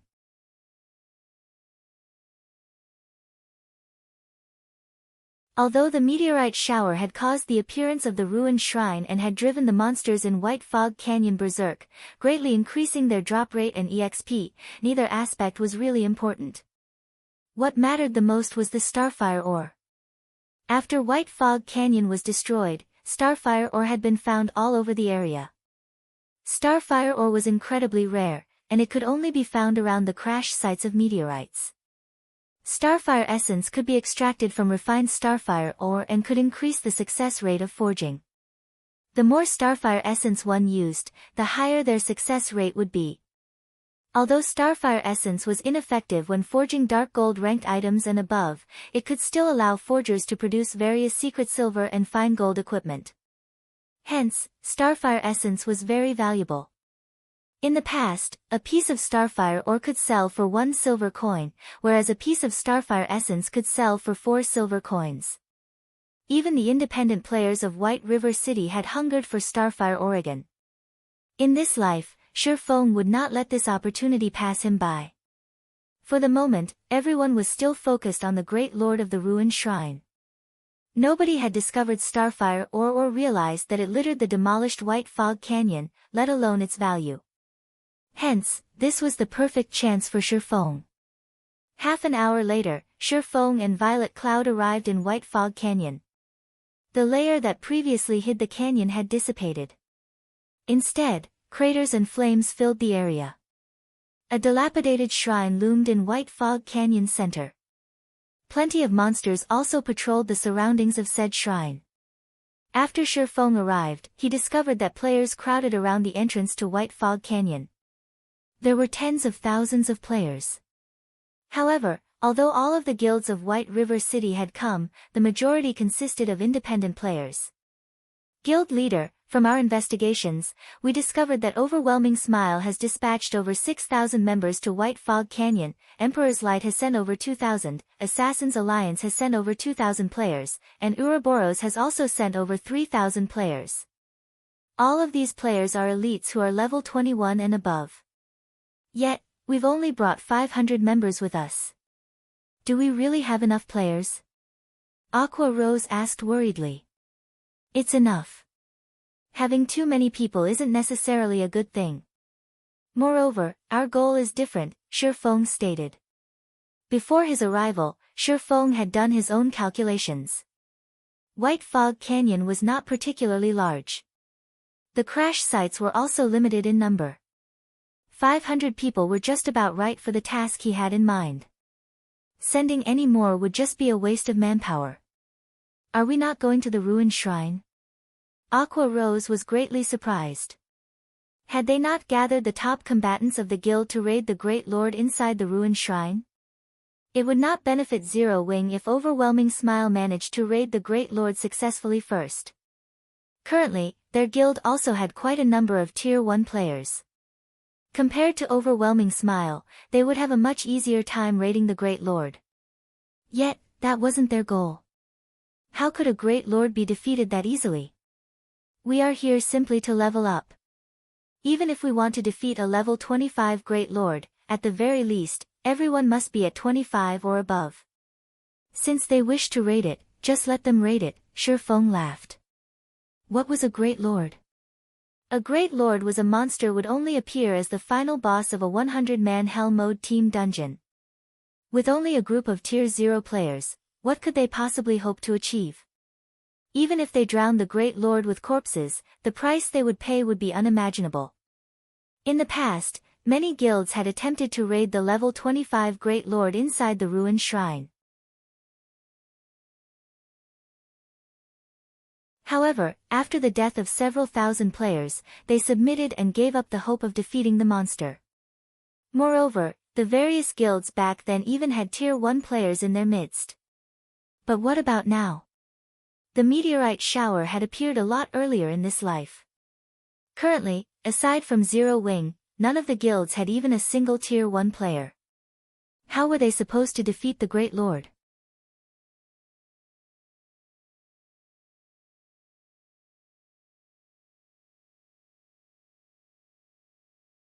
Chapter 413, White Fog Canyon. As Shifeng marked locations on the system map, more players continued to arrive at White Fog Canyon. When Shifeng had arrived, he had changed his appearance to Black Flame. As a result, he received an extraordinary amount of attention. Wow! Isn't that guild leader Black Flame? He's so powerful. Just looking at him makes my heart pound. It would be great if I could become friends with him. Why don't you look in the mirror first? Guild leader Black Flame is the #1 expert in Star Moon Kingdom. Meeting him alone is a rare chance, much less becoming friends with him. Sure enough, One-Hit Azura is here as well. Things in the White Fog Canyon will be more interesting now. No duh. Overwhelming Smile's influence in White River City continues to grow. If Zero Wing fails to achieve anything in the competition over White Fog Canyon, it will become the laughingstock of White River City. However, Overwhelming Smile has dispatched an impressive army of players. Look, even Overwhelming Smile's branch leader, Lone Tyrant, has shown up. A huge war is going to break out over the canyon. I hurried here specifically to watch this war unfold. Upon seeing Shifeng, many players began to discuss Zero Wing and Overwhelming Smile. Currently, the atmosphere surrounding White River City grew increasingly tense with each passing day. Despite Overwhelming Smile's clear attempts to suppress Zero Wing, it had not acted directly. Thus far, it had only employed various plots to poach the members of Zero Wing. It was as if Overwhelming Smile was dead set on stealing every single member from Zero Wing. Meanwhile, Shifeng's guild showed no signs of taking action. The guild had only declared that all members who withdrew from Zero Wing were permanently barred from joining the guild again in the future. At the same time, Zero Wing also lowered their recruitment criteria. Both sides appeared strangely calm as they maintained a delicate balance. No one knew what these guilds were thinking. There was a faint feeling of a storm brewing behind the scenes. Now that these guilds had gathered in the White Fog Canyon, they were both on high alert for each other. When Lone Tyrant saw Shifeng, his eyes turned bloodshot as killing intent radiated from his body. He glared at Shifeng as if the man was his greatest enemy. Any expert could feel Lone Tyrant's killing intent. Naturally, Shifeng was no exception. Guild leader, it seems that Lone Tyrant's hatred for you is quite intense. Despite the fact that you've killed him several times, he refuses to learn his lesson, Aqua Rose giggled. He can only act this rampant because he has Overwhelming Smile backing him. Why don't we head over and kill him again? We can use this chance to massacre Overwhelming Smile and relieve some stress, Blackie snarled. Fire Dance stepped forward and said, I alone will be enough to kill him. Shifeng, who had busied himself with the system map all this time, simply smiled and said, ignore him. We have more important matters to tend to. Fire Dance, you, especially, have much to do. Shifeng thought little of Lone Tyrant. The one Shifeng was truly worried about was the Overwhelming Smile branch based in Maple City and the several surrounding cities controlled by Underworld. At this moment, a graceful and quiet woman standing beside Lone Tyrant softly reminded him, Brother Tyrant, we have not come here to wage war with Zero Wing. Don't forget our goal. Listening to this woman's words, Lone Tyrant shot Shifeng a glare before turning to enter the White Fog Canyon. The graceful woman then looked at Shifeng and the others, sending them a faint smile before she followed after Lone Tyrant and led the army of over 6,000 players into the White Fog Canyon. I remember seeing that woman the last time I killed South Wolf. I think she was called Yulan. For Lone Tyrant acts so subserviently, it seems that her status is quite high. Naturally, Shifeng noticed the woman who had smiled at them, uncertainty filling his gaze. Shifeng had only paid attention to Yulan because of his intuition. He could feel an indescribable sense of danger from the woman.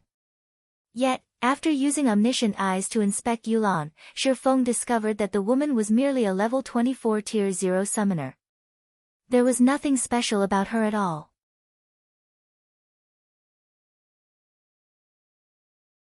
Shifeng began to doubt his intuition.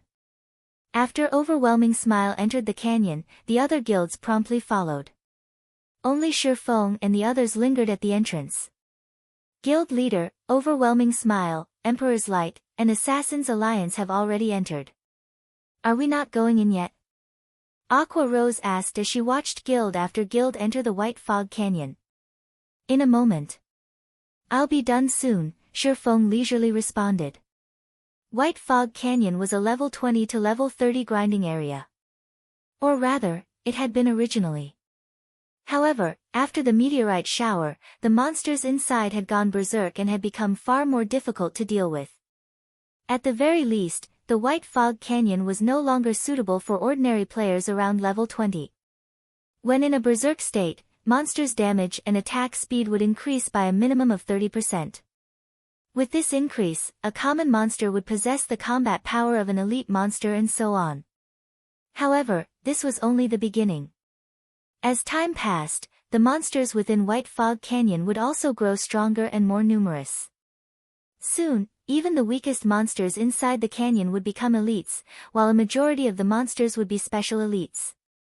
There would also be quite a number of chieftains and lords. Moreover, all these monsters would have also entered a berserk state. Just thinking about this gave one goosebumps. Based on how long it had been since the meteorite shower, Shifeng could say with certainty that there were no longer any common monsters inside White Fog Canyon. At the very minimum, the monsters inside the canyon would be elites. Moreover, the monsters would move in groups and respawn very quickly. There would also be many danger spots inside the canyon. Meanwhile, the core area of the White Fog Canyon spoke for itself. The results of rushing in unprepared were obvious. Currently, the baseline for entering White Fog Canyon was level 20 tier 1 or around level 30 tier 0. Although players could improve their chances by going in with larger numbers, this canyon was still significantly dangerous. Therefore, Shifeng had sketched out a new map of the White Fog Canyon based on his memories of the past. On the new map, he had made sure to indicate locations that they needed to avoid. He had also marked a few mining spots and danger spots. Although it was a time-consuming task, this new map would undeniably reduce the losses his guild members suffered. The minutes crawled by. While Shifeng was busy trying to recall the White Fog Canyon, over a dozen minutes had passed since the crowd of independent players and guilds had entered White Fog Canyon. Suddenly, the members of Zero Wing, who had waited silently at the canyon's entrance, noticed many players exiting the canyon. These players looked pitiful. They left in parties of 2s and 3s, not a single complete party passed the watching Zero Wing players. Unable to contain his curiosity, Blackie walked over and asked, "What happened to you guys? It's only been around 10 minutes since you went in. How did you guys end up in such sorry states so quickly?" These players had relatively powerful equipment. They were fully geared in bronze equipment at the very minimum. Logically, a party of such caliber should not have any issues dealing with a level 22 or 23 special elite. Yet, all of these parties had lost at least half of their members. What do you know? The monsters inside White Fog Canyon are all berserk elites. Even our level 21 shield warrior could only take a dozen hits at most. Facing one was hard enough. Yet, for some reason, the monsters in there move in groups of 3 at least. They also have a massive aggro range, so they are easy to pull. Many had party wiped, and we only managed to escape after much difficulty. We've decided to level elsewhere until we hit level 25 at least, a level 21 veteran player replied, sighing. At this moment, his heart still trembled when he thought back to those groups of elite monsters.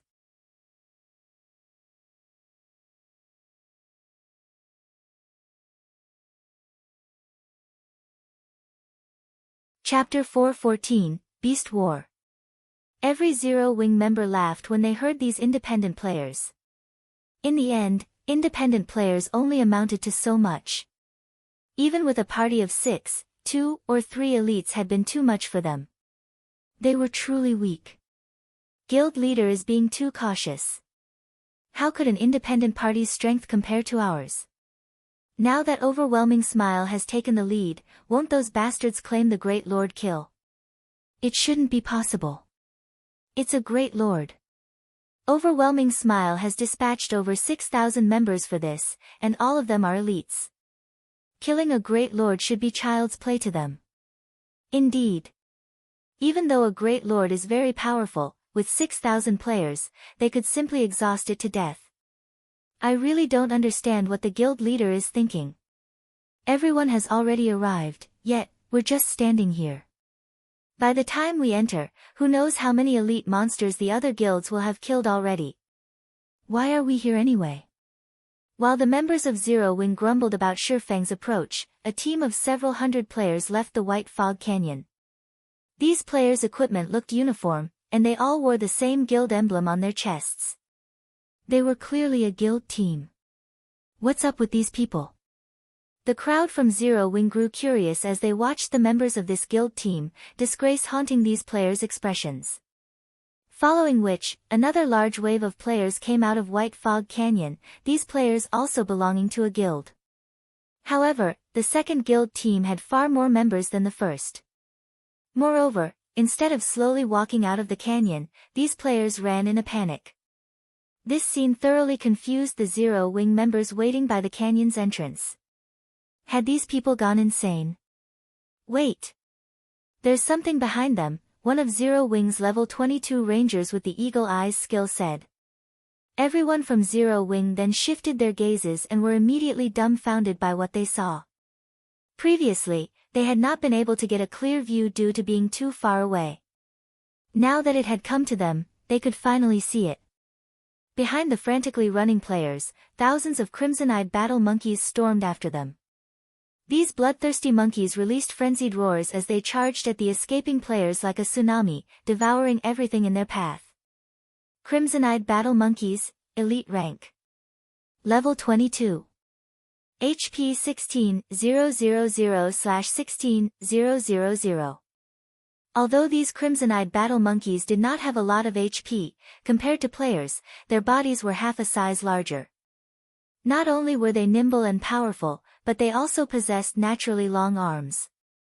In addition, they wielded weapons and were also capable of using these weapons as proficient as players. Defeating these monsters would not be easy. Meanwhile, among these thousands of crimson-eyed battle monkeys, there were also a few larger armored battle monkeys squeezed in. These armored battle monkeys were covered in scars, a testament to the many battles they had fought. Compared to the elite-ranked crimson-eyed battle monkeys, the armored battle monkeys were much stronger.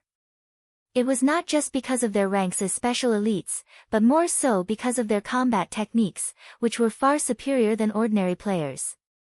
Armored battle monkeys, special elite. Level 24. HP 54,000/54,000.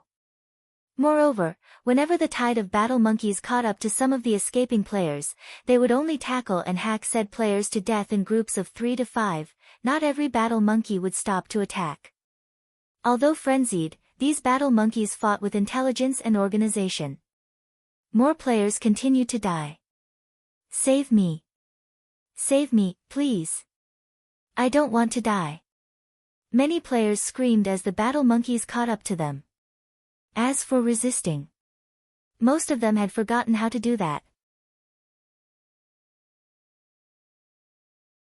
The players of God's domain had never experienced such horrific slaughter before, and their legs had long since gone limp with fear. At this moment, only those who possessed a strong heart managed to keep running, whereas the weaker-willed players had died under the monster tsunami. Although some of the escaping players were also attacking as they ran, there were simply too many battle monkeys. Retaliation was no different than pouring a cup of water into a raging inferno.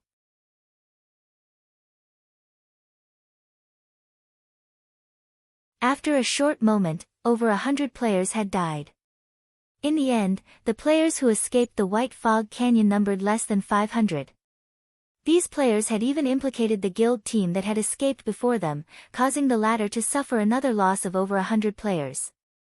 After watching the massacre, the idle members of Zero Wing were stupefied. These battle monkeys were terrifying. Are these really monsters? This question lingered in everyone's hearts. The battle monkeys had behaved completely different from the monsters they had seen and fought before. Fighting these monsters was no longer grinding. Rather, it looked more like a full-blown war. At this moment, the Zero Wing members who had previously complained about Shifeng's decision fell silent. Now, they only admired Shifeng's forethought. If they had not witnessed this scene and had foolishly charged into White Fog Canyon, it was highly possible that they would have suffered a similar fate to those players. As for the other guild members, they looked at Shifeng with even greater reverence now. While the crowd from Zero Wing continued to linger around the entrance, one guild team after another fled the canyon. As for the independent parties, very few had managed to escape as practically all of them had died inside the canyon. Instead of calling the White Fog Canyon a precious grinding spot, it was more like a gigantic meat grinder. Alright, let's join the party, Shifeng said after he finished organizing his map. He then said in the team chat, you've seen for yourselves the various guild teams that have escaped. Most of those guild teams have more members than we do. However, as you can see, only half of them made it out alive.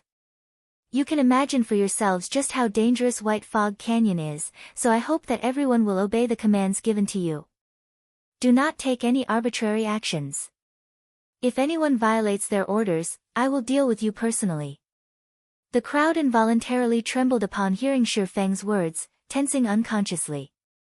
Since no one has any issues, stand by the groups and formations previously arranged. Shifeng nodded and said, let's head in, then. After the meteorite shower, White Fog Canyon had ceased to be a grinding area. It was more like a super large-scale dungeon. Obtaining the Starfire ore would not be an easy task. Instead of grinding monsters, they were about to wage war inside the canyon. Danger lurked around every corner of the map. Inside the canyon, they did not need to look for the battle monkeys, as the battle monkeys had long since been ready to ambush them. Hence, they needed to stay vigilant inside the canyon. The formation Shifeng had organized scattered the MTs around the team, whereas healers and ranged classes were safer in the center of the group. As for the assassins, they were sent to scout ahead, reporting back any activities they discovered so as to avoid an ambush. Under Shi Feng's lead, the Zero-Wing team quickly arrived at the inner region of the White Fog Canyon. During this period, everyone had experienced several battles, and the battle monkeys they killed numbered over 1,000. Everyone's experience bars rose significantly as a result. They had also obtained plenty of level 20 and above bronze equipment and materials. Most importantly, the team had suffered 0 casualties throughout the journey. This situation caused everyone's reverence towards Shi Feng to soar once more. Previously, everyone had simply thought of Shi Feng as someone with impressive strength. They had never expected him to be a superior leader as well. Suddenly, Fire Dance, who was in stealth in a nearby tree, reported in the team chat, "Guild leader, a group of nearly 300 battle monkeys currently approaches from the left side of the team. Contact in roughly 30 seconds. Guild leader, a group of close to 400 crimson-eyed battle monkeys approaches from the rear. There are also a dozen or so armored battle monkeys with them. They will reach the team's current location in roughly 1 minute," Flying Shadow, one of the 5 demon generals, reported. Everyone's hearts trembled upon receiving these 2 reports. The previous ambushes they had encountered had only come from a single direction. Now, these battle monkeys were initiating a pincer attack. Moreover, their numbers were far greater than before.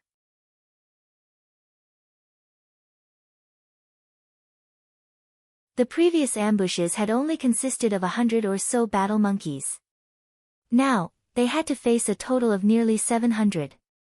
They were outnumbered.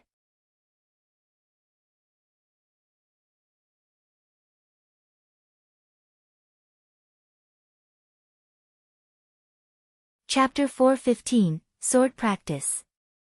Sure enough, what will come, has come.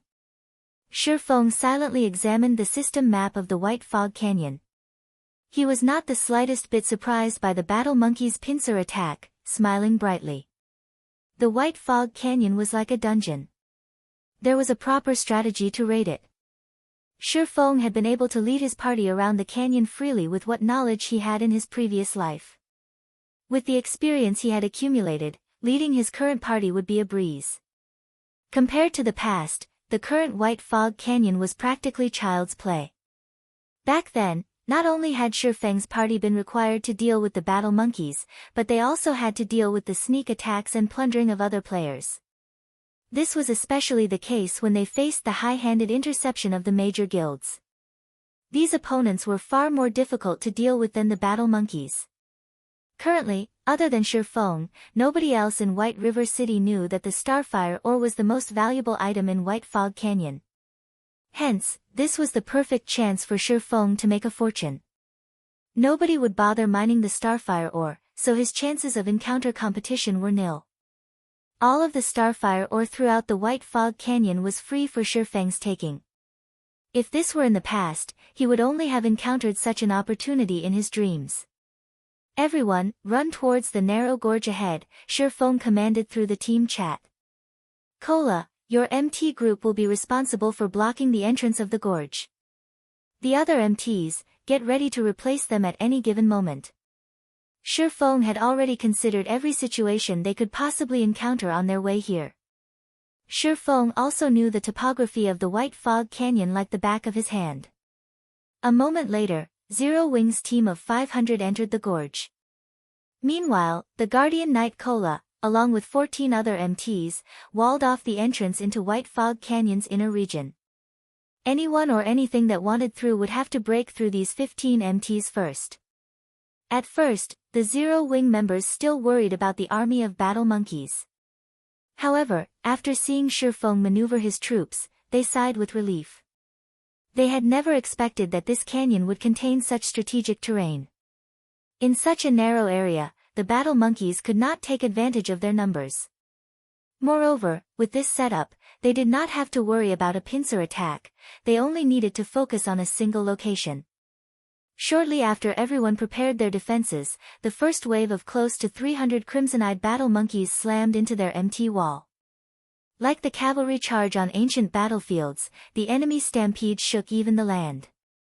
The sound of the monkey's bloodthirsty roars that echoed throughout the gorge sent tremors through everyone's hearts.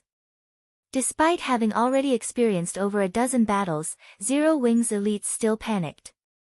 Compared to the previous battles, this was on an entirely different level. The crimson-eyed battle monkeys appeared to be more organized than the foes they had faced before. These battle monkeys also seemed much fiercer, resembling the battle monkeys they had seen back at the entrance of the White Fog Canyon. Guild leader, these crimson-eyed battle monkeys look strange. I feel that not only have they become more organized, but they are also stronger than before. Aqua Rose frowned slightly. Inwardly, she worried that Cola and the others might not be able to hold off this wave of monsters. Of course. The crimson-eyed battle monkeys we fought before were merely washouts. Meanwhile, the ones we are about to face right now are the victors, so, naturally, they are much stronger, Shifeng explained as he nodded. Moreover, these crimson-eyed battle monkeys have a war chief at their backs. Look over there. As he said so, Shifeng pointed towards a large tree outside of the gorge. Standing in the large tree was a slightly smaller battle monkey covered in fine black leather armor. Battle Monkey War Chief, Chieftain rank. Level 25. HP 140,000/140,000. The Battle Monkey Warchief possessed the Warchief's aura, increasing the attributes of the surrounding crimson-eyed battle monkeys by 10%. An ordinary MT simply could not withstand the attacks from these elite-ranked crimson-eyed battle monkeys.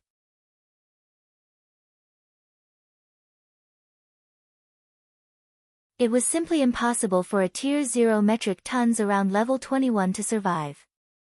Hence, the various guilds had been massacred upon meeting such monster armies. Watching the crimson-eyed battle monkeys charge towards them, Shifeng hurriedly said, "All clerics, cast sacred shields on the MTs. Oracles, use prayer barrier. Cola, activate guardian aura."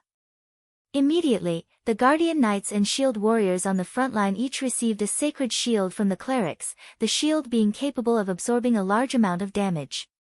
In addition, there were also prayer barriers cast in front of them. These barriers could similarly absorb a certain amount of damage from the front. Finally, Cola's Guardian Aura increased everyone's defense. Faced with the physical attacks of the crimson-eyed battle monkeys, the Guardian Aura would be particularly beneficial. Zero Wings members' levels were, on average, higher than those in other guilds. For this operation, the Guardian Knights and Shield Warriors dispatched were all level 22 and above, and each one had at least 4,300 HP. Among them, Cola, who was a level 23 Tier 1 Guardian Knight, possessed over 5,300 HP. There was also Yi Wumian, a level 22 Tier 1 Shield Warrior with over 4,900 HP. Just as the wave of battle monkeys arrived before Cola and the others, Cola suddenly shouted, "Aegis protection." In the blink of an eye, a faint golden glow covered every MT. Aegis protection. Tier 1. Reduces damage taken for all allies within a 30-yard radius by 30% for 12 seconds. Cooldown, 1 minute 30 seconds. Simultaneously, everyone readied their shields to defend against the crimson-eyed battle monkeys' attacks. Bang! Bang! Bang! The instant both sides collided, the prayer barrier shattered. Only the sacred shields still barely supported the MTs. However, the crimson-eyed battle monkeys' charge was overwhelming. Cola and the others were forced to retreat several steps before they could stabilize themselves. In the next moment, the crimson-eyed battle monkeys, which had stopped their charge, brandished their swords and sabers at the MTs. Their attack speeds were incredible, preventing the players from catching their breaths. Some of the MTs had been too late in defending against the oncoming attacks, their sacred shields shattering and receiving -200 damage. Without the protection of the sacred shields, the MTs received around -800 damage every time the crimson-eyed battle monkeys struck them, and this was after the 30% damage reduction of Aegis protection. Only Cola and Yi Wumian received damage below -500 points. If the MTs did not block the majority of the attacks with their shields, the healers would struggle to keep up with the incoming damage. I'll leave this to you all. Fire Dance and Flying Shadow, you two cover my 6 while I deal with that war chief. After issuing the command, Shifeng activated the aura of wind of the 7 luminaries ring. He then activated Wind Rider and flew towards the Battle Monkey war chief. When one met a Battle Monkey army in the White Fog Canyon, they first needed to exterminate the Battle Monkey war chief. Not only could the war chief increase his subordinates' attributes and raise their attack efficiency, but it could also call for infinite reinforcements. Hence, players needed to kill the war chief as soon as possible. Players would simply be asking for trouble if they dragged the fight on for too long without killing the war chief. However, taking it out would not be easy. This did not mean that the Battle Monkey war chief was overly powerful. Rather, compared to the other battle monkeys, the war chief was far more sensitive to danger. When its own life was at risk, it would flee. Moreover, the war chief was also more agile than the other battle monkeys, as could be seen from its thin and lean body. Hence, players would find it difficult to kill. When the Battle Monkey war chief saw Shifeng flying towards it, it immediately fled in the opposite direction. Unfortunately, although the Battle Monkey war chief was quick on its feet, it was far slower than Shifeng when he had Wind Rider active. Let's use you as practice for my newly learned void steps, Shifeng smiled faintly. Unsheathing the Abyssal Blade and Purgatory's shadow, he shot forward, hurtling towards the Battle Monkey war chief.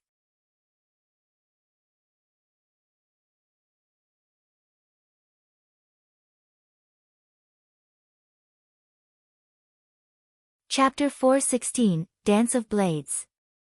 While Shifeng hunted the Battle Monkey war chief, the ranged classes of Zero Wing within the gorge began to take action. Kola and the other MTs had successfully held off the first charge. The healers in the back had also stabilized the 15 MTs' HP. The only thing left to do was to clean up the assaulting battle monkeys. Standing in the rear, Blackie had begun to chant an incantation, waving his staff. After becoming a Tier 1 Cursemancer, Blackie's damage had increased significantly.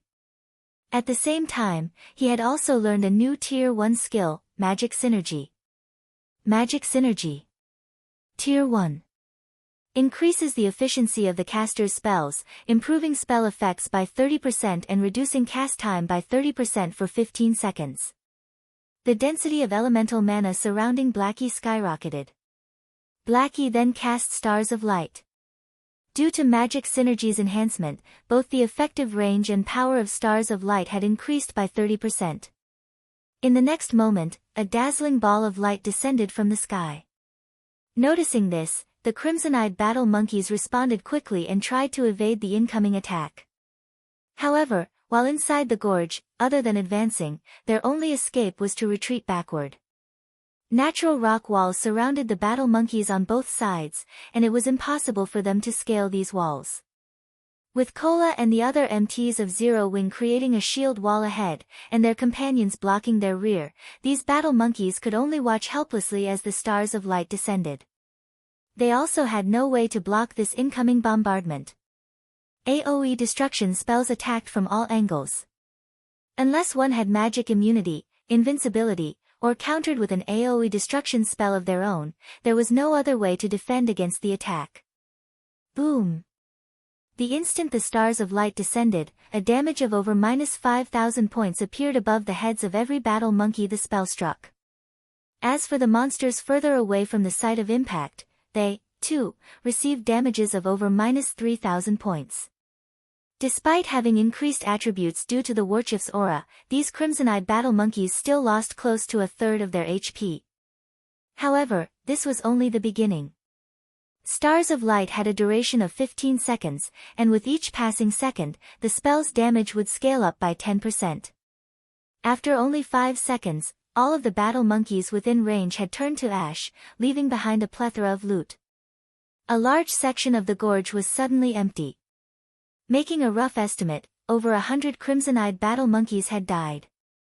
AoE destruction spells are awesome. Though it would be great if their cooldown times were shorter. Although Cola had seen Blackie cast the spell many times, his heart still trembled with excitement whenever he witnessed this overwhelming destruction. The scattered loot on the ground and his soaring EXP bar also exhilarated him. The EXP from level 22 elites was originally quite significant. Meanwhile, after the meteorite shower, the EXP from the monsters inside the White Fog Canyon had increased by 3 to 4 times. In other words, killing a single monster here was the equivalent of killing 3 or 4 monsters of the same level and rank outside of White Fog Canyon. After Blackie's Stars of Light ended, Yi Wumian rose from level 22 to level 23, his HP breaking past the 5,000 threshold. Everyone else also watched their experience bars increase by a huge chunk. Originally, it would have taken them several hours to gain so much EXP. Now, however, they had only taken around a dozen seconds or so. Stars of Light truly shone when used in a war. Not only was it massively destructive, but it could also shock enemies. Take the Crimson-Eyed battle monkeys caught outside the range of Stars of Light for example. Despite having received no damage, they did not barrel forward after Stars of Light ended.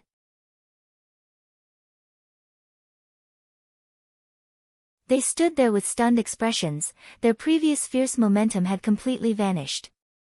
Unfortunately, AoE destruction spells like Blackie's Stars of Light were rare.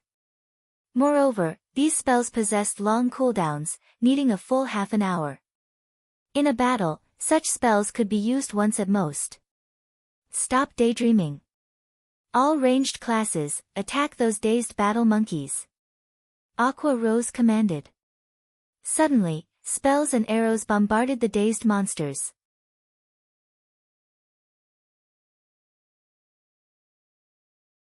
Momentarily, the Crimson-Eyed battle monkeys were at a loss of what to do.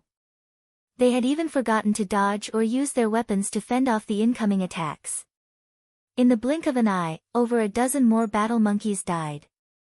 However, one would be sorely mistaken if they thought they could get rid of these Crimson-Eyed battle monkeys so easily. As soon as these monsters regained themselves, they charged at Cola and the other MTs with even greater madness. Suddenly, the second battle of attrition had begun. Although the battle was vicious, compared to Shifeng's battle, it paled in comparison. Shifeng's current opponent was the Battle Monkey War Chief, a level 25 chieftain that had gone berserk. Inside a dungeon, the War Chief was definitely worthy of the role of a boss. Only, its HP was slightly lower than a typical dungeon boss. Shifeng moved in front of the Battle Monkey War Chief with a flash, blocking its path. He then activated Chop and sent 3 silvery gray blades of light slashing at the Warchief's thin frame, completely sealing off its exit. G. G. G. The Monkey Warchief suddenly squinted its blood-red eyes as it screeched, releasing an intimidating power. It then took a step back, its right fist punching towards the convergence point of the 3 blades of light. Pang! The 3 blades of light shattered. The Monkey Warchief then took a step forward and swung its left fist, flames covering the fist as it flew towards Shifeng's head. The whole process had happened in the blink of an eye, and the Battle Monkey Warchief had launched its attack was a lot more accurately and faster than many expert players. However, the instant the Monkey Warchief's fist struck Shifeng's head, it felt as if it had struck air. Taking a closer look, the Monkey Warchief discovered that had only hit Shifeng's afterimage. Meanwhile, Shifeng had used silent steps and arrived behind the Battle Monkey Warchief. He then used Thunder Flame Explosion. The Tier 1 Thunder Flame Explosion possessed a brief area suppression effect when cast, slowing all enemies' movements within a 10 by 10 yard area. Moreover, Shifeng was now a Tier 1 player. Despite being only level 22, the effect of the attack-type skills he used would not have weakened in the slightest even against the level 25 Battle Monkey Warchief. Furthermore, Shifeng also possessed the Golden Stigmata, which allowed him to ignore up to 20 levels of suppression. Suddenly, the Battle Monkey Warchief's speed had fallen, having only 1/6 of its original speed. It was no longer capable of blocking or dodging incoming attacks in time. Boom! The power of lightning and fire assaulted the Monkey Warchief. However, it had a surprisingly high defense for such a thin frame. Despite being a Tier 1 Blade Saint, Shifeng only managed to deal over -3,600 damage to the Monkey War Chief. Fortunately, Thunder Flame Explosion forced the Monkey War Chief into a fainted state for 6 seconds. Originally, Shifeng had intended to follow up his victory with Hot Pursuit, taking the opportunity to damage the Monkey War Chief heavily while it was incapacitated for 6 seconds. In the end, however, the Battle Monkey War Chief activated Berserker Rage, becoming immune to all control effects and increasing its strength and speed. It then unsheathed the war saber hanging on its back and brandished it at its adversary. Suddenly, 9 blades of light wrapped around Shifeng. This was one of the Battle Monkey War Chief's skills, Dance of Blades. If struck, even an MT like Kola would die without question. However, Kola possessed a large shield that he could use to defend himself. He would have no problems blocking the majority of the blades of light. Shifeng, however, did not possess a shield.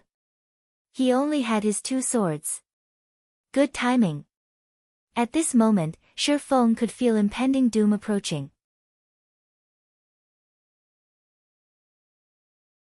Yet, he neither defended with his swords, nor did he activate Defensive Blade to save his life. Instead, he activated Purgatory Power and charged at the Monkey War Chief's Dance of Blades. Void Steps. Previously, Shifeng would have never thought of confronting a Berserk level 25 Battle Monkey War Chief head-on. After all, the Monkey War Chief was terrifying after going Berserk. Not only did its speed surpass Tier 1 players, but Tier 1 players also could not block its incredible attacks.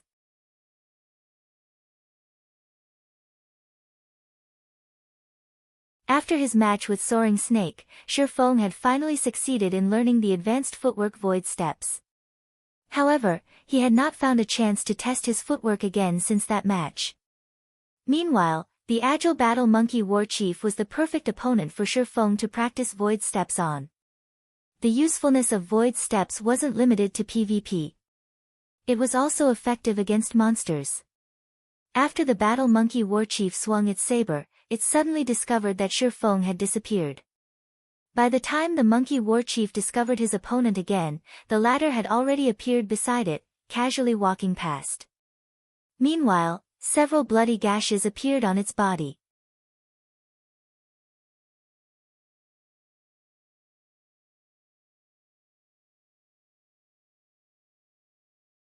Chapter 417, Blade Liberation. In a withered forest located at the outer area of White Fog Canyon, Fire Dance and Flying Shadow, who had been standing watch around the team all this time, were currently dashing towards the gorge. Sister Fire Dance, guild leader, is too amazing. He can actually fight the Battle Monkey War Chief, a Berserk level 25 chieftain, all by himself. With eyes filled with anticipation, Flying Shadow added, "I hope that Monkey War Chief can last until we get there." Flying Shadow, you're still in a mood to joke around? Although guild leader is amazing, a chieftain that has gone berserk is no laughing matter. In a moment, we'll need to be careful when we go in and support guild leader. We will lose our lives if we're hit by the Monkey War Chief, Fire Dance reminded him. Fire Dance felt that it was too risky for Shifeng to fight a Berserk level 25 chieftain all by himself. Such a battle did not permit even the slightest mistake. After Fire Dance succeeded in her class change quest and became a Tier 1 assassin, she had wanted to test her own standards. Hence, she had sent the members of the guild out looking for monsters for her to test herself against. At the very beginning, she had required little effort to defeat a level 15 special elite. She then challenged herself with a level 16 chieftain. However, 20 seconds into the battle, she was already in a miserable state. In the end, she had to use Vanish and Flee. Hence, Fire Dance knew clearly just how powerful a chieftain-ranked monster was, let alone a level 25 chieftain that was constantly in a berserk state. Sister Fire Dance, I can hear sounds of battle coming from the front. They should be fighting over there, Flying Shadow said excitedly. Many people wished they could watch the battles of the one-hit Azura. Some players were even offering to purchase unpublished battle videos of the one-hit Azura at high prices, hoping to learn a thing or two from watching these videos. Flying Shadow himself had also watched Shurfeng's battle videos over 100 times and received great benefits from doing so. However, at the end of the day, a video was still a video. It simply could not compare to seeing a battle live. However, Shurfeng's battles were simply too fast-paced. Even though Flying Shadow could witness them, there was a limit to how much his mind could absorb. Hence, Flying Shadow also wanted a recording of the battle to study it in detail after returning. To this end, Flying Shadow had specially asked Fire Dance to activate holographic simulation mode to record Shurfeng's battle. Before Flying Shadow had experienced a virtual gaming cabin, he had only been dismissive of the machine. Wasn't it just a 97% sync rate? The virtual gaming helmet also possessed a 90% sync rate. How huge of a difference could there be? The makers of the virtual gaming cabin were simply trying to swindle people's money. However, after Flying Shadow tried the cabin for himself, he instantly fell in love with it. Not only could the virtual gaming cabin allow him to display more of his actual combat power, but it was also of great help in regard to learning how to fight in God's domain. The holographic videos in particular were far superior to flat-screen videos. Unfortunately, there were only 5 virtual gaming cabins in Zero Wing's workshop, 3 of which were dedicated to the guild leader, Fire Dance, and Blackie. The remaining 2 had to be shared with other core members in rotation. Currently, Flying Shadow was not using the virtual gaming cabin, so he could not utilize the holographic recording. He could only request one from Fire Dance. That way, he could properly watch the video the next time it was his turn to use a virtual gaming cabin. In regard to Flying Shadow's request, Fire Dance was not opposed to it. She, too, wished to learn from Shurfeng's battle. Then, she simply needed to give Flying Shadow a copy. When the 2 arrived at the scene of the battle, they suddenly saw Shurfeng disappear, before shortly reappearing beside the battle monkey war chief and slowly walking by it. Meanwhile, a few additional gashes manifested on the monkey warchief's body, fresh blood spurting out all over the place. What's going on? The sight suddenly set off an endless ripple in Fire Dance's and Flying Shadow's hearts.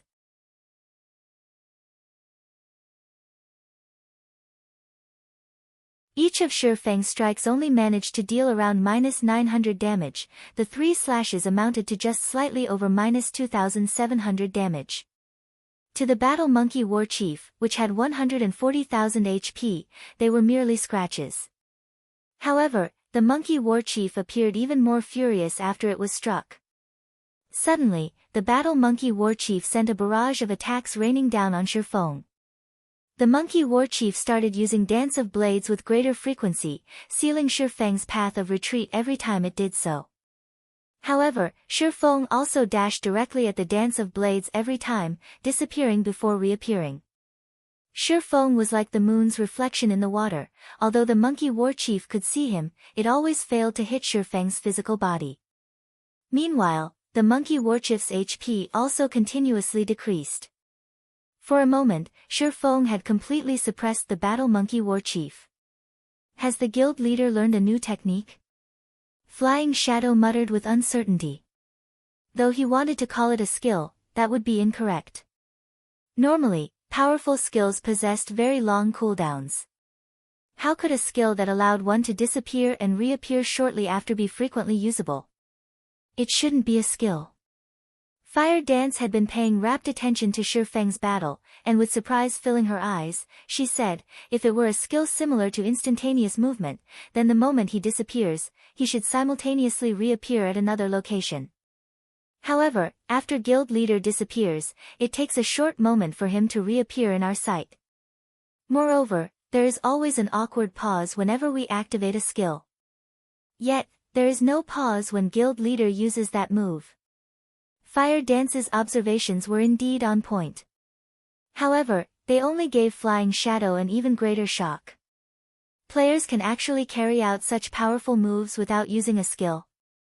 This revelation completely shattered Flying Shadow's understanding of virtual reality games. Guild leader seems greatly exhausted. It seems that this move places an enormous burden on one's mental strength. Fire Dance's observations were quite thorough, and very quickly, she noticed that Shifang's complexion seemed somewhat pale. His eyes seemed slightly dimmer as well. Prepare to take action. In fact, it was exactly as Fire Dance had said. Void Steps was advanced footwork, a technique that removed one's own presence from the other person's brain. In other words, despite others clearly being able to see and sense Shifang's presence, their brains would actively shunt this information to the subconscious mind and focus on other less relevant information, which would result in failing to see or sense Shifang. However, such advanced footwork posed extremely high demands on its user, whether in terms of movement, breathing, and so on. Although Shifang had already succeeded in executing Void Steps, and his proficiency improved with each subsequent use, the technique still placed a significant burden on his mental strength. Flying Shadow silently nodded. At this moment, he had already focused all his concentration on Shifang, hero worship filling his eyes. Even though such a powerful move greatly exhausted one's mental strength, it was still very impressive. When the Battle Monkey War Chief had only half its HP remaining, Shifang was already beyond exhaustion. I guess using Void Steps to deal with a Berserk Chieftain is really pushing things too far. Shifang smiled bitterly in his heart as he looked at the Battle Monkey War Chief that grew increasingly fearless the more it fought. If he were up against a player, he could definitely finish them off after using Void Steps twice. The battle would not drag on for such a long time. However, this battle against the Monkey War Chief was greatly beneficial to Shifang, as he honed his mastery of Void Steps with each subsequent use of the footwork.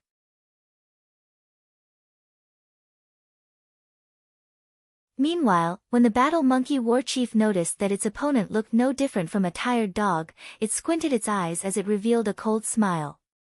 It then brandished its saber, using Dance of Blades once more. At this moment, Shifang was quickly reaching his limit. If he used Void Steps one more time, it was highly possible that he would faint on the spot. Faced with the 9 saber images that completely sealed his movements, Shifang suddenly erupted with power. Blade Liberation.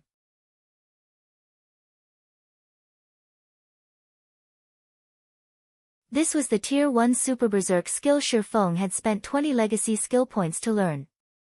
The skill's duration was only 20 seconds, and after that period, he would enter a weakened state, with all his attributes decreased by 80% for 3 minutes. If he could not finish off his enemy in 20 seconds, then only death awaited him. Meanwhile, the weapon Shifang used Blade Liberation on was the level 20 Dark Gold ranked Purgatory's Shadow. Suddenly, the power of the Purgatory's Shadow flowed into Shifang, his body started glowing a faint red. Shifang then tightened his grip around the abyssal blade and slashed at the incoming blades of light. You're tuning in to the Blissful Bookshelf YouTube channel. We're so grateful for your support, and don't forget to subscribe to join us on this incredible journey through captivating stories. Your generosity through donations truly makes a world of difference, as it's the primary source of revenue that allows me to expand and enhance this channel for you. Thank you from the bottom of my heart for being a part of this adventure.